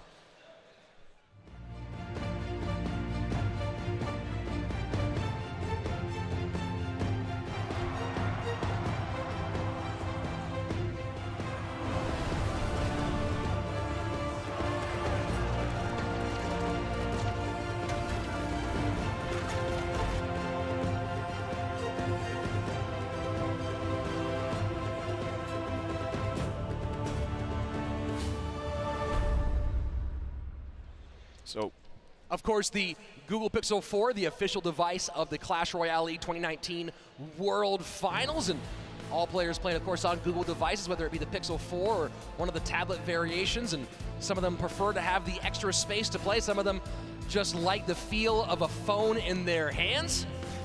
I go back and forth. Yeah, I do as well. And to speak a little bit about what you were saying earlier with Jack loving quick cycle decks because it just caters to his playstyle, caters to his personality, and a big part of that is the incredible efficient defense that he's learned to play with 2.6, and in turn creating massive elixir advantages in his favor. Here we go, Higher, the #1 head-to-head player this season in China, up against Jack, who has carried his squad time and time again. In the seeding, of course, he went 4-1 in sets with some very close wins. 2 last-second finishes over TNT and beating Igor by just 57 HP to clinch this spot for his team. And the only man that beat Jack at the seeding tournament has been eliminated. It was OP Sam, so Jack probably feeling great about his position right now. So here we go, Inferno Tower picking up the action. Mega Knight done, Baby Dragon done, and here we are, first minute away. First blood taken by Jack. And there you go, cycling Ice Spirit at the bridge, Goblin Cage in response. And Hog Rider left-hand side, you had to know it was coming. And easily taken care of by that Ram Rider. Hog does not get a single shot. Beautiful play by Higher. And here we go, Goblin Brawler moving right-hand side. Jack going with a variation of Hog Cycle. Not exactly that 2.6 we might have been expecting, but Probably didn't see that coming here. And you can already hear a few cheers from the crowd knowing that Jack is playing Hog Rider. He's the best in the world at it, and it doesn't matter with matchups. I know you've all seen the videos online. Jack can win in any moment with this win condition, and honestly, with this deck built so closely to 2.6, just a couple adjustments in there to cater to the meta. Yeah, and he's going to be doing a big part of that will be protecting that Inferno Tower. Obviously in 2.6, one of the #1 rules is protect your Musketeer. Yep. And this situation with those big, beefy troops, it's about keeping this Inferno Tower alive as much as possible, hoping that it burns off a couple of troops every time. Yeah, and you saw him protect his Musketeer early on with that skeleton surround. Very, very nice to stop that bandit. And, you know, Jack's playing his comfort right now. And there you see the Ice Spirit to stop that charge. Inferno Tower still very healthy on the board, and Hog going opposite lane. Oh, and does not get the pickup. No, it Goblin does Cage not. played too low for higher. A ton of elixir spent, 9 elixir spent to let that Hog break through. And nice pickup with the Skeletons. Bandit does not get a dash on tower. And We're again, in fast cycle, Jack's world. Yep, this is exactly what we were talking about. Fast cycle, Jack's world. Great defense. However, that Ram Rider is a really, really great response to stop the Hog in conjunction with the Goblin Cage and, of course, the Mega Knight. So Jack has a big uphill battle in front of him, but he's in the lead.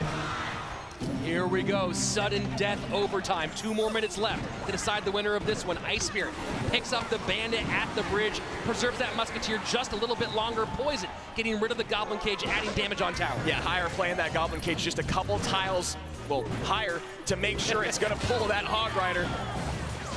That's one of those things you do sometimes as well, is you almost overcorrect if you play one too low. Yep. Inferno Tower not gonna last quite long enough. Hog Rider high for a quick kite and just trying to keep this Mega Knight dancing as long as he can. And look at that, keeping the Musketeer alive, but oh word. On the right-hand side, Snowball pushing Baby Dragon off. The micro on this side is so intense. That sequence was absolutely astounding, but it's not gonna be enough right now. You can see Jack having some words with himself. Ram Rider breaks on through. It started with the beautiful Hog kite, but a lot of elixir spent to take that much damage. You gotta wonder if at this point Jack starts going for a really hard cycle. Now Goblin Cage out of cycle for Higher. Has work to do in both lanes on the 713 on his right-hand side. Yeah, now with the poison out of cycle, you know that Goblin Cage is safe to get played now. Plus, the Ram Rider is out of cycle. Higher feels very, very confident right now that he can stop anything that Jack sends his way. Poison getting good value right-hand side. Now Hog Rider going opposite direction. Goblin Cage does pick up the Hog Rider. Musketeer outside of poison range, down to 497 right-hand side. Hog Rider does not get a hit, 30 seconds left. And right now, Jack really, really playing from behind. Hog Rider coming down, Mega Knight on top of it, and that is just a brutal, brutal wall to run into. There's so many answers, but now back on another Hog Rider. Is there a Goblin Cage? Yes, there is. Triple Elixir, keeping these defensive options available for Higher over and over again. A big Mega Knight leaps. Higher does it. Game #1 for W.EDGM. The crazy thing there was that the Hog Rider was still gonna break through, but you saw Jack get caught looking a couple times, spending so much to try to get that one hit on tower, and time again, it left him wanting on defense. Fab Gaming now taking a timeout, wanting to regroup and get themselves centered for what could be their final game of World Finals. I don't know if surprised, because we talk about it, right? You play an opposite deck game 1, you play your comfort in game 2, but Jack went comfort in game 1, and that was a brutal counter. Yeah. Snowball, Goblin Cage, Mega Knight. What else could you possibly ask for? I don't know, whatever you use to prepare hogs for the slaughter, because that's certainly what happened there. Really rough for Jack in that situation. Higher, of course, played it beautifully. There were a couple moments early on where he maybe got caught out. Yep. Once he got his cycle where he wanted to, there was no way for Jack to break through. Yeah, let's take a look here at that last game. The defense and, of course, the victory for Higher started right here with this Hog kite, which for a moment looked like sheer genius from Jack. All of this was really, really well played, but it was desperation well played. And you see the Musketeer getting pushed to the outside, and it seemed for a moment when that Ice Golem came down with the Snowball and the retarget that he might survive, but then that Bandit dash, heard the roar from the crowd in that moment. Inferno Tower just too late to be helped. And anytime you see your opponent play a last-second building on top of their own princess, you know they have nothing else in the tank. and Higher just took advantage of that tenfold. He played such great defense. You saw there the Bandit with the Goblin Cage mitigating 100% of the damage from the Hog, and now Jack going all offense again. A Mega Knight comes down, healthy Mega Knight, healthy Goblin Brawler, no way to defend. Yeah, playing from behind in this matchup once you get the triple elixir, definitely a difficult hill to climb, and of course, Jack not able to get to the top, but has another chance here in game number 2. Needs to win 2 in a row to keep Fav's hopes alive, but of course, Higher so far off to a great start in his World Finals, 1 win away from going to the Grand Final. And he did such an incredible job of keeping that Goblin Cage in cycle every single time the Hog would come back around. I don't know how he kept up with the cycle, but let's take a little look at the numbers, and maybe that'll help us understand just how he took apart Jack while playing Hog. Well, take a look at this. You have 10 Hogs played, Goblin Cage and Mega Knight combined for 11. They were pretty much only being used in response to that Hog going back and forth in tandem. And then Jack just could not keep up with the onslaught that would come the opposite direction, fell behind, and Higher ended up taking the tower. Oh yeah, and I forgot that he also had the Ram Rider. Just in case Snowball, Bandit, Goblin Cage, Mega Knight were all out of cycle, there was still the Ram Rider to stop that Hog. So honestly, if Jack would have won that game, it would have been because Higher played horribly, which he did not. So hoping for a better matchup now in game number 2. So both these guys playing quite a lot of skeleton, getting around quickly. Of course, quick cycle for Jack didn't work out that time. We'll see what it does in game number 2. Higher, 1 win away. You know, W.EDGM, everyone counted them out. They were the 6th seed, did not win a single set during the seeding tournament. They were the one squad that nobody was picking for a chance at being the world champion, and now they have a chance to go face off against Liquid. Yeah, Liquid right now, I mean, riding very, very high, but probably just a little bit exhausted. They're going to take, obviously they're taking a seat right now during this match where W.EDGM is just going to go right into it if they win, feeling great about themselves, and Fav well rested on the other hand of that. You have to imagine, though, that Team Liquid wants W.EDGM because they've gone through the same gauntlet today. Yes. They've played just as many games, burned just as many decks.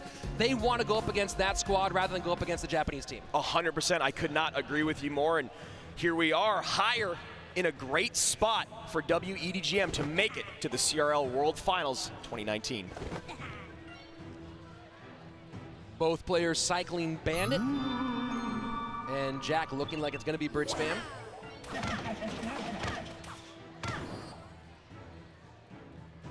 And that makes it even more likely. It's so interesting that of the archetypes that exist out there, bridge spam is the one that maintains its core so consistently. Yep, it never really leaves the meta, and if it does, actually, yeah, it never really does. It's usually just a couple cards get changed to adjust and adapt. Dark Prince in for a while in favor of the Royal Ghost. Of course, Magic Archer now getting mixed into this archetype, but that basic idea, P.E.K.K.A, E-Wiz, Battle Ram, and oh my word. No elixir in Jack's hand. This is going to be an easy cleanup. You got a bat on the tower, a healthy Night Witch behind a Mega Knight, and a ton of danger for Fav Gaming. And look at that, does not get the King Tower activation, but beautiful Bandit play. Gonna eat a lot of damage left-hand side with that snowball, though. Oh, that's tower down. That Bandit got caught right in its tracks. Those bats did so much work, and Jack cannot believe it. And here we are once again. Barely any time burned off, and Higher, not just in a commanding lead, this is the first chunk of damage he's taken all game. Now, it's definitely better to be down a tower playing this deck as opposed to other quick cycle control decks that he usually would play, but being down a tower this early is never good. I'm literally trying to find the only silver lining for Fav Gaming right now. Yeah, just got caught out in a nasty way, cycling P.E.K.K.A in the back on the right-hand side. 1 minute to work and keep his team's hopes alive. I mean, when you load up at the river, a la bridge spam, and you give all that value to your opponent's Mega Knight, you just saw Higher pour it on. P.E.K.K.A doing a long march, but not gonna get anywhere. Bandit trying to find a way to get on tower, but really Higher is just throwing up brick walls in front of everything Jack puts on the board. And that's gotta be so frustrating for Jack. You sit back all day, you wait for your moment. 2 games up, 2 games out, it seems, for the Fav rep. Last chance on the right-hand side. Chooses to go Battle Ram left instead, hoping maybe that P.E.K.K.A can escape. She is walking away a little bit. Is there any chance? Jack does not have much in the tank. A nice kite from the Night Witch. Final 10 seconds. And this is going to be it. W.EDGM does it twice in a row. Two teams go all the way from quarterfinals to the grand final. We're going to see W.EDGM and Team Liquid play for the championship. So much adversity in their way. W.EDGM looked like a joke at the seeding tournament. Team Liquid didn't look like they were going to be anything of what you'd expect without Surgical Goblin. And boy, oh boy, did both those squads prove us wrong today, my friend. Well, look at how far they've come since the World Cyber Games. W.EDGM looked completely out of place at WCG. And now here they come, taking out Nova, taking out Fab, and now with a chance to do something nobody expected, become world champions. And you can't take anything away from them. They didn't have an easy route. They didn't have an easy lineup. Nova and Fab Gaming are absolutely insane. Liquid on the other side of it, taking out OGN the champions and SK the champions. This is exactly what you hope. We got a Cinderella story against what would be a Cinderella story if it wasn't Team Liquid.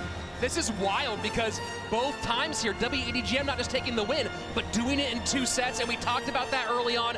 They needed to never let this go to King of the Hill. They've done that twice in a row, and the question is, can they do it one more time in the best of 5 sets? We have only seen 3 players come out today for W.EDGM.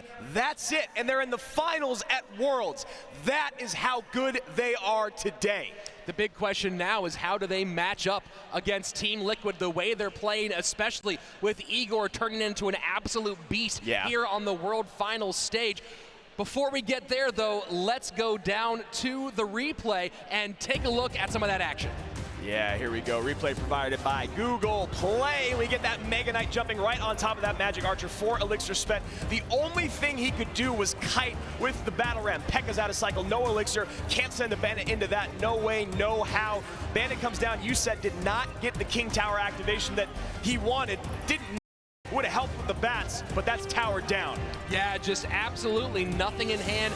The E-Wiz late trying to do something, but not going to be enough. You're playing the rest of the match from the tower down, and at that point, having done 0 damage to either of his opponent's towers, a tough spot for Jack to be in. And Higher playing beautifully so far. W.EDGM as a team playing beautifully so far, and as you've said, with only 3 players we've seen. 2-2 set sweeps. They're the only squad to do it today, and they're the squad that came in the lowest seed. They came in 6th place. Everyone thought they'd be eliminated right away against the world champions, but let's take a look at the bracket and watch the incredible climb from both of these teams. So you had SK Gaming getting past OGN Entus, or sorry, Liquid going past OGN Entus and SK Gaming.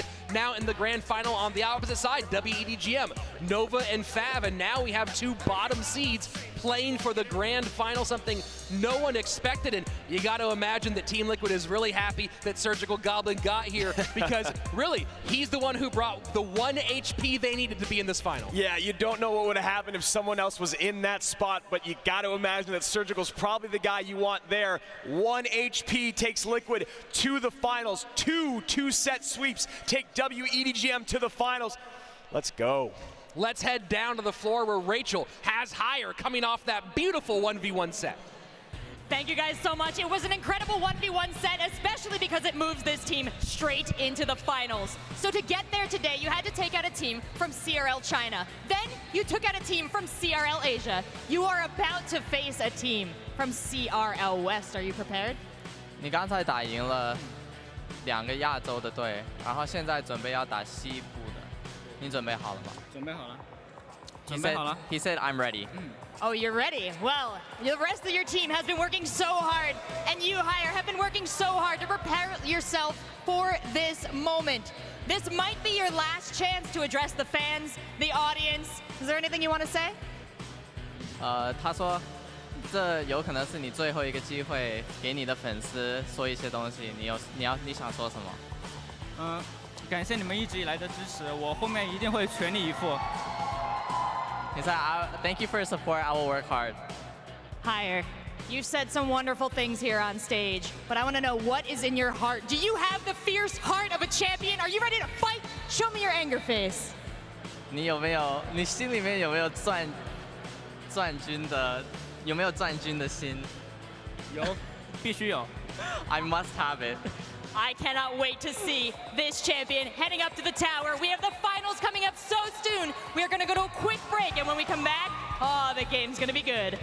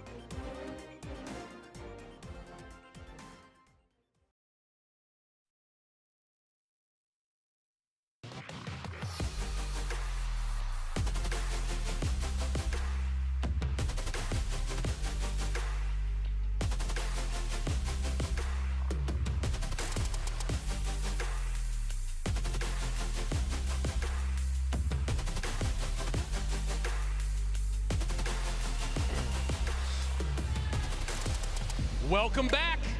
This is it. Here we are, the grand final for the World Championship. Team Liquid and W.EDGM, two teams all the way from the bottom of the bracket here to the top, and one of them will walk away a world champion. Clawing, scraping, biting their way up. They'd never been here before. Surgical has dreamed about it since day one. Everyone counted W.EDGM out, but look at where we are in this BO5 between these two incredible squads that have done so much today. And that's important. This is a best of 5 sets for our grand final. So we'll open up with 2v2 and then 1, 2, 3 1v1 best of 3 sets, and if necessary, that final King of the Hill. And honestly, both of these squads have looked so incredibly strong today. The debut of Igor shocking the world. W.EDGM playing perfect through 4 sets. Anything could happen in this final game. I just can't wait for it to start. Anything can happen, absolutely. By just 1 HP, anything can happen. We've already seen it once. We could see it again. We'll bring you that grand final in just a few moments. But first, let's go to Kelly Link, who's standing by with one of your favorites, one of our favorites. It's Clash with Ash. Who?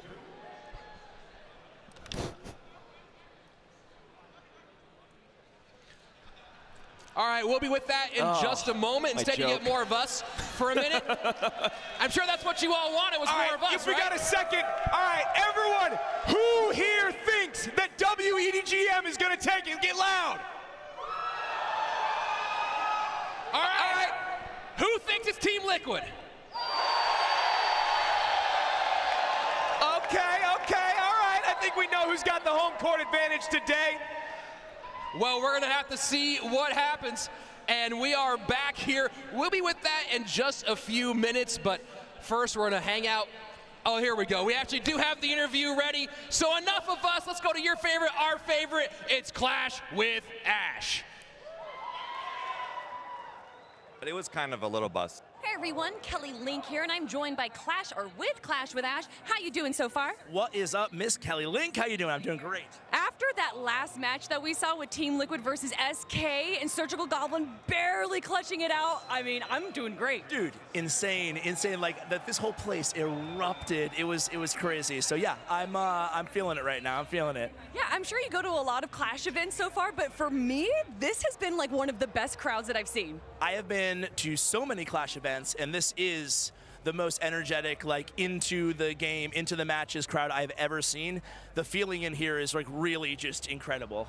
Yeah. Well, after Team Liquid's win right there, I feel like I know what your answer is going to be, but do you have a favorite to win the entire event? I'm going to go ahead and go against the grain and pick Liquid. I'm going to pick Liquid. I mean, they're on a roll right now. I thought Morten might pull it off there, and I love kind of rooting for the reverse sweep. So I kind of was rooting for Morten there, but now Team Liquid, I think that Igor has been amazing on the first time playing live too. Incredible. So Surge, Igor, dude, Canario. How can you go against Diego B? How can you go against these guys? I mean, they're doing a fantastic job, and they're now going to the grand finals. It's going to be really interesting to see who they go up against. I believe it's W.EDGM versus Fav from Japan. They're going to be going up against the winner of them. But they're playing currently in the Season 6 changes. We're not seeing Battle Healer, but I want to know your thoughts on Season 6 overall. I'm happy we're not seeing Battle Healer today, honestly, because I think the card it needs a little bit of, maybe a small nerf, to say the least. But at the same time, we also have the same thing about Elixir Golem. And Elixir Golem has been played a lot today, but it hasn't been out of control. People have had answers to it, and I don't think, eyeballing it, that the win rates have been out of control. So we'll see.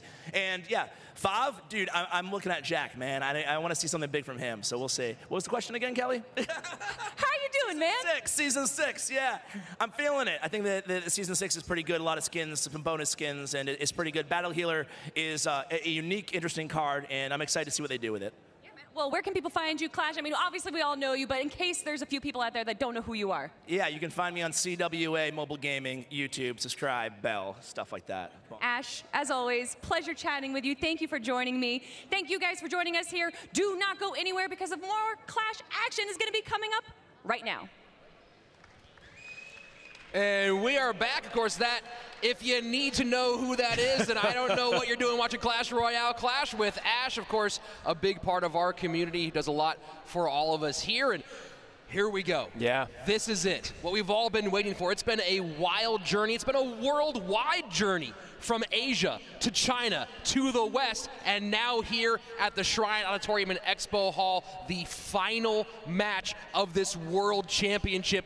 Team Liquid against W.EDGM. We've already heard from the crowd. What do you think? Who do you think is going to win? Go ahead, let us know on Twitter, of course, at Esports Royale EN here for the English broadcast, and we want to know what you think. Who's going to take this crown? Yeah, let's take a look at some of those numbers now to kind of frame this incredible matchup for you guys. We'll be taking a look at some of the win rates from these squads and how they end up faring against one another. As you can see, very, very close all the way across the board, except in King of the Hill, where W.EDGM takes the edge by 7%. Now that is our 5th and final set if necessary. Obviously 2v2 and then 3 1v1. So pretty much dead even right now with a slight edge to Liquid in 1v1. But there's 3 sets of it, and so far W.EDGM has not lost a set in LA. Well, now the question is, how much can you put on Higher? Is he going to come out twice? Are you going to have him go against Canario and Surgical Goblin? Or Surgical Goblin and Igor? Surgical Goblin, Canario, Diego B? How does that all work out? You're going to have to mix in Solo Man, maybe Nomisa as well. Yeah, I mean, it comes down to a lot of strategy. You can't play a player in back-to-back sets, so you can't go 2v2, 1v1. You can't go back-to-back in 1v1 if you're really feeling it against the ropes and you've already dropped your first 2. So it comes down to strategizing from the coaches, which has been a massive part of the success of these 2 teams. Obviously, W.EDGM being from China, they're a little bit more disconnected from us, but what we can speak about is Liquid and Eric Benamou and the confidence in his team since day one, in the confidence in what they were doing without Surgical Goblin, now having him here today, and with Igor, the rookie, he sang his praises since day one, knowing he could bring it on the live stage. Well, and that's such a long journey for Team Liquid. Of course, expectations were insanely high in CRL EU, but that squad could not put it together. You had the best in the business, Surgical Goblin, Diego B,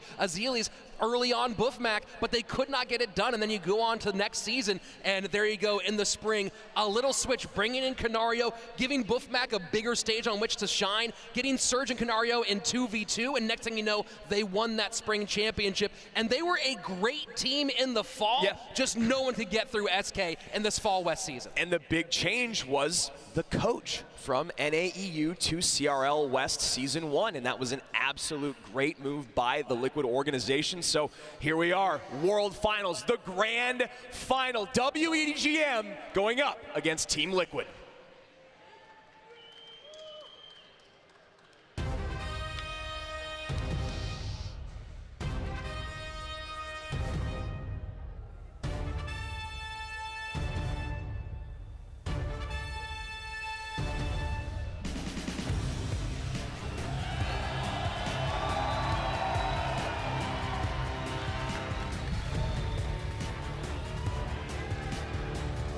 Here you have it, the 2 squads, W.EDGM and Team Liquid, ready to go. A best of 5 sets.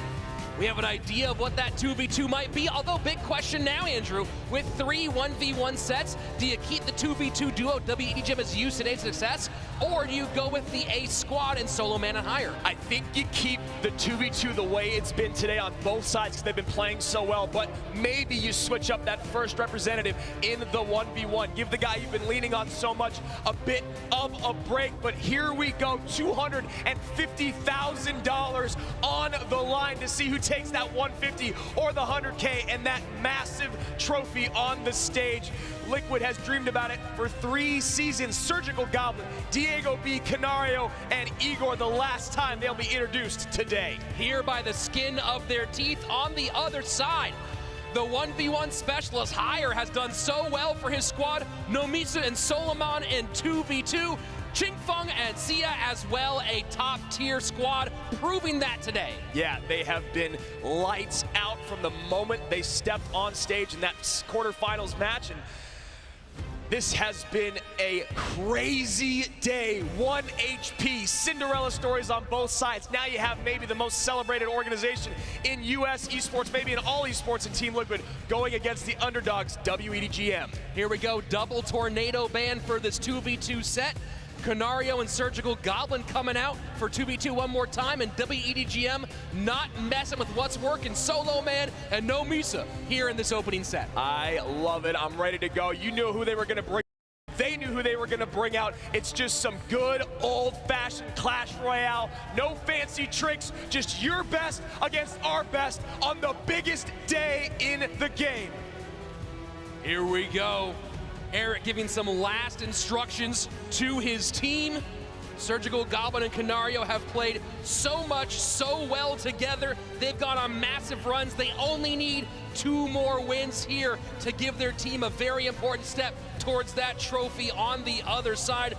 Solo Man and No Misa, you gotta give a lot of credit to No Misa today, stepping up in 2v2 in a massive way despite struggling throughout the regular season. His squad owes him a big debt of gratitude. Oh, 100%, and their coaching staff really got away with one, or maybe just surprised everyone today by making that slight alteration from their best 2v2 duo to give them the best fully rounded out squad, and it has paid off in dividends today. So now here we are, Surgical Goblin, Canario, Solo Man, No Misu, ready to go in the grand finals. Double NATO ban for me means maybe they take to the skies again. We saw how hard it was to stop that balloon time and time again without having NATO. We've seen a lot of Lava Hound as well in 2v2 thus far. It's been a pretty big aerial battle with a few deviations this tournament.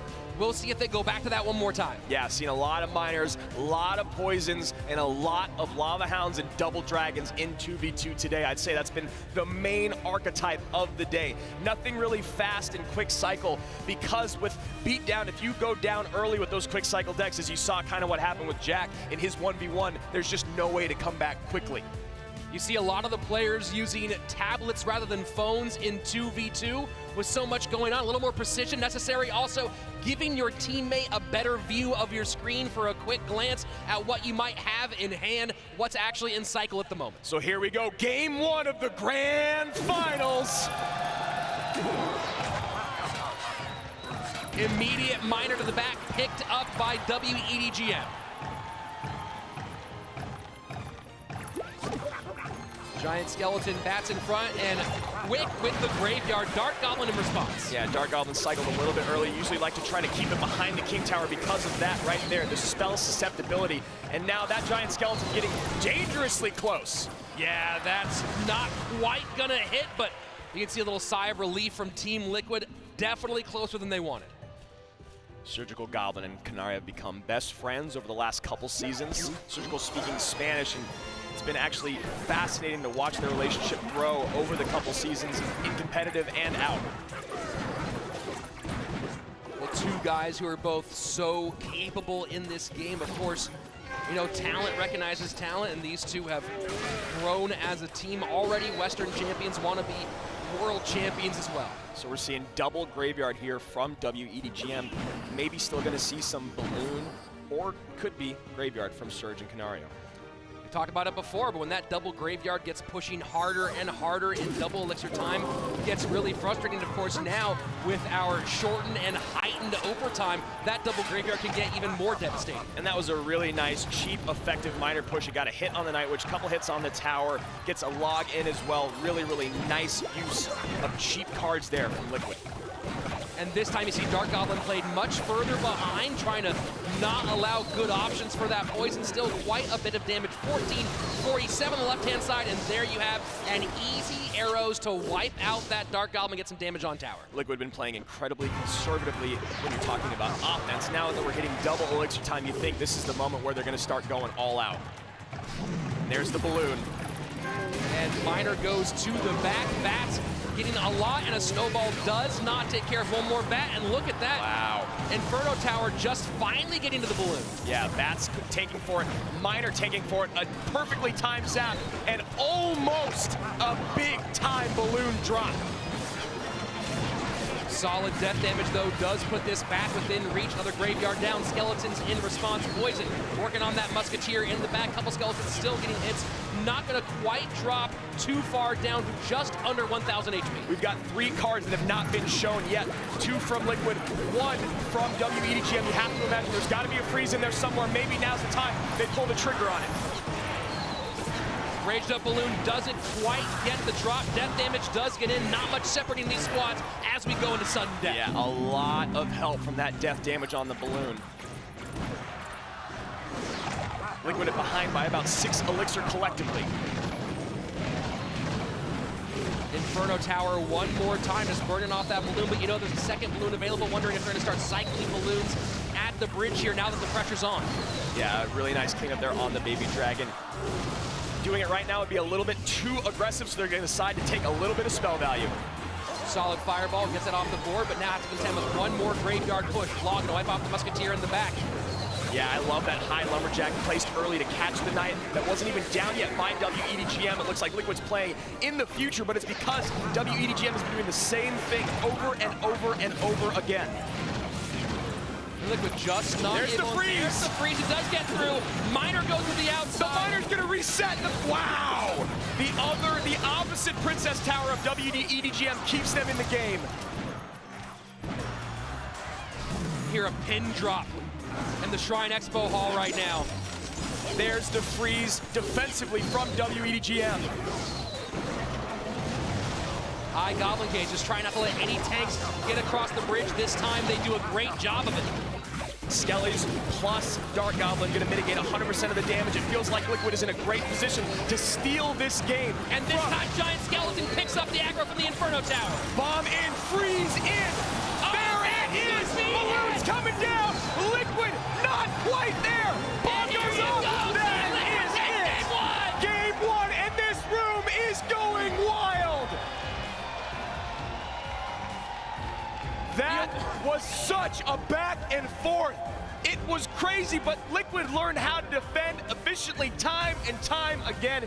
And if you're W.EDGM, I think you've got to at least try to create a little bit of pressure opposite lane. They were forcing those freezes out on defense from W.EDGM, which meant it wasn't available, meaning that Surge and Canario knew exactly how to take care of that graveyard. They weren't worried about that graveyard damage because they knew freeze was not going to be part of it. And they started playing cards preemptively before units were even placed by W.EDGM to cross the river and tank for that graveyard. It was just beautiful, beautiful gameplay from Canario and Surge, and what else would you expect here in the finals? So here we go, game in hand for Team Liquid, and of course they keep making it exciting. What better way to get the crowd into the game than making it close over and over again?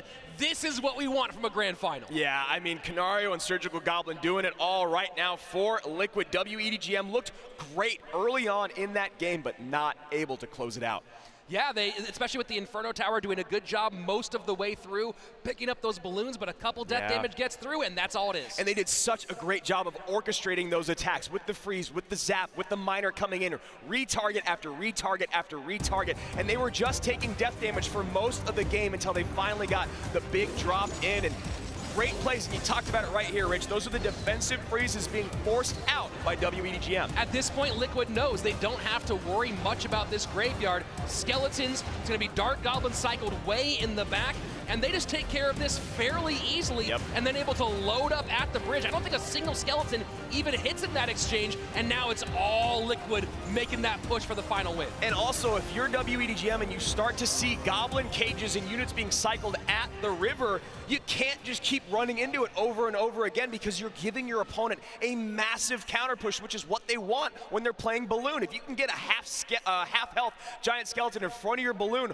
why not drop it? What's the worst that can happen? Death damage. Let's go take a look at the stats from that game. Of course, early on, it was W.EDGM getting those graveyard cycles down. 7 graveyards played in total, but then on the back when it was Surge and Canario began pouring it on with the Balloon once they realized that they could get the cycle correct and defend easily against these decks. Yeah, and the big story to look here is the Troop Elixir and the Spell Elixir. Almost twice as much spent by W.EDGM with spells, which meant they had exponentially less units on the board, less troop units on the board, almost 40 less elixir spent on troops. That's a lot of units. Yeah, very difficult to contend with, and in the end, it was still very, very close. You saw W.EDGM trying to get back in it with the spell cycle, but at that point it was too little too late, and now Liquid with a game in hand. Yeah, and when you spell cycle that late in the game, if you're not able to get your win condition through, your opponents already know what to do. Fine.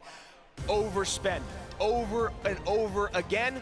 Take the tower. Now I'm going to punish you in the opposite lane because you're in a massive elixir hole. So here we go. Players look like they are ready. Team Liquid, W.EDGM, game number 2.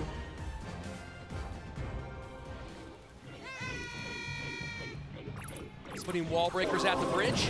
Seen that a handful of times today. And the crowd losing it over the log. They are all here for Team Liquid. Hog Rider in response, Night Witch and Mini P.E.K.K.A. do not allow a single swing.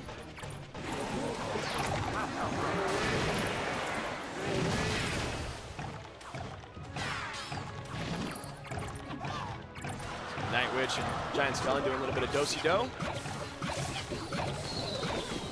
Again, just look at the spread of those arrows. It really is, it's one of those things that people aren't talking about it enough, how much those arrows, you don't have to think about placement very much now with that ability to wipe so much stuff off the board. Yeah, and you can take out different waves because of their waves coming in. You take off your initial unit, maybe units walking up into the radius.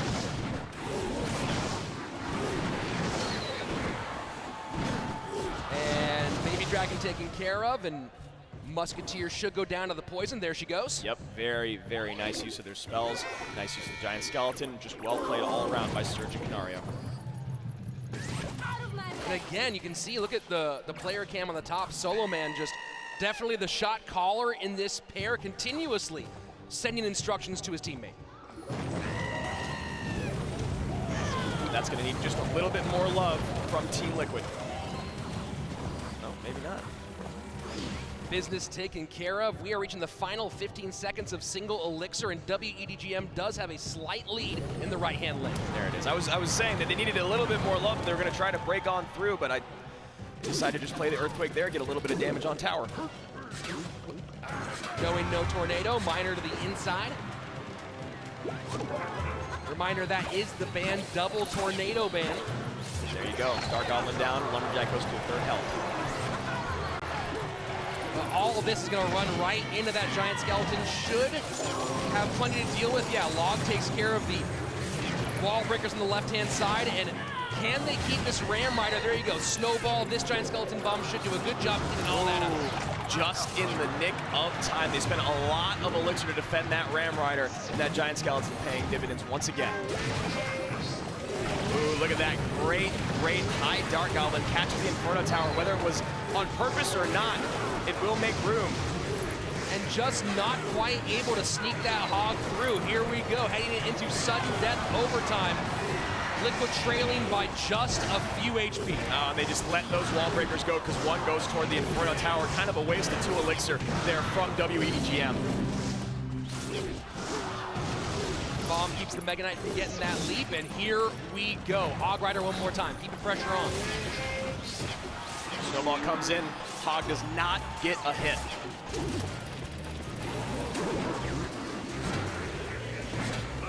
Musketeer does take care of that Miner, and now double building up behind. Yeah, gotta wonder about that drop.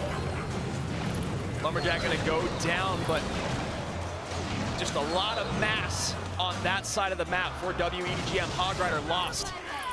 But here we go, Ram Rider behind the Mega Knight, and wall breakers. EQ trying to make enough room.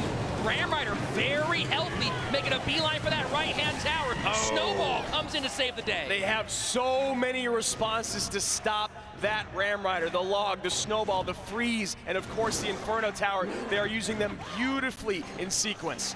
Just finding a difficult battle to break through for Team Liquid. W.EDGM holding strong, of course, a lot of good counters to Hog Rider. This Miner does get on tower, 2 Giant Skeletons, now to 14-13, but a poison played high, not available to try to finish that tower. And they missed with the arrows there, so this is the moment for Liquid to steal the game if they can. That Mega Knight has just been so devastating. Maybe the bomb can help clear some way. Raised up Hog Rider and Freeze! Freeze is in! Freeze! Hog gets another hit! 312! One more hit! 48! They just need the Log! They need anything! goes there. Oh my God! W.EDGM steals it in the final seconds. From 1 HP to 48 on the other side, it looked like Liquid had pulled the rug out from under W.EDGM, and they say no, shut the door, Miner gets on tower, and that's it. They needed one log, one spell to get on through, and just not able to, have to play defense. W.EDGM recognized it and went all in. That Miner was beautiful. And the Poison too, getting behind it. They've been playing a bunch of spells at the bridge, and now you look at on the back end, maybe those spells at the bridge were the right call, doing 100%. enough to keep just 48 HP from falling. 100%, so here we are in the replay, those final seconds. Miner on the inside, you see the triple drop of the two skeletons and the lumberjack all turning around to focus on that Miner, doing a pretty good job. They missed the tower with the arrows, and this looks like the moment where Surge and Canario are gonna steal it. You know one Hog's gonna come down with the Earthquake to try to take out the Inferno, and then you know the second Hog's gonna come down with the Freeze.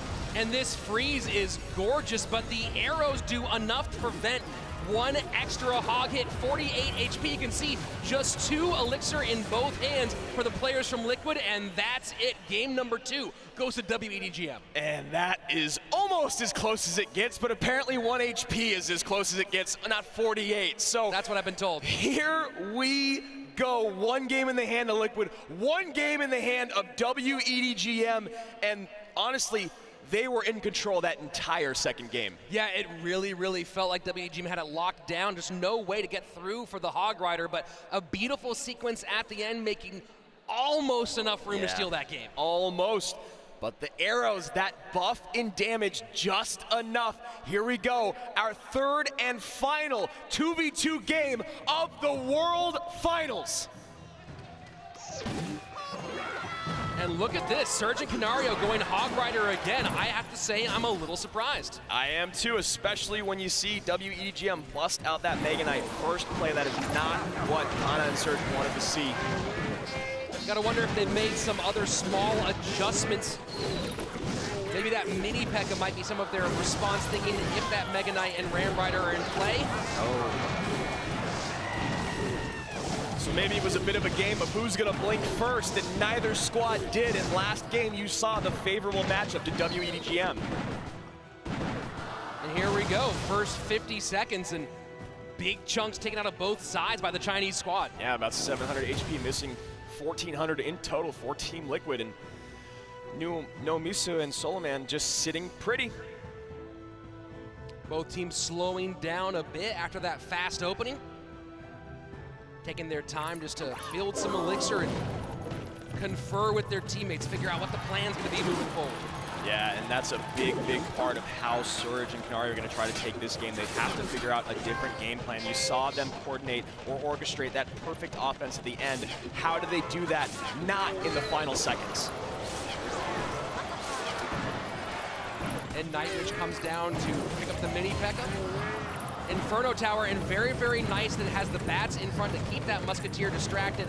EQ comes out for W.EDGM. But now all those tower-seeking units from W.EDGM should have a straight shot on through, or at least enough to create pressure to demand elixir from Surgical and Canario.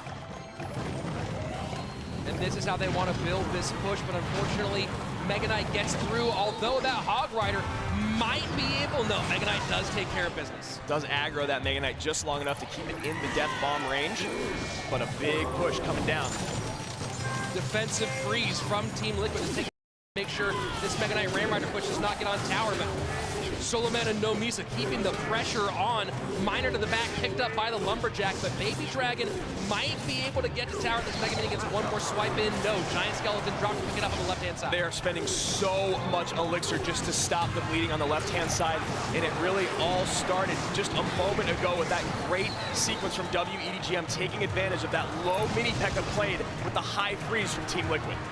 So here we go, final 15 seconds of regulation, and W.EDGM getting ready to abuse a very large elixir lead, easily taking care of that Hog Rider on the right-hand side. And you see, once again, just a very easy, cheap defense being played by W.EDGM. Even if it's a -1 elixir trade, it doesn't matter. We are getting a lot of elixir now here in overtime. Maybe trying to take advantage of this rage snowball. Mini Pekka will do the job. Another snowball back in the direction. Wow. Hog does not get a swing. Very well defended by Nomisa and Solo Man. Even raged up, not able to get a swing in. Beautiful defense. Giant Skeleton picks up the Night Witch. Musketeer behind, getting on the Mega Mini. Ram Rider cycled in the back once again, because the nice thing about cycling the Ram Rider in the back is she can still provide defensive utility.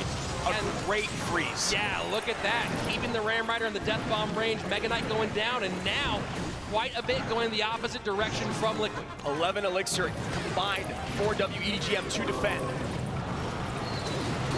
Earthquake down. Hog Rider raged up this time, not going to be stopped. Gets one swing, gets two swings, and now we are tied up on the left-hand side. We're dead even. They didn't even get the freeze off, so imagine if they had freeze in cycle that time instead of having to use it on defense. And Liquid again opting to ignore the wall breakers on the right-hand side, although now that does open up some options for W.EDGM. Yeah, it's nice. It's kind of a luxury for them to be able to ignore it, but they can't do it anymore. Wow! And one more hit in, but not enough spell power. They got to get another Hog on tower. Hog Rider threads the needle. Now Mini Pekka is going to stop that Ram Rider. She does not connect. Miner to the back. Poisons all over the place for the Chinese team. And that Night Witch was just lost on the field. 534, 649. Hog doesn't get close. Right. That's it. That's huge. The freeze comes down. Surgical Goblin and Canario get away with one. Wow, we've all done it. We've all placed the building one tile too far, but they did it on the most important moment in their careers. Unbelievable. It looked like Surgical Goblin Canario might have been in a lot of trouble there, but one Hog Rider sneaks on through. One Inferno Tower just not quite where you want it, and that's GG. Well played. Thumbs up. Thumbs up. The classic Surgical Goblin. Goodbye and thank you for playing. That was incredible. They kept up so persistent, even though they had a bad matchup once again. They weren't able to orchestrate the offense that they wanted until the very last push, but with the help of a very poorly placed Inferno Tower by the CRL China champions. They did a great job of battling, of staying in, and now going into the 1v1 trio with the advantage. You got to imagine Liquid feeling pretty good right now. CRL China runner-ups, excuse me, I needed to clarify that. But yes, Team Liquid feeling very, very good right now. They're the first people to be able to take down this 2v2 squad from W.EDGM. So let's go and take a look at that crazy, crazy photo finish. But first, a little bit early in the game. Yeah, so here we go, and it was just real difficult. This was that early freeze played defensively that we saw out of Team Liquid, and as we were talking about earlier on, this one ended up not turning in the direction they wanted. Yeah, that freeze coming out, though, it felt like just demanded a little bit more elixir out of W.EDGM than they would have liked to spend. So Hog here gets a big hit, 2 big hits, and all of a sudden we are tied up in what seemed like an unwinnable game. And then here we go, 40 seconds left, and so much going in the opposite direction, but able to keep this Ram Rider from getting anywhere near the tower, and now it's going to be a downhill run for Team Liquid. Yeah, so Liquid here going to put down that Hog Rider far to the left, as you always should place it. They get down the Earthquake, so what does W.EDGM try to do? They kind of try to place their Inferno Tower where they think the Earthquake won't land, but it's not there in time. It's not where they need to be. Hog gets on through, and Liquid takes 2v2. And that's a big time win. Obviously, this is best of 5 sets, so W.EDGM does have a lot of room to play. And now we get into a big question, some second guessing about going with that Nomisa Solo Man combination rather than throwing higher in there. Would we have seen a misplaced Inferno Tower? I don't know. I don't remember who actually played that Inferno Tower. I actually love that analysis, because I think now you do bring out your best 2v2 duo with Hire to take that first set, because he can still play in 1v1. Let's go ahead and take a look at the stats from that last game. And as you can see, It was the Earthquake play, the Giant Skeleton play, and big time the Lumberjack in some good raged up hits from that Hog Rider. Yeah, and honestly, these numbers are great and fun to look at, but the thing is it was all about that misplaced Inferno Tower. You saw 4 of them played throughout the entire game, but just one of them was all it took. One misplaced building. We've all done it against Hog Rider before. We've all wanted to throw our phones. I can only imagine how W.EDGM feels right now knowing they had the counter in hand and on the board, just not on the right tile. And you pick up that Hog Rider with the Inferno Tower. W.EDGM had a lot more spell firepower for a closing spell cycle than Team Liquid did. They had 2 poisons rather than just the 1. They had the arrows as well. So much opportunity to do damage, but they gave that away. Well, yeah, if Liquid tries to keep overloading at the river, you got the Giant Skeleton to stop everything in its tracks, and you still have the Inferno to pick up the Hog.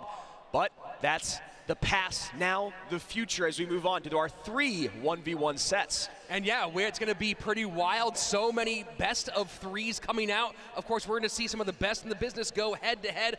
But first, let's go ahead and take one more look at a word from our sponsors.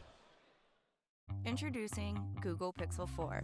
I got that sunshine in my pocket, got that fire like a rocket. Say the word, you know I'm ready to go.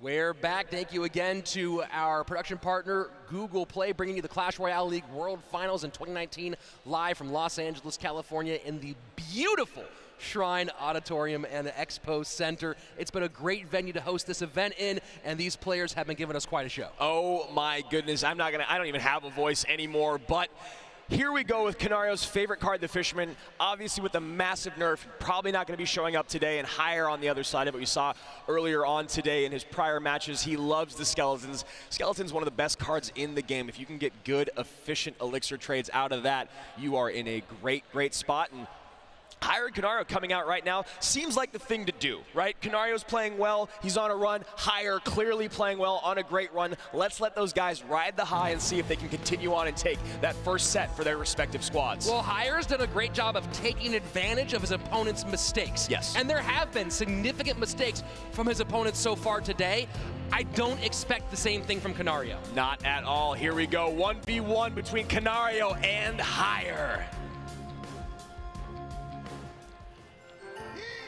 Higher, top of your screen, Canario at the bottom. Canario opened up with a little zap cycle, Goblin Cage reply from his opponent. And just to remind you, since Canario spent so much time in 2v2, he has an 81% win rate in 1v1. Oh yeah, he's good at that. He's pretty good at that. So here we go. Of course, Higher, no head-to-head slouch himself. 38 and 22 lifetime in 1v1 sets, a 57% lifeline win rate in these best of 3s, and of course, a 79.50 personal best on ladder. So Canario drops that Sparky. Higher responds immediately with a Graveyard, and I don't know if I really like that Graveyard. Yeah, doing his best to maybe buy him some time and distract the Sparky, but gotta wonder what he has now that there's going to be a pile of Elixir going the opposite direction. Well, Inferno Dragon will help once it targets the Goblin Giant. There's the zap to reset, and those Spear Goblins gonna take out, no, yes, just barely taking out that Inferno Dragon. Sparky does not get on tower, but damage done. 1637 right-hand side. Canario in the lead as we reach the midway point of regulation time. Higher gonna have to respond to this Musketeer. And that's one way to do it. Valkyrie high directly into that Sparky. We're talking with Mikkel a little bit about Sparky play, and one of his thoughts about Sparky and single Elixir is don't do it unless they give you a beefy enough card that Sparky can one-shot. Yeah, and here's one of the interesting interactions in the game. Is a great way to counter Sparky is with the Graveyard, and sometimes it works out great, other times you waste 5 Elixir and your win conditions. So it ends up working out, I guess, okay for Higher here. Yeah, Canario not able to get anything in front, so that Sparky will go down fairly easily, and now Musketeer in response to that Bar Barrel.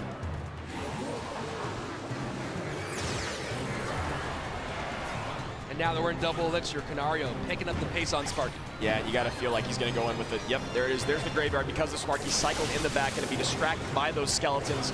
Valkyrie does get through with that zap. Doesn't get quite as much as maybe Higher had expected, and now Goblin Giant Sparky with guards as well coming the opposite direction. Fireball to reset, that's a beautiful play. That is a really nice play. Oh, but it Canario goes back. Used his zap defensively, but now you got a Lumberjack right on through. Valkyrie has to come down, and now Canario starting to eat through Hire's elixir. Musketeer behind, and that Sparky should, no, Snowball just barely saves it. That was so close, but the zap from Canario to take the units off the board of Hire was so beautiful. Very, very close to taking that tower. Sparky one more time from Canario, trying to press the advantage. Hire needs to find a way to contend with all this, and again goes for a defensive graveyard, this time with a lot more on the board than just a Sparky. Yeah, Lumberjack takes out the Valkyrie, but those skeletons making good work, and the Goblin Giants on through. Canario takes game number 1. You talked about it, Andrew. You're playing that graveyard. Sometimes it does its job. Sometimes it just gives away 5 elixir. And in that case, with the Goblin Giant and the Lumberjack already on the board, very healthy in front of the Sparky, it seemed like it might have been 5 elixir down the drain. Yeah, I mean, you got the Lumberjack there to pick up the Valkyrie. And of course, those Spear Goblins do a lot of work on the back of the Goblin Giant, especially against those types of units that are made to distract the Sparky, like the Skellies. But if you got that Goblin Giant down and you've got the Sparky behind it with the Lumberjack in between, that is a brutally difficult push to stop.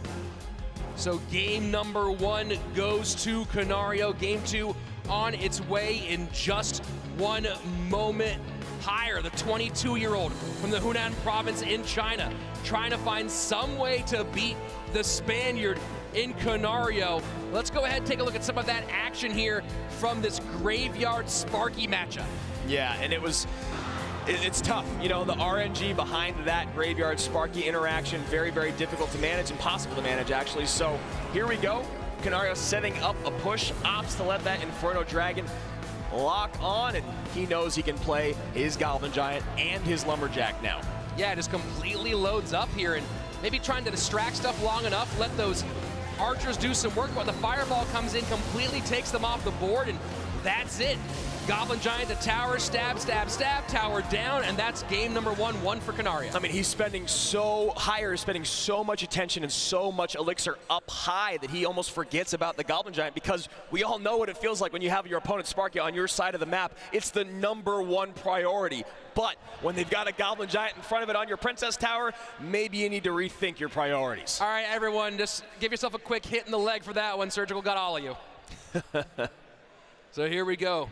Canario ready for game number 2. Oh, stats incoming first. Let's take a look at what we saw in that last game from these 2 players, both going hard in the paint, but in the end it was Canario. Hire could not keep up. Yeah, again, you see 42 elixir spent on spells as opposed to 24, and 82 elixir spent on troops as opposed to 48. And if you're getting Sparky down 4 times and you're getting Graveyard down 4 times, but your Graveyard is mainly to distract the Sparky, that's not the way to win the game with that as your win condition. Yeah, it is really, really challenging to try to deal with that Sparky here, and not a lot of excellent options. In particular, no direct way to reset the Sparky, not a single one, so you have to figure out how to contend with a shot. Will be getting off. The question is, can you direct it? In this case, Hire did his best, but it was the Goblin Giant that was his demise. And Canario's got Lumberjack and minions and Zap to help clean up, and guards to help clean up that Graveyard. So a pretty rough matchup for Hire, but also very well played by Canario. Here we go, game number 2, Hire and Canario to go toe-to-toe once more.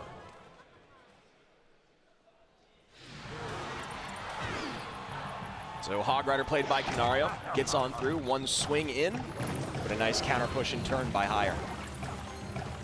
1 bat does escape, will do a little bit of damage on the right-hand side, and Bomb, though, not getting anywhere near that Inferno Tower, will clean up the rest.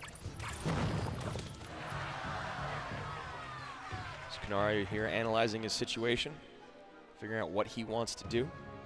You know, a lot of players do look up from their phones at certain moments, and we've talked to a few about what's going on, what they're doing. Some of them thinking about their cycle, some of them thinking about what their opponent might be doing in the next moment. You see here Canario doing exactly that. He recognizes, all right, my opponent's going to use arrows to take out my archer, so I'm going to go hog plus bats in the left-hand lane, and look at that, bats connect. 21-43 left-hand side. Nightwitch cleans up that last archer, but damage is done. First minute, 10 seconds away.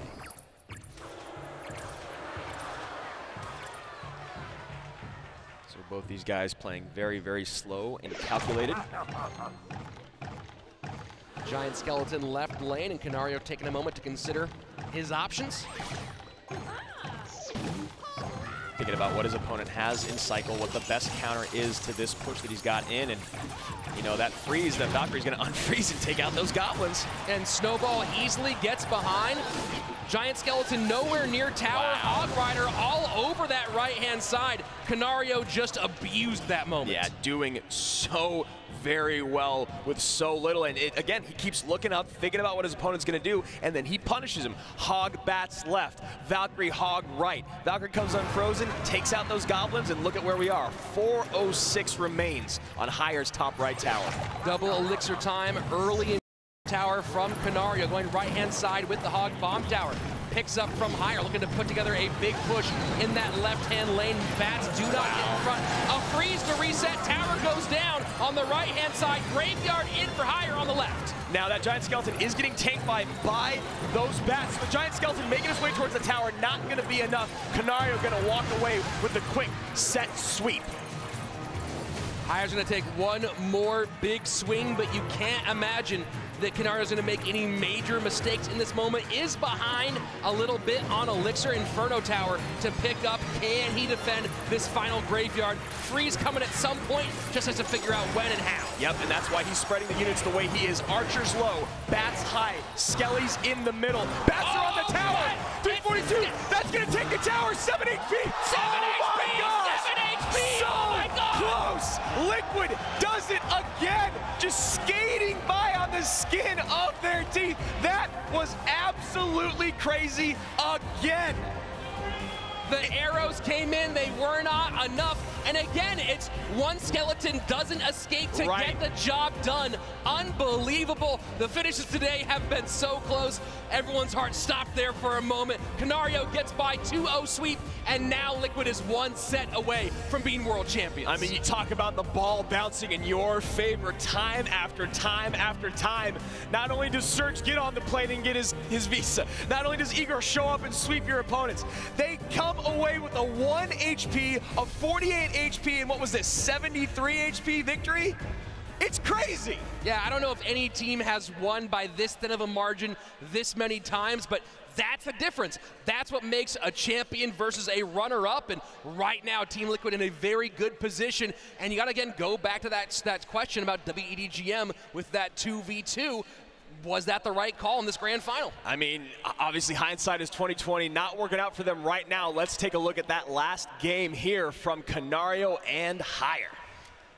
It barely gets closer than this. Of course, it began with the tower take on the right-hand side as W.EDGM trying to load up on the left. Hog Rider right, and it's going to go ahead with that EQ and take care of business. One more swing, tower down, but now's the time for Hire to start pushing on that left-hand lane. I'm almost wondering if he should have defended that Hog or not, but, you know, that's what he decided to do, and not having enough elixir on the left-hand side to pull the trigger on the graveyard, just the freeze. But here we go with this crazy, crazy tower take at the end. It's so close. You see, the snowball comes in maybe a half second early, arrows to clean things up, but the bats just can't get enough bites on the tower. Slow motion, one was all it took, and that's it. 7 HP separates us from a sudden death over time, and now Liquid with a really good chance to close things out. A very, very good position, and this is not ever where you want Liquid to be in. And who do you think's gonna come out right now, huh? Who's gonna come out in the biggest moment for Team Liquid? He's playing stellar, they're in the lead, 2 sets in hand. It's going to be Surgical. How could it not be Surgical Goblin? We'll see that in just a moment. First, let's look at the stats from that last game. Canario just keeping the pressure on, and playing great defense except for one tiny moment. And you see, Graveyard only got down twice. Canario was able to keep getting Hogs onto the tower, keep getting Hogs into play, making higher play defense. Canario didn't have to play a lot of defense, but he did play the most important bit there at the end. Yeah, he really, really, truly did. And we actually just got word that Surgical is playing in the next set. So Diego B's coming up now, and I actually like this because I think if you're the coach of W.EDGM and you're Eric Benamou, you look at all right, we're going to take at least one of those 2 sets. They're going to put up their second best guy in the second 1v1 set. So now Surgical has a favorable matchup in the third. Yeah, it's going to be a big one, and Diego B, of course, has won a ton of these 1v1 sets, so we'll see who he's going up against in this second set. It's going to be another best of 3, and we'll see, can W.EDGM extend their life, or will Team Liquid close them out in a straight sweep in our grand final? And I like the idea of putting Igor down for these 3 1v1 sets. Let him come out in King of the Hill where he's been shining today. Let Diego B get back out there in a set where he has been very dominant in his career. So we're going to get to that very, very, very soon. This has been absolutely insane. Another best of 3 coming your way in just a moment. First, a word from our sponsors.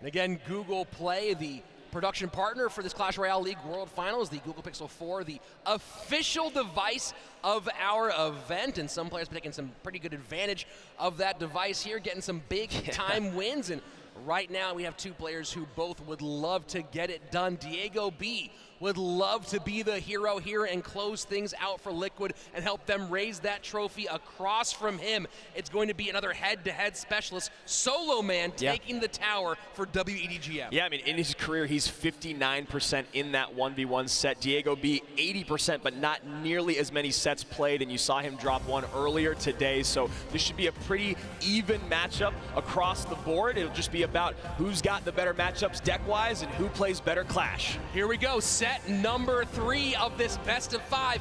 Diego B against Solo Man.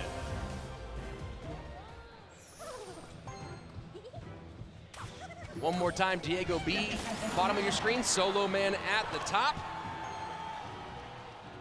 And has not played much 1v1 in the regular season. Diego B moving to 2v2 for this fall year. Finding a really nice home there in 2v2 with Canario. They played very, very well. I was honestly a bit surprised to not see that duo come out once today, but it seemed to be working out pretty well for Liquid. Keep in mind that overall in 1v1 sets in the regular season, 8-2 in his career, a 4-0 in 1v1 sets, but has moved around and does what's best for his squad, and this 2v2 duo did a lot of good work in the fall. Yeah, and you see those cards cycled early on. You got to think your opponent's playing Royal Giant. Here Diego B decides to go on offense. Yeah, an early Royal Giant in the back. Very interesting. We'll see how that works out. Of course, no opposite lane punish from Solo Man. Yeah, this is dangerous. Now that that battle's happening on that side of the river, Diego B has to play some really, really nice and well-orchestrated defense here. And there you go, a very nice arm surround, but just a second late, Rich, a second late, and that's what I'm saying, well orchestrated. You misplay those barbs, and that Mega Knight gets a leap when you're not expecting it, and all of a sudden a game slips right through your fingers like that. So frustrating. You think you've got that Mega Knight taken care of. Big leap, bye-bye barbs, hello tower down. Yeah, I mean, it looked like, we both thought, we were like, okay, barbs are gonna surround the Mega Knight, gonna make easy work of it, but Solo Man getting that really, really nice leap, and Diego B gonna have to bounce back in game number 2. And Solo Man now can really dictate where this game takes place. Diego B, there you go, going to the left-hand side, the only side that really makes sense for him. Yep, and so what does Solo Man do? He's like, all right, well, let's try this again. Mega Knight in the back to meet your RG. How you gonna break through? And remember, that King Tower down to 1277, so at any point, Solo Man can just make him defend it. Yeah, whether it's with the Ram Rider or the Bandit is more than enough. Or if you place the Goblin Cage offset on your side of the map, it pops and then goes towards your opponent's King Tower. And there you go, Bandit Mega Knight takes care of that Furnace. Bandit not gonna get away, and now a Royal Giant again at the bridge this time from Diego. Yeah, RG back down, but 8 Elixir in hand of Solo Man, and he uses it very, very well there. RG gets one shot.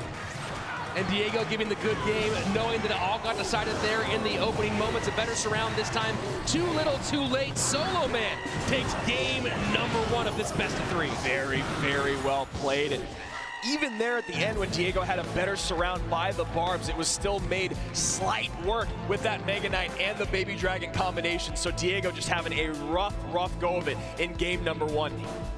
Yeah, RG Barbs is an interesting risk because Barbs, while they can provide so much DPS on the defensive side, there are so many ways to just wipe them off the board and make them irrelevant. We saw that here. We've seen a good amount of Fireball today. We've seen a great amount of Mega Knight. So you think with those Barbs, maybe a better option in the deck, but it's okay. Team Liquid playing with the house's money right now. 2 sets in hand, and Diego B looking to bounce back here against Solo Man, who looked unstoppable in his head-to-head debut at finals. Let's go ahead and take a look at some of the action from that last game, and it's going to be that tower falling on the right-hand side, and you're going to see this Royal Giant just walks into oblivion, basically sending this Royal Giant out as chum for the water and easily taken care of. And then here it is, the Barbs just slightly mistimed, and the leap gets up, kaboom. And it's because that Ice Spirit jumped. Instead of making the Mega Knight go to the Ice Spirit went to the Mega Knight. The Mega Knight gets frozen, mid-hop, lands on the Barbs, and just a really unfortunate sequence of events for Diego B there. Solo Man in the driver's seat for the rest of the game. Diego now needs 2 in a row to close things out. Solo Man has a game to give. We'll see if he can get it done here and send us to a 4th set where we will see Surgical Goblin against No Miso. Yeah, and that's why this set feels so much like a must-win for W.EDGM. They cannot go into a 1v1 set against Surgical Goblin. I mean, well, they can't go into it. They would lose. Yeah, it's a must-win for a few reasons, Andrew. Period. So here we go. Let's get into game number 2. Diego B against Solo Man. And again, that win rate on the right-hand side of your screen does not tell the story of Diego B as a head-to-head player. Lifetime in head-to-head play, 58% win rate. And something is not looking good for Solo Man. You see him shaking his head a few times, moving his fingers around. Did not like how he saw this opening from Diego go. So here we go. Mega Minion to catch that Dark Prince. Maybe Diego feels like he could have a better go of it this time around with Royal Giant. And again, going Royal Giant early behind King Tower. Very interesting. So Night Witch coming down, and gonna really hope that the Mega Knight doesn't come down as well and just repeats history. Yeah, had a slight elixir advantage, but not a significant one here. This time, Mini P.E.K.K.A behind. Yep. So Mini P.E.K.K.A gonna come in and do some nice work. Should take out that Dark Prince as well with the help of those archers.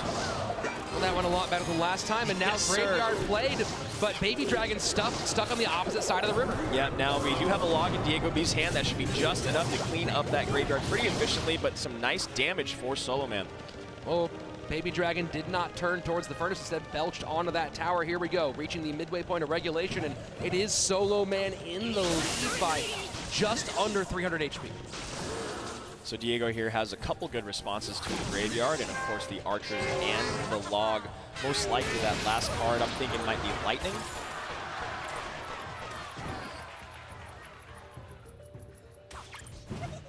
Both players slowing down just a bit as we enter double elixir time. You'll see Solo Man do that pretty regularly. Will he take these big, heavy breaths to kind of calm his nerves? Diego sets up Royal Giant in the back. Baby Dragon, Dark Prince coming to meet. They will cross the bridge, get on this side. Not a good time to pull the trigger on that graveyard, though, with this Royal Giant instead. No. Diego did a great job of making sure that Dark Prince was completely occupied by the mini Pekka. Now the RG gets to break right on through and get a few shots in. Very, very nice by Diego. Graveyard played defensively, trying to load up and take care of some of that business. Does prevent what could have been a lot more damage, and here we go. Final 15 seconds of regulation. This mini Pekka has been a huge shift from the game we just saw, doing so much against all these troops that usually would be pretty easy to cut down that Royal Giant. The mini Pekka has really thrown a wrench in Solomon's defense. Lightning trying to make room, does not get it done. Here we go, sudden death overtime. 11:72 to 15:43. Diego keeping that Furnace as a permanent fixture in that exact same spot. Yeah, I mean, he's happy to keep playing it up high because if Soloman poisons that, he can't poison the archers down low. And you'll see Diego doing a great job of separating them. Now he goes poison on the archers. Furnace is alive to tank. Archers do step up into the poison, but do enough to maintain the lead for Diego, and now here we go, loading up Royal Giant at the bridge. Yep, looking for that mini Pekka, looking for that Night Witch, looking for that Dark Prince, looking for the Goblin Bar, whatever it is, Diego doing a great job of repeating that sequence over and over. The bats have caused some problems for Diego thus far. The Night Witch doing a good job of filling those into the air, and there's no true way for Diego to get those off the board, and that was very close. That's about as close as it gets, and that's a great point, Rich. It's very, very difficult for Diego to take care of those bats. He has got no way to directly get to them other than the Ice Spirit, and that's not an easy task. This time Furnace staying alive a little bit longer than those Fire Spirits can give some support. Lightning trying to get through, but lane absolutely clogged up, and now it's Solo Man's turn to go on the offense. And the Lightning hit the Goblin Cage and the Dark Prince's shield, so a lot of elixir spent to leave units on the board. That tower taking a ton of hits down, under 400 HP. Diego takes a big breath. This is a very important Royal Giant push. Does not have the elixir to get that Lightning down on the cage early, so instead he uses it for defense essentially, and now 3:59 remaining, Diego in trouble. Does not get a shot off. Final 10 seconds. One more desperation attempt at a Royal Giant Goblin Cage. Meets it right at the bridge. Solo Man going to take a 2-game sweep and keep his team alive. W.EDGM is still in it, but now Nomisu has to take down Surgical Goblin in a BO3 just to extend this to King of the Hill. But that was a beautiful set by Solo Man, and that is why he has a career win rate of 59% in 1v1. Very, very well played, and it was just difficult. It seemed like it was so hard for Diego to find any way to get Royal Giant on tower between the Goblin Cage and no way to really clear those bats off the board. That's really what it was. I think halfway through the game, Solomon recognized, he was like, those bats are such a pest. If I cycle my Night Witch early and deep on my side of the map, no matter what, Diego's had to have to figure out a way to get to him. You can't focus him with the archers, and you have to drop an Ice Spirit directly underneath, which is pretty much impossible to do when all that's going on. So W.EDGM avoids the 3-set sweep on to set number 4. We'll get there in just a moment. Of course, we have some replays coming your way in a few moments. This game from Diego B, it's been a rough outing throughout the day, but luckily you have a team of stacked players. Canario, Surgical Goblin, and Igor, who stepped up in a big, big way. So a lot of room left right now for Liquid to still capture that crown. Oh, 100%. I mean, the only way that W.EDGM can get away with the title is by pulling off the reverse sweep. So let's take a look at that replay from that last set that W.EDGM stayed alive in. And here we go, Solo Man holding on strong here at the end. You see, it's the bats. They're just hanging out on top. Yep. The EU is getting some stuns to prevent a couple of shots here and there from the Royal Giant, and it was just... Eventually it turned that Solo Man started playing this from a more defensive posture, and here you go, just clogging up the lane. Yeah, he clogs up the lane over and over and over again, and that time you saw, because the time was ticking down, Diego decided to throw the Lightning on top of the Princess Tower as well. But I'd say the last 3 Lightnings in a row were all spent on units at the river, not providing any damage on the Princess Tower he was focusing on. And also there was that one Lightning that caught the Dark Prince's shield, another unit, I can't remember what it was, and the Goblin Cage. So the Brawler was healthy, the Dark Dark Prince was healthy, able to tank for that graveyard. Yeah, Lightning maybe not getting the value might have been expected in those situations, and so here you go. We're going to go to a set number 4. We're going to take a look at the stats from that game in just a moment, but you told the story right there. Unable to break through, and maybe one more Lightning to get tower as well could have changed the difference. Yeah, maybe you go Lightning's on the tower, 2 units at the river, 1 on the tower throughout. Maybe you're able to chip away, but then you leave a very healthy, at least 1 unit coming across the tank for that graveyard. So you see 40 spent by Diego, 57 spent by Solo Man, pretty much even on Elite, or definitely even on Leaked Elixir and total Elixir spent, but that was just a very, very well played and very nice adjustment because, you know, Diego putting that mini P.E.K.K.A in and playing it 9 times created a lot of problems for Solo Man early on in his defense, but then he recognized what he could do with the bats. And then it got to an issue where he didn't know where to play his log sometimes.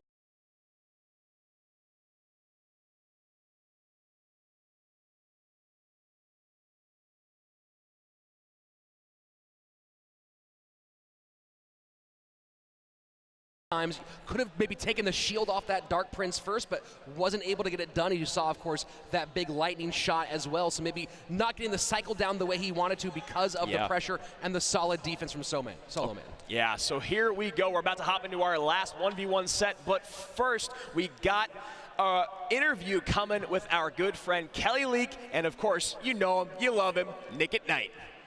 Everyone, and welcome back. My name's Kelly Link here at the CRL Finals, joined by Nick at Night. First of all, how's your day going? It has been action-packed, trying to fit into the stands here with these crowds to get like a glimpse of what's going on, just absolutely crazy. And we just got done with a lot of signing over here, so it's going pretty well. Speaking of crazy, although we did just watch W.EDGM Takedown 5, I want to talk to you a little bit about that Team Liquid versus SK Gaming matchup. What were your thoughts on that? I mean, we had already seen Igor slaying out throughout the day, and like that was awesome. And then when it finally came to the ringer, and you have Surge going up there, everyone just like expecting something crazy to happen, and then a little bit of like a stutter and some things fall through, and then that Magic Archer hits 2 shots, the graveyard, the poison go out, and I was like, I'm not even playing, and my heart is just racing. I go upstairs and see full frontage from Team Liquid after, and he's just like out of breath. That was an insane match. 1 HP difference. I thought people were like being hyperbolic, but no, it was literally a 1 HP difference that allowed Team Liquid to go up, and they're going to be facing Fav. What are your thoughts on the grand finals? I honestly don't know too much about the Chinese or Asian region teams, but I mean, Liquid's been super fun to watch today, so I'm just excited to see that. I hope they can pull it off. That'd be fun to see. And isn't it crazy? Surgical Goblin wasn't even supposed to be here. I mean, he made it here, just 24 hours to spare. Do you think that kind of like messed with him at all, or did that give him inspiration? I could see that as being sort of like, if I'm like an enemy team or an opponent, I'd be like, dang, okay, we really didn't want him here. But then if you're Liquid, you're like, you get this surge going, and you just, no, I feel like that's been used multiple times today, but like you get this like just boost, and you're like, we got to do something now, otherwise what do you come out here for? So I think it's pretty cool. All right, Nick, I definitely want your opinions on Season 6 changes. We obviously have the Battle Healer. We don't get to see her here, but what are your thoughts on her? I don't know, it's such a controversial topic, and I'm okay with her, so I think she's cool. I like her. I like a lot of big beatdown decks like Golem, so she has a nice place in a lot of those kind of decks. And I did kind of like Elixir Golem before Season 6 a little bit, because those sentient blobs right when they get to the tower now are a little bit nerfed, and that's the main damage dealing portion of it. But it was kind of a little busted, so. Well, we got the grand finals coming up right now, and I don't know if we're going to see any surprises, but is there a certain card that you really want to see be played here? Certain card, yeah. Let's say 3 Musketeers. Somebody get something going on with them. All right, Nick, I know everyone knows who you are, but in case they don't, where can they find more information about you? You could check me out on Twitter, Nick at Night YT, on YouTube, Nick at Night YT, I believe. I don't know the custom URL anymore. And in the creator shop, code NIGHT, spell it right, get it right. They're going to change it in the game soon. Nick, thank you so much for joining us here and letting us know a little bit about your thoughts on the CRL Finals, everyone. And of course, thank you guys for joining us here. But like always, we're not done. More Clash action up next. That's when you know you're doing well, is when you're like, I don't really remember my YouTube handle anymore, but you can ask anyone out in the crowd and they can let you know. Yeah, the few people who can actually say, you know, just Google me, and it's actually legit. Yeah, Speaking absolutely. of which, our production partner here is Google Play and the Google Pixel 4. the official device of our event and being used a bit more as we move into our 4th set of this grand final. Yeah, maybe our last set, maybe our second to last set. Surgical Goblin going to be coming out against No Misu, which is a pretty rough matchup in my mind for W.EDGM.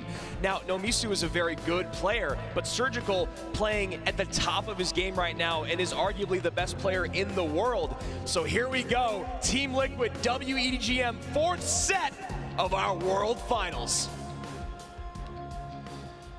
No Misu, a lifetime win rate of 59% in the 1v1 set, 28 and 13 overall in sets.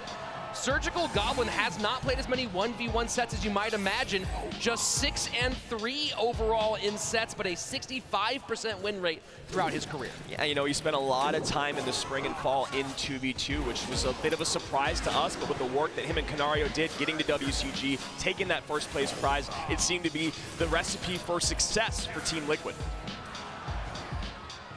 So here we go, first exchange, and Surgical Goblin drawing blood.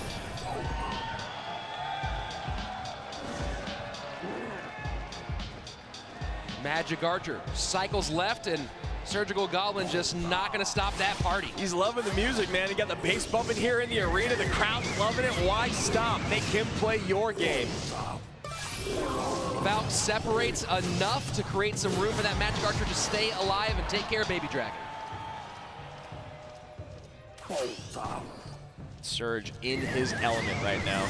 Look at that, going for the King Tower activation, not able to pull it off, maybe getting a little bit too fancy for his own good.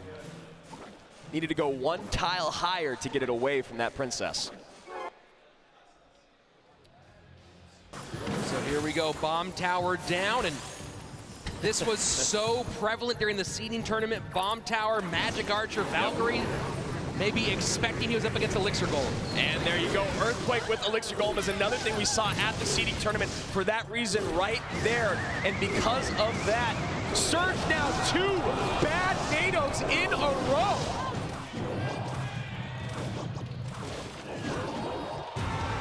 And that's a ton of damage on the right-hand side, down to 445, and No Misu happy to go ahead and switch lanes here and play into Surge's offense. Now, you understand what happened there with the second one. He just didn't wait long enough for the Elixir Golem to get close enough and NATO it to the right spot, but you get 2 missed tornadoes early on, and Surgical now putting himself in a horrible position for the rest of this game. Good job against that Elixir Golem Valkyrie, staying right with those blobs. But the Earthquake plus the blobs, not even gonna need another Earthquake. No Misu takes the first game here off of Surgical Goblin, and if he takes one more, W.EDGM is dead even once again. This is absolutely wild, Andrew. It looked like W.EDGM was dead in the water. 100%. Now they're 1 game away from King of the Hill. And that did not look like the game we thought we were going to see. Now, obviously, it was on the back of 2 horrible tornadoes from Surgical Goblin, but still, No Misu didn't make any mistakes. Nope, played it clean, took care of business, capitalized on those openings, tower down, game 1, now we're on to game 2. Game 2, and if game 2 goes to W.EDGM, we are going to go to King of the Hill, the 5th and final set, which would be so fitting for the World Finals. But first, let's take a look at a couple moments from that last game. Yeah, Rob's going to jump in and take a look at that big moment that turned everything on its heels, and this was it. You said, Andrew, he had the idea, trying to go for the King Tower activation here. Baby Dragon is distracted, but maybe a half step early, a half tile off placement. Yeah, the E-Golems were not on the tower yet, and that NATO just came down a half second early. Obviously one of the strongest defensive cards in the game, but when not played correctly, it really hamstrings you more than some of the other spells. And then pretty simple job, right-hand side, getting that tower taken care of. And look at this on the left, the Tornado Baby Dragon just wiping all that off the board. Yep, and the bats come through, get a couple bites in. Naked E-Golem at the river. You know you have Earthquake. You know you just want to stop Surge from playing comfortably, creating any offense, and No Misu takes that very, very handily. Now, it looked like Surge had the true matchup because he had Bomb Tower, but then that Earthquake came down and just no response. Yeah, Earthquake did make it interesting. He had Bomb Tower, Ice Wiz, Valkyrie, Magic Archer. It was the Tornado. Yeah. You know, you gotta wonder if maybe he takes it a little more conservatively and controls rather than goes for some of the big moves. If maybe you have a different, but of course, King Tower activation super valuable. Well, what's the thing that happens if that Magic Archer doesn't get pulled with the NATO? It's just a few shots. That's it. You've got all that elixir. You've got the NATO back. You've got the Ice Wizard back. But that was last game. This is game 2. Here we go. Will they run it back? Surgical Goblin cycling Skeletons to open up.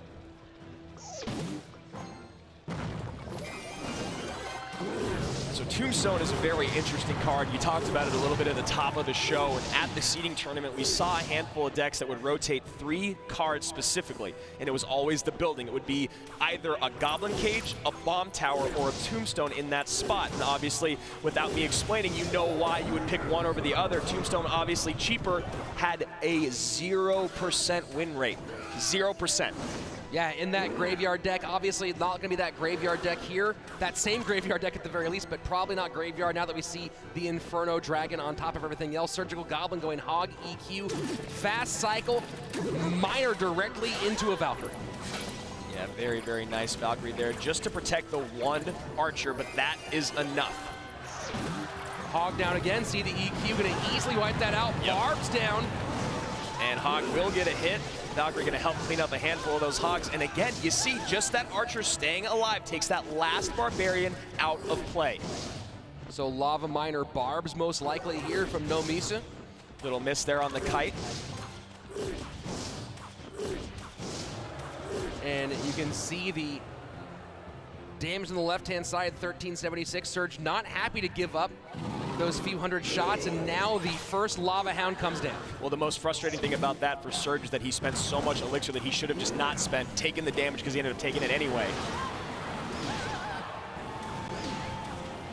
And just gonna go ahead and let that Inferno Dragon burn on the right-hand side, taking that tower down to 993, so has an opposite lane option. Inferno Dragon down to pick up that Lava Hound. So most likely gonna catch this Inferno with the bats of the Inferno of his drops. Oh, bats go to the back, and a poison comes down, so not able.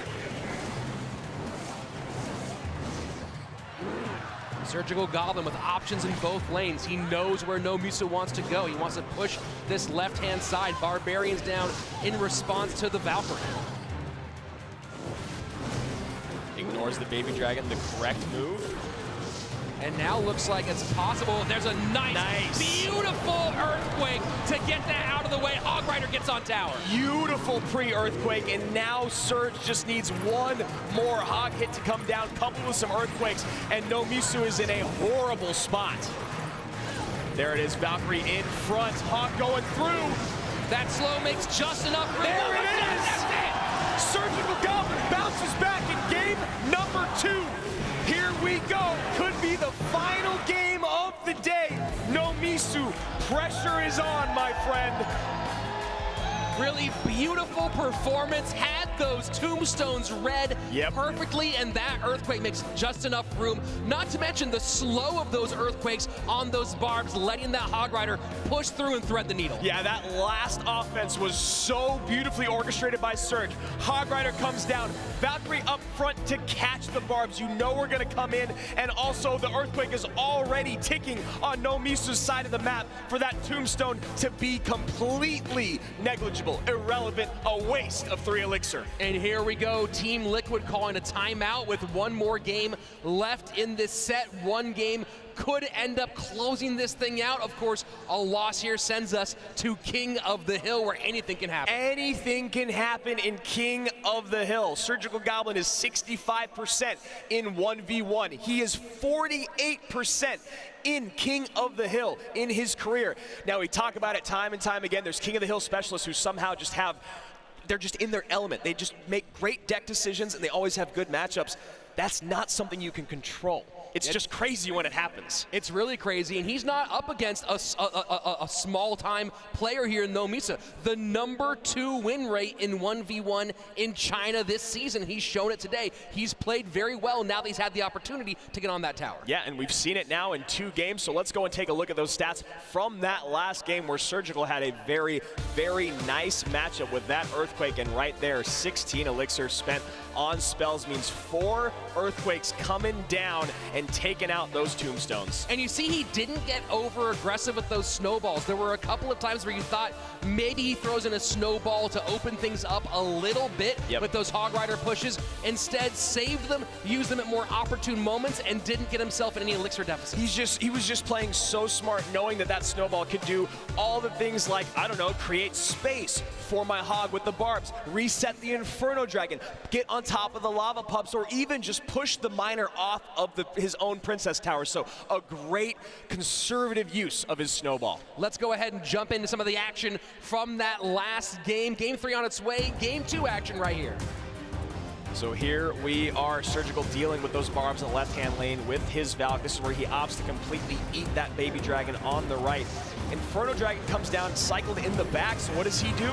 I'll switch lanes, I'll pre-Earthquake your Tombstone, and I'm gonna go ahead and throw a few Hog hits on your Princess Tower. And you saw there, one of those 2 snowballs played just easily deals with those barbs on the left-hand side. Low expenditure, high value, and here we get to the end. Tombstone's not back in cycle, so what do? I throw a Valkyrie right in front of my Hog Rider. Valkyrie's taken for the Hog. Hog goes on through. Barbs are lost at bay, lost at sea, and there we go. Surgical Goblin takes game number 2 to put Team Liquid in an elimination game of EDGM. Yeah, match point potential here for Team Liquid. EDGM. 1 win could keep their hopes alive, and they'll see a lot of questions could be answered right here, right now. 100%. No Misu's second highest win rate in CRL China in that head-to-head play. Surgical Goblin obviously at 65% in his season, in his career, I should say. So this is about as close as it gets. We talk about Surgical Goblin being the most decorated player in Clash Royale history. 18 individual awards, 22 team awards.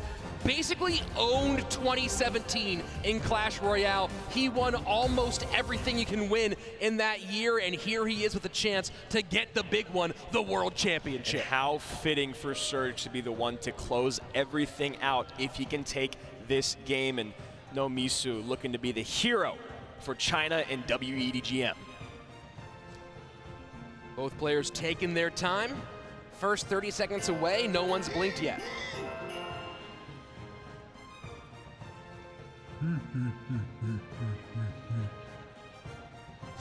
I know that Surge just loves hearing that on the loudspeaker. Yeah. He just likes it. It's the bass. It's the bass. You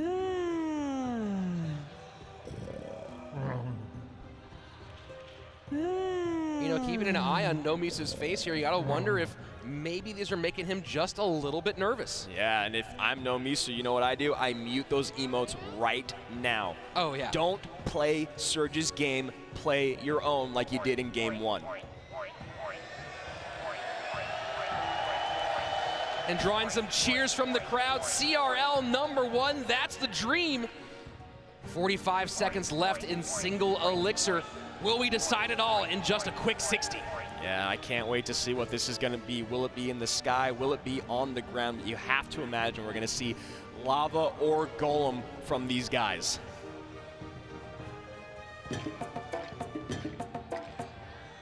Gotta dig the music. I really am enjoying myself, but I'm also very nervous. Here we go.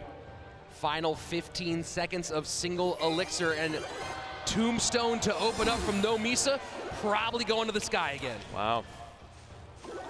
You've seen Ice was paired with Golem a handful of times, but now Surge going Graveyard opposite. Wow, immediate Graveyard opposite lane. Baby Dragon turns to the offensive tanking Baby Dragon. Quite a bit getting through, but... Oh, yeah. 1,300 damage down on the back end of that tower, and now No Misu's turn to go on offense. Lava, Double Dragon, Miner against the most popular deck at the seeding tournament at the bottom of your screen here, played by Surge. King Tower activation with the NATO, now out of cycle to deal with this, but will get support from that King Tower as well. Second Lava Hound down for No Misa in the back. And you know what Surge is playing. This deck was played like 7 times at the seeding tournament. You have to not send your Miner to the back. You gotta get it on top of that Ice Richard. You gotta stop the defensive capability from your opponent. Graveyard and Poison spent 9 elixir right-hand lane. Does not get the tower down, takes care of those Barbarians, but now has to deal with the Lava Hound, Baby Dragon, and a beautiful kite on that Inferno. Gonna need to pull this all together. There it is. And Bomb Tower does pick up. Miner goes to the outside, picked up by the Knight on the left-hand side. I mean, now that the King Tower is already activated, he doesn't need to go to the safe spot. And you, of course, get that support on the Inferno Dragon on the right-hand side. 9/11 still remains on the right for no Misa on the left-hand side, trying to find a way through. Tornado pulls it all together. 90 seconds separate Surgical Goblin and Team Liquid from the World Finals Championship. Graveyard down, Poison down, Barbarians in, trying to do something. Giving so much poison value time and time again. Surge is pouring it on. 70 seconds left. Here we go. Does he pull the trigger? Yes, he does. One more time. Graveyard on the tower. Defensive poison this time. 293. That's it. That's this is going to be it. Team Liquid is going to be your Sierra champions. Team Liquid has done it. Surgical Goblin takes home the title for his team. 48 hours ago, we didn't think he was going to be there, but with a little bit of luck and some great plays by your rookie, here we are, CRL West, Team Liquid, world champions. It's been such a wild journey for so long. Surgical Goblin has had his eye on this forever, and as you said it, Andrew, who better to secure this victory for his team? Team Liquid riding on the back of Surgical Goblin in major moments, securing this, and now they get to hoist the World Championship trophy. From what he's done in competitive play to what he's done as a content creator, he is now the champion of the world with a Team Liquid squad that fell short in Season 1 and have since then become the greatest CR squad that we have seen in 2019. Expectations have been so high for so long, and now they've been met. No one can say anything about this team. Canario, Diego B, Surgical Goblin, Igor, and Eric all together have worked to make Team Liquid world champions. And you talk about Eric Benemoon managing these incredible personalities on the stage. Big time personalities and big time expectations from Team Liquid, and here we are, 3 seasons later, world champions. Let's go down to the floor where Rachel Seltzer is standing by with your world champions. That was Team clean. Liquid, oh my goodness, you are our CRL World Finals champions.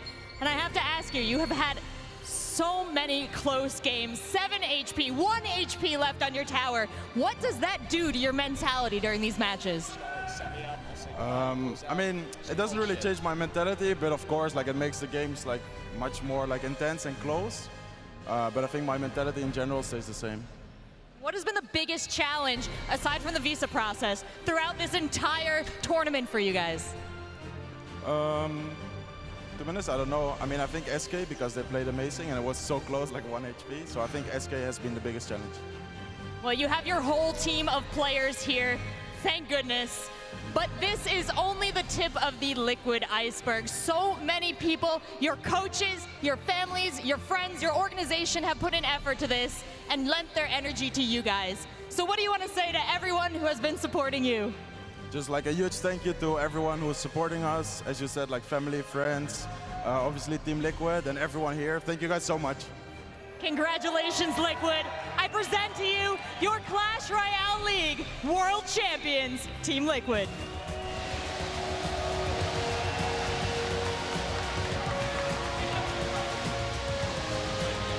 And there you have it, your Clash Royale League 2019 World Champions, Surgical Goblin, Canario, Diego B, Igor, and Eric hoist the trophy. They are the best on the planet at this moment right now. This has been an incredible journey from Season 1 to the end of Season 3. I could not be happier to be a part of this broadcast, be happier to be working with you, OGN and Supercell. This has been a life-changing experience, and you know what? The only thing left to say for me is good game, well played, and thumbs up, my friend.